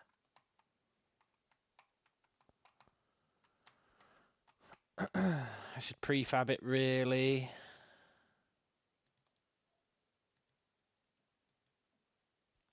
I should prefab a lot of this shit.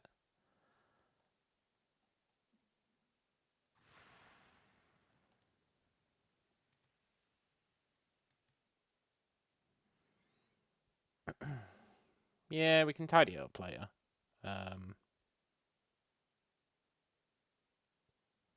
By we, I mean me, and by later, I mean off stream. I'll tidy up all this folder structure and stuff. I feel like you should be half and half.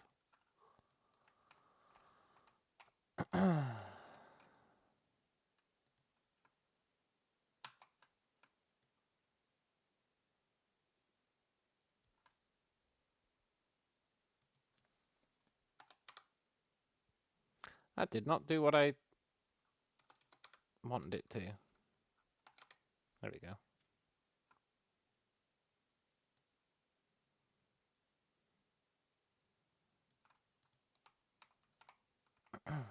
Cool.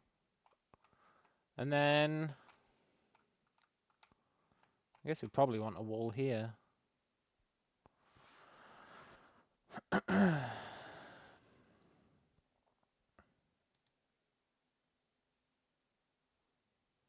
Which is fine. We'll mix it up a bit with the wall. I hate this crap. I need to come up with a better way of setting up these walls.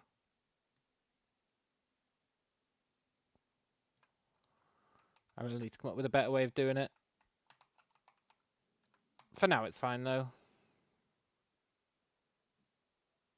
I hate setting up this 3D world, which is annoying, because it's probably, like, ostensibly supposed to be the most fun part. It's going to be kind of awkward that they don't connect.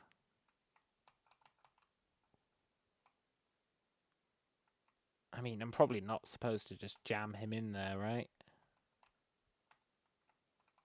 Whatever. You're not the boss of me. It'll do for now.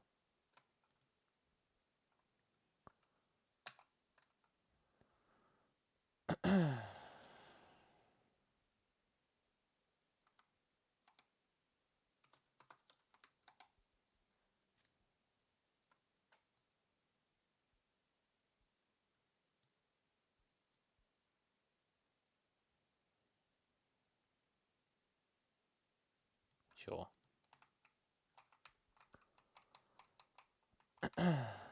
That'll do. Cool. So now we're in a little corridor with our little tree and our guy. Please open. You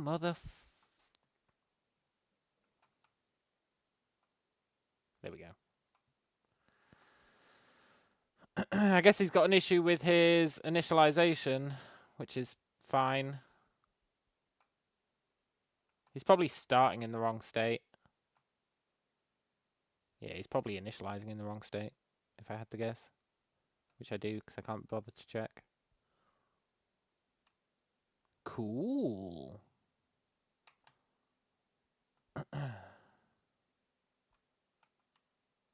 So then, can we... Probably not. This will probably glitch it the fuck out. Well, actually, no. We'll just keep it open when this guy's in there, right? Maybe? Let's find out. What if we put him there?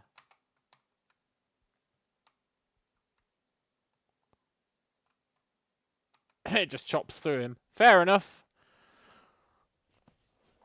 Can't really complain about that.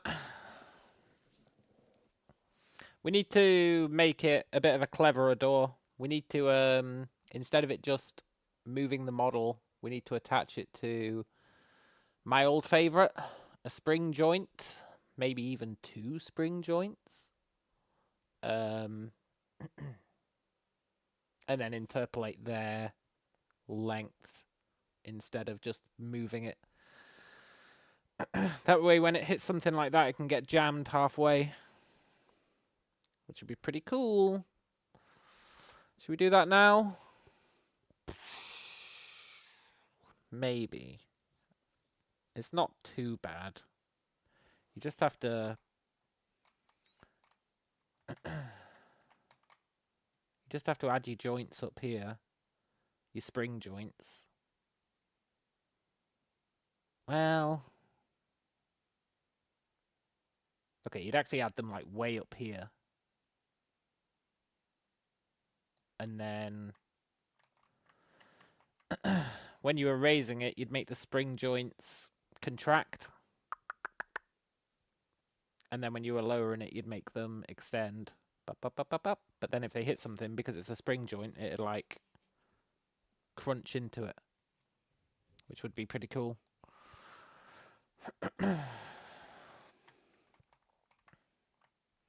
But can I be asked to do it now? No. I'm happy with the most basic of all doors for now. So that's cool. That's one thing off the list. Oh, I prefabbed you. Yeah. That's cool. These guys should go inside environment. Well, actually, I've got 2 environments now. Ugh.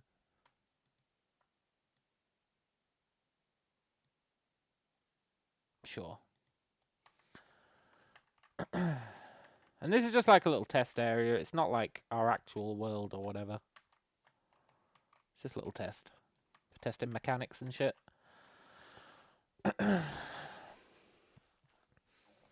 So, the eternal question of what would we add next? There's a lot of polish I'd like to do, mainly on the dragging side. I'd really like to polish the dragging side.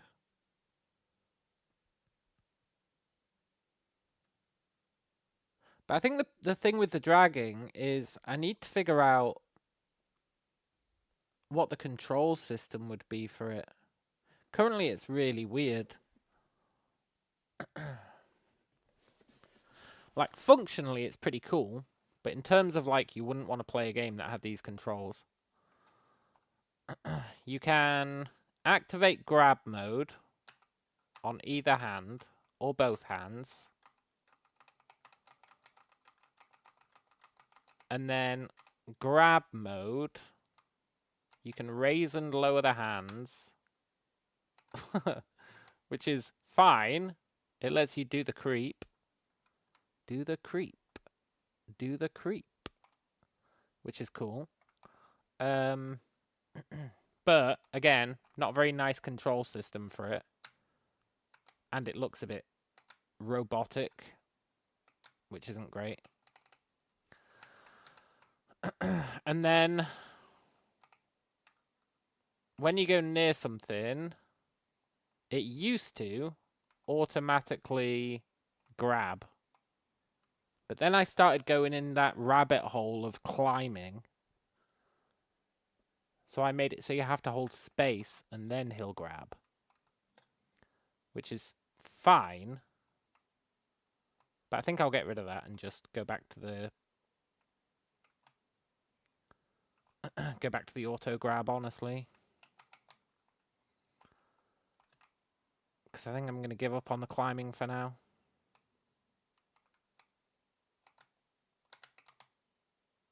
Oh, and then if you press shift, he will pull himself towards whatever the object is.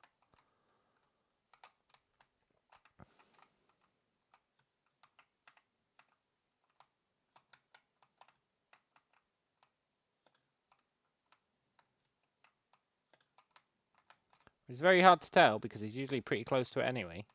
But that's fine. I think I'll get rid of that as well. Temporarily. I think it will be useful, but I need to at least change its hotkey because its current hotkey is my run hotkey, which is not ideal. Also, my animation blending for walking is not working 100%. For running, it seems to be mostly fine. But for walking, he kind of walks like a zombie. He kind of drags his right foot, I think. It's very hard to tell.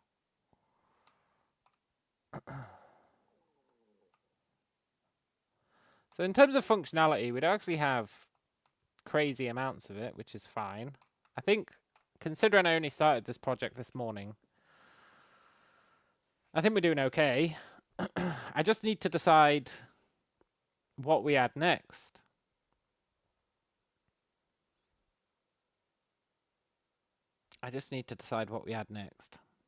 We've got doors. What other basic functionality is there that we'd want?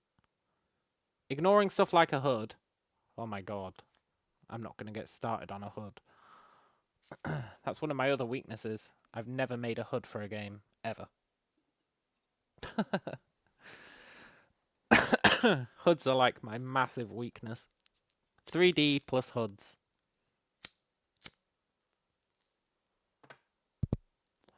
And like dialogue boxes, but I guess I consider those to be hoods as well. They're basically the same thing. What is a dialogue if not a hood showing you what's being said?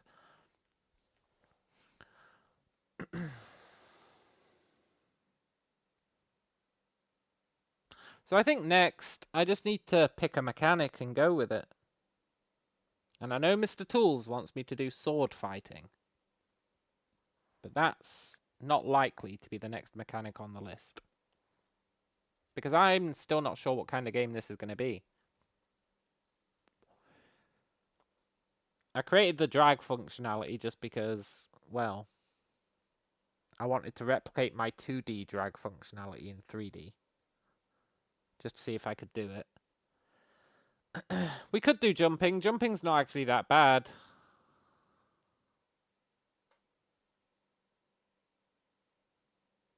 As in, we could probably do it right now in a few seconds.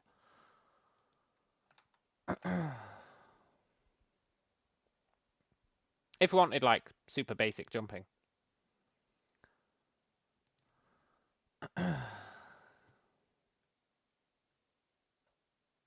Poop vacuuming. Now that's where it gets complicated. The poop vacuuming is where it gets complicated.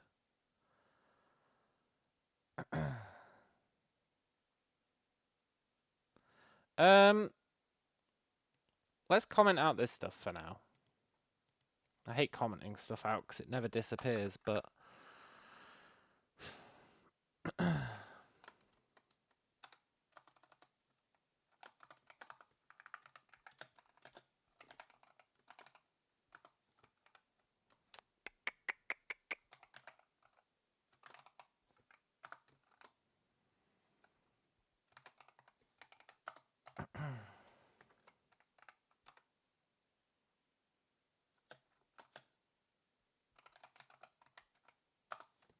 I actually used to have jumping in place.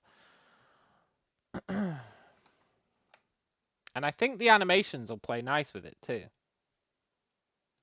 Now, not fully. We'd need to actually use jump animations. Currently, we're just using our falling one.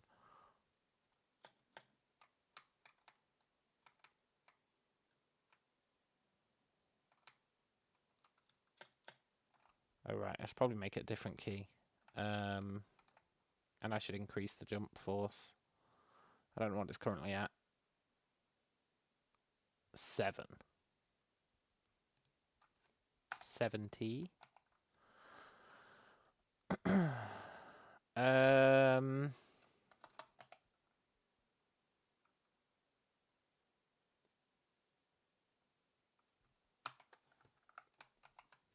G.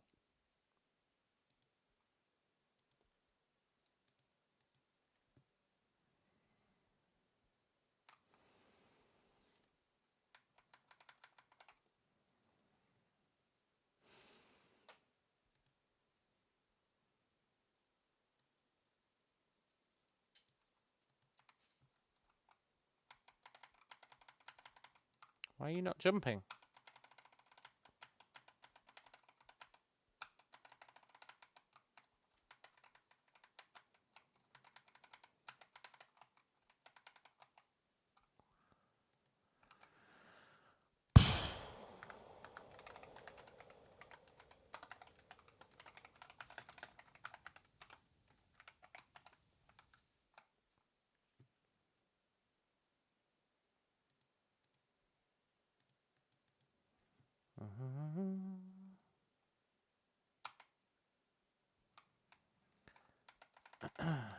Is add force just not? Maybe it's no, that should be it.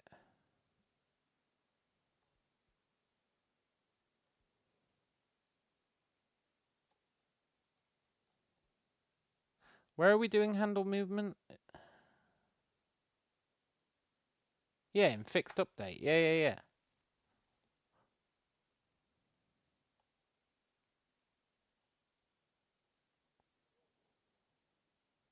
I really feel like that should be applying an upwards force to him.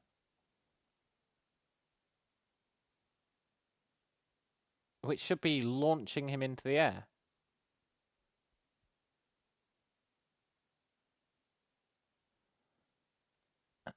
Like it really should be launching him into the air.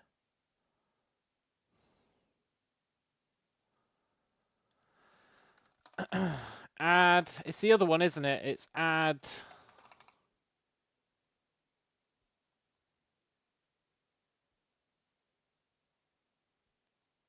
It's impulse. Is it not like add impulse force?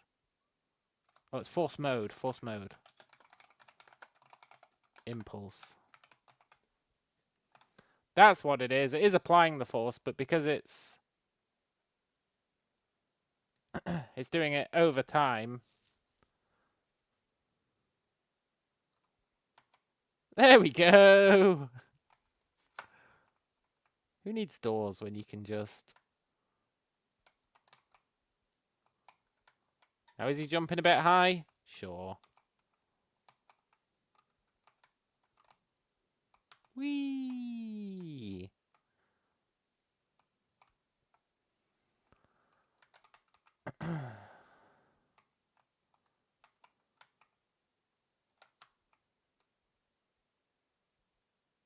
Now, you'd probably want different animations to play for going up to coming down. But that's okay.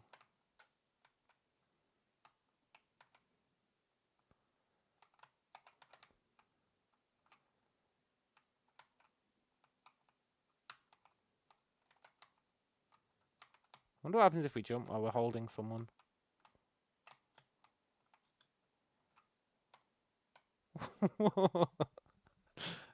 Well, that answers that one.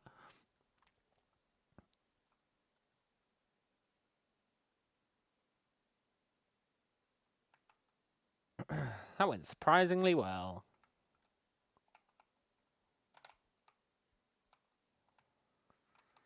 I do think these should be heavier.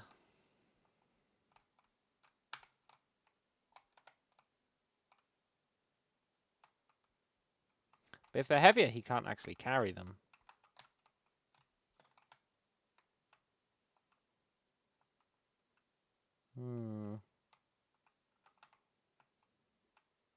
I really want to fix that issue. That issue pisses me off.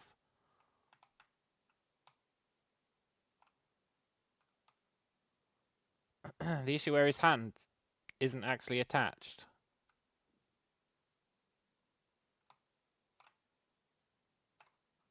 It's annoying. It's super annoying. And yes, we're back in a scenario where he's dangling off the edge of a cliff. That's just how life goes.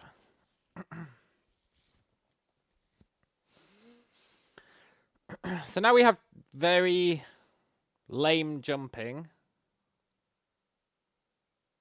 But that's okay. We can fix that.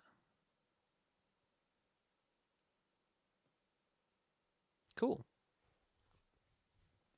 Might want to lower the jump force a bit. It's a bit excessive at the moment.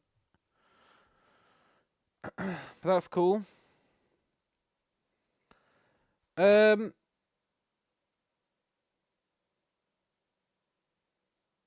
super hungry. I think we're going to call it a day. I'd like to say we've made good progress, but what have we actually done? We made a door. I guess we tidied up a bunch of the environmental stuff. We pondered a lot. Considering we don't know what we're making, I think we've done alright. I think we've done alright considering we don't actually know what we're trying to make. But I am, like, starving.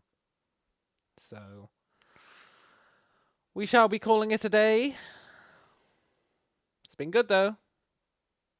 I do love a good dev stream. I think tomorrow I would like to have some objectives, though. You know? Something that I want us to do. Remember when I went massively overboard in Sleeper Keeper 2 with the oxygen escaping from the ship? That was kind of cool. Maybe we could go massively overboard, but we're not going to do that tomorrow. Trust me, we're not going to do that tomorrow. But one of the big problems I had with that was that it was in 2D, so it was very hard to visually represent. Whereas, I think, in the old 3D world, maybe we could do some cool stuff like that. Maybe. Could be pretty cool. But let's not worry about that yet. But yeah, tomorrow I want to have an actual objective for the stream. Today was like, I'm getting back into doing some game dev. Let's just do a stream. See where it takes us. I think tomorrow I want to have some goals. Pizza time. Yeah, well, no, probably not pizza. Something time, that's for sure. Something time. I'm not sure what. Probably not pizza. I'm going to let this guy fall to his death. I feel bad for him. No! Now I feel worse for him. The camera can't keep up with him. Oh well. You get what you deserve. You get what you pay for.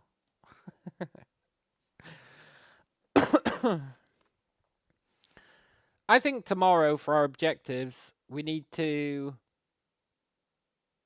As much as I said I'm not making Sleeper Keeper 3, there's no denying that we have the grab mechanic. We have a sleeper. It is kind of looking like we're making Sleeper Keeper 3. So, maybe tomorrow we try and import a bunch of the mechanics from Sleeper Keeper. And yes, I know in Sleeper Keeper 2, you could murder rats with an iron bar. Which means maybe we will have to figure out picking up tools and using them. Which is actually probably something we should do. Like picking up tools and using them. I don't think there's going to be a vacuum cleaner, which would be unfortunate. That was one of the cool mechanics. But we'll see. We are going to be limited by what models we have available, though. But anyway, that's for tomorrow. Hope you guys have enjoyed it. I know it's not gaming, but it is kind of, in a way, if you think about it. Plus, everyone loves a dev stream every so often. So anyway, hope you enjoy the rest of your nights. Good to see you, Slime. Didn't realize you were here, man. Hope you enjoy the rest of your nights. And I am going to go and get some non-pizza. We just need poop and a vacuum and a rat. Yeah, but I don't think we can get the vacuum. I don't think we can get the vacuum, man. The rats we're going to replace with gnomes. But I don't know if we can get a vacuum. We'll have to think about it. But if tomorrow we can get gnomes spawning and then beating them up with, like... I don't know if I want to use a laser sword. Beating them up with something. That'd be pretty cool. And maybe we can turn one of the guns into a vacuum. Anyway, I'm hungry. So I will catch you guys later. Adios.